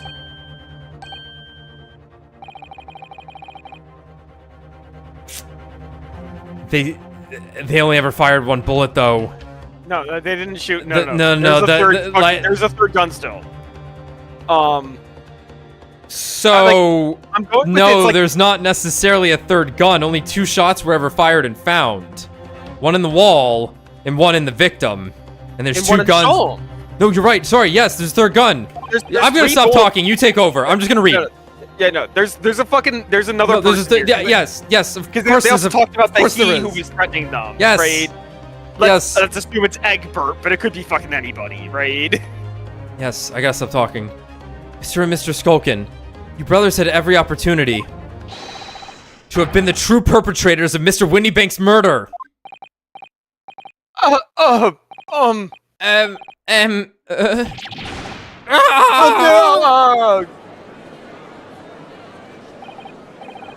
Where does this leave us?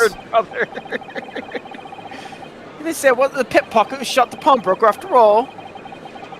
Should have known. They should have noticed those Three brothers.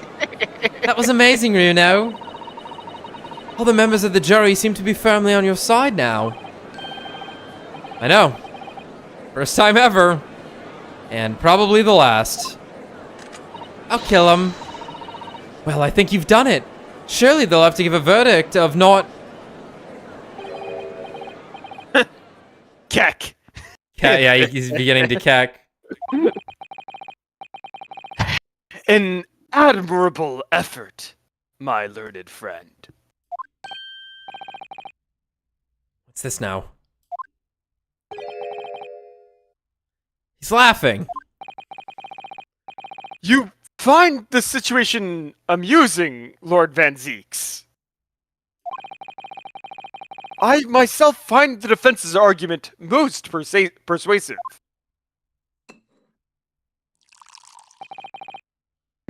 I dare say. Such chicanery is the bread and butter of the street performers.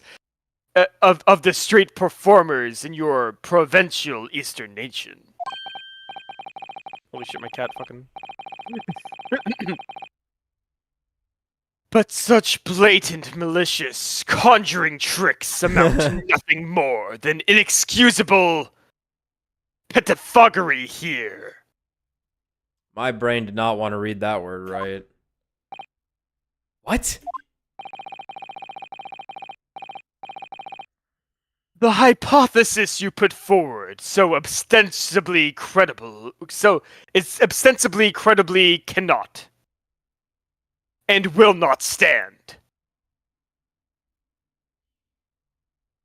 That is a weird sentence. Yeah, so ostensibly, credibly cannot and will not stand. Okay. Because you see, it contains a fatal flaw. A fatal flaw? Do you mean to tell me that you're unaware of your logic's failing? I say, Lord Van Zeeks. Might be an idea to explain this bally conjuring trick or whatever it is to the troops on the ground,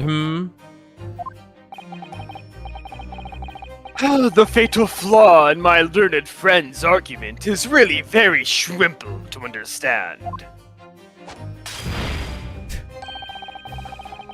Assuming you're not too dim-witted to count bullets!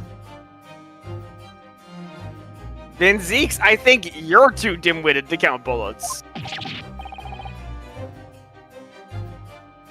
By George, count bullets. Oh dear. You noticed then. Huh? What's everyone talking about? Counsel! Yes, sir? Tell the court. How many bullets were found at the scene of the crime?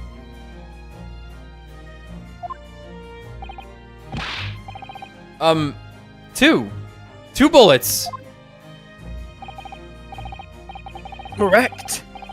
The first, that which hit the victim in the back, ended his life.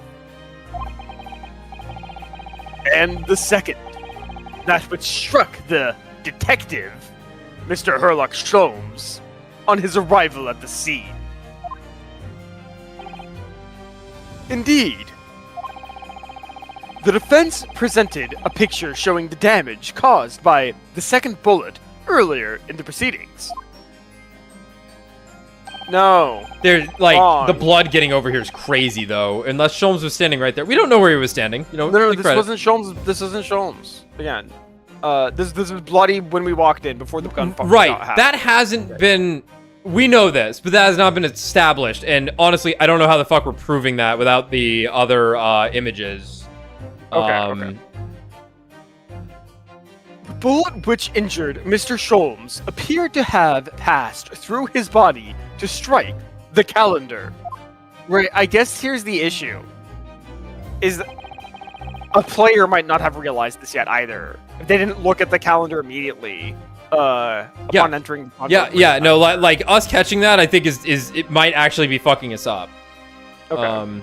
So let's just like I think we're going with, you know, the game's usually pretty good about showing you what you need to see when it comes to the diorama. So like, yeah, that we're gonna find out soon enough. There's gonna be green blood on someone or something, right? And it's not gonna be Sholmes's. He's gonna have rainbow blood or something. Your lordship's understanding is correct. Furthermore, we know there are 2 firearms involved in the incident. The revolver belonging to the victim, Mr. Windybank, and the Skulking Brothers revolver. The evidence shows that a single bullet was fired from each gun. Yes, indeed it does. A single bullet from each. Now then, my learned friend.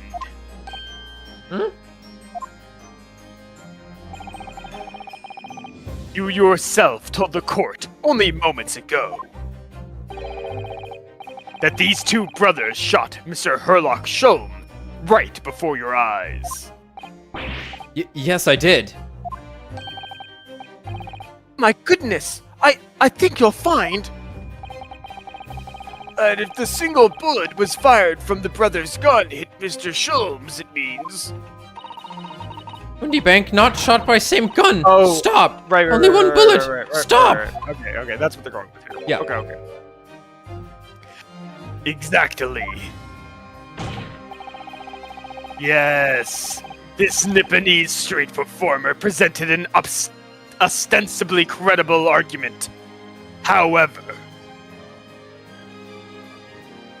I think that sentence earlier was a typo. I think they wanted credible, not credibly. ostensibly credibly argument. It was never anything more than a diversionary trick with no hope of standing up to scrutiny.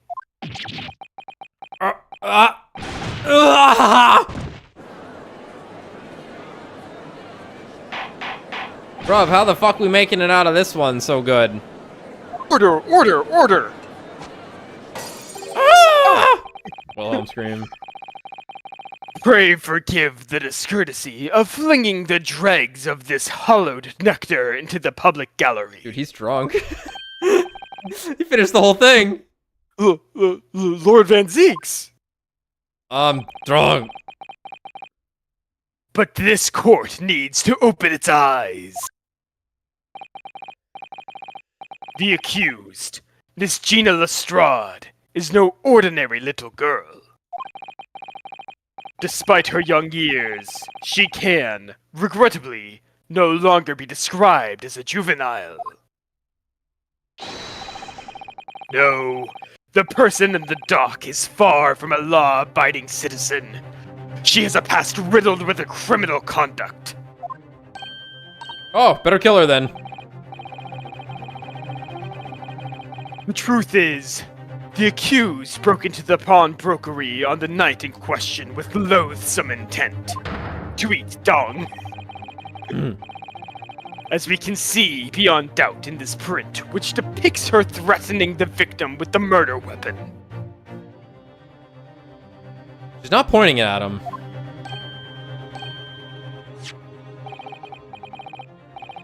And I have here in my possession one more piece of evidence the prosecution wishes to present. Yeah? That disc. I'll be taking that. Whatever is of McGilded's down to the yard. Thank you very much. We can spray it. We can spray it. No, don't. Don't give it to him. It's mine, that is. Mine. Me nay. Sorry, miss. Anything belonging to McGilded has to be taken in as evidence now. Quick, shoot it! Iris! Shoot it! Yes, that music box disc. McGilded's music box disc. The very day before the hateful murder of Mr. Windybank, the accused attempted to make off with this article, which clearly doesn't belong to her. And with none of the subtlety of a pickpocket, I might add, but by brute force and brazen impudence. The English! Finally. Good gracious! I'm getting it back. Make no mistake. Any sympathy for the accused on account of her years is misguided and dangerous. There are no depths to which this girl would not stoop if pushed. No crime she would not commit. Okay, calm down, buddy. The court forgets that fact at its peril. I see.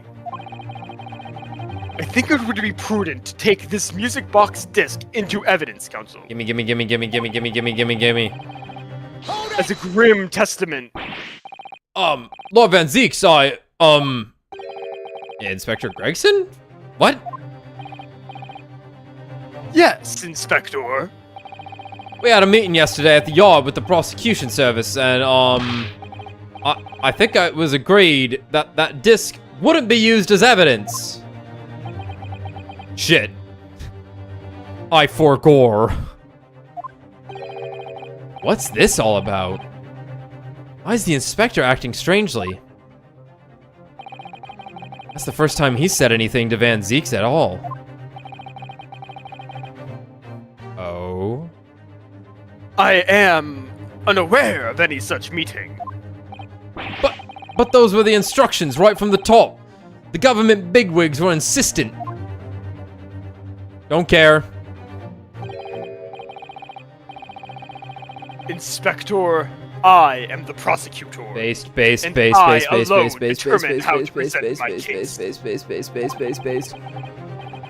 Your warning is noted. Thank you.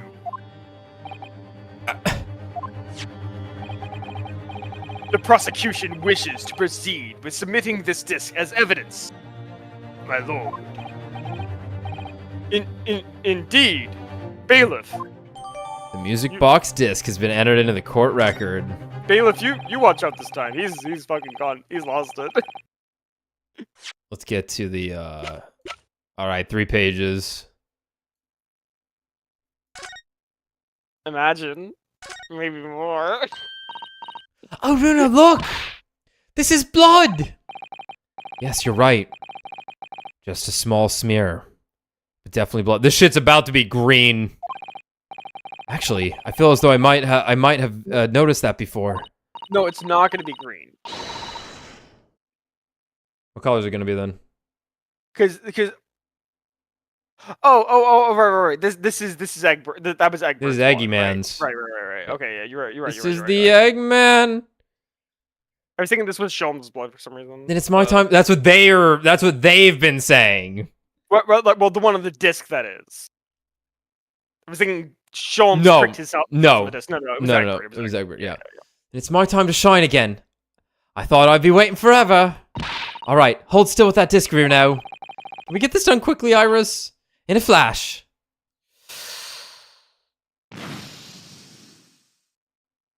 What if it was green? Green. All right. Slimy. Oh, a lovely bright shade again. Oh, fuck. Wait a minute, that color. Turn about this shit, my friend. What is it? It's just that green. It's not the first time we've seen that color, is it? The blood samples portfolio has been updated in the court record. Oh, baby. What's that on the disc? It's blood. It's blood. Oh, baby. What's inside the blood? Tommy. Oh yeah, Bradley. baby. Can I steal you for a second in the other No. channel? No. No. No. We're gonna be done here in like 10 minutes, but yeah. Okay, that's fine. Maybe. I mean, maybe. I'm just saying. Yeah, this maybe. might be another half an hour. Okay, okay. Prosecution has established the accused motive, opportunity, and baseness of character. Holy shit! The baseness of character.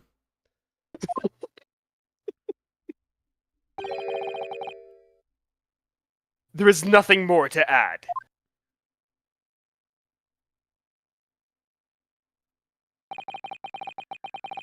Ladies and gentlemen of the jury, I await your informed decisions and rest my case.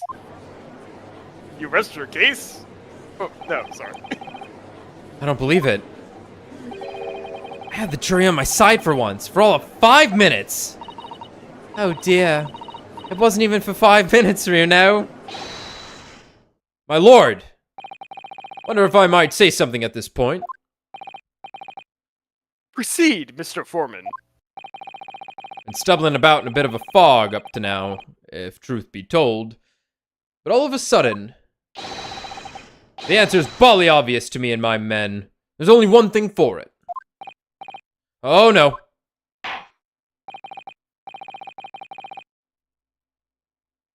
Very well. The court will hear from the jury.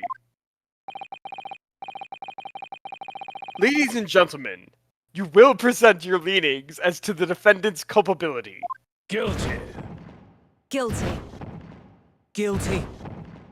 Guilty. Guilty.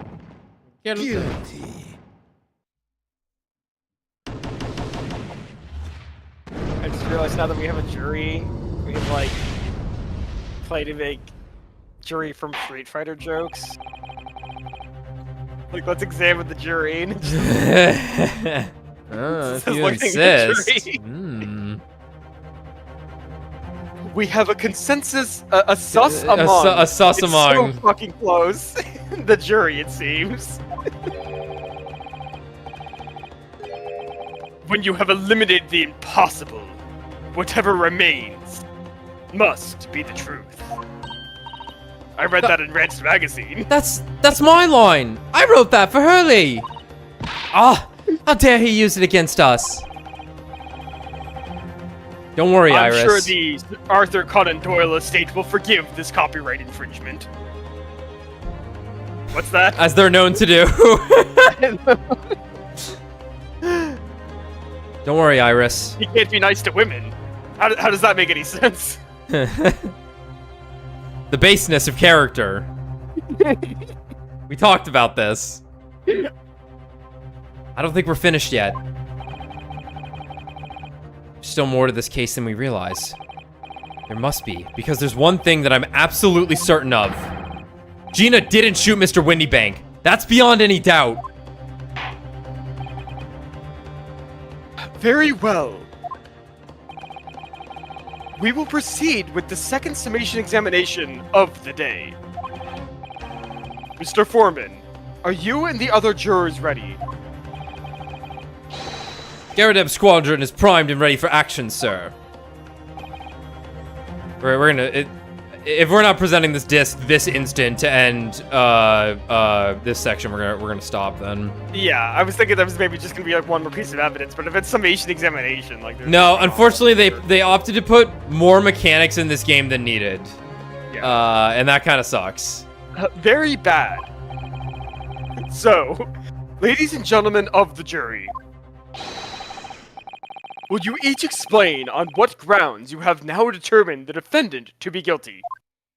I do love the idea though that the judge is like, I know you're gonna do it. I'm just gonna start the summation examination right now. All right, that's where we're gonna stop then. So Yeah, 'cause that's a whole I think nother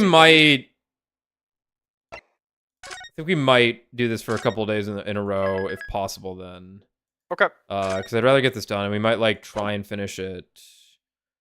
Well, we'll see. I'd rather just get it done at this point, which is kind of how these games go, right? I want to Yeah. see the end of it. I mean, I think we're a ways off. We like, better be. I would be. This game would Yeah, suck no, if it's over this soon. Yeah, no, like we're gonna prove Gina's innocent. But this, even if the trial's gonna end, this episode ain't over. Right? Yeah, exactly. Yeah. Which is gonna be there wild. feels to be a lot more, but yeah. All right. Then I think we'll be back tomorrow night to finish at least trial. whatever is left of Yeah. this trial, and then maybe more. Yeah. I have to believe there's going to be a reprieve here. Like, I have to believe we have to go examine some other bullshit, but maybe not. What I'm gonna bet's gonna happen is we're gonna prove Gina is innocent. Yeah. But then it's gonna lead into and that trial's gonna end, and then there's gonna be this is gonna lead into something else with another trial. I think we're getting 2 different trials. I would love that. That would be Yeah. fucking awesome. Let's hope, because it's all right. because it's not because it's not gonna be government conspiracy all about us proving Gina innocent. It's gonna be government conspiracy about some other fucking thing, right? Yeah. Let's hope. All right. Well, see you tomorrow then, guys. Later. Later.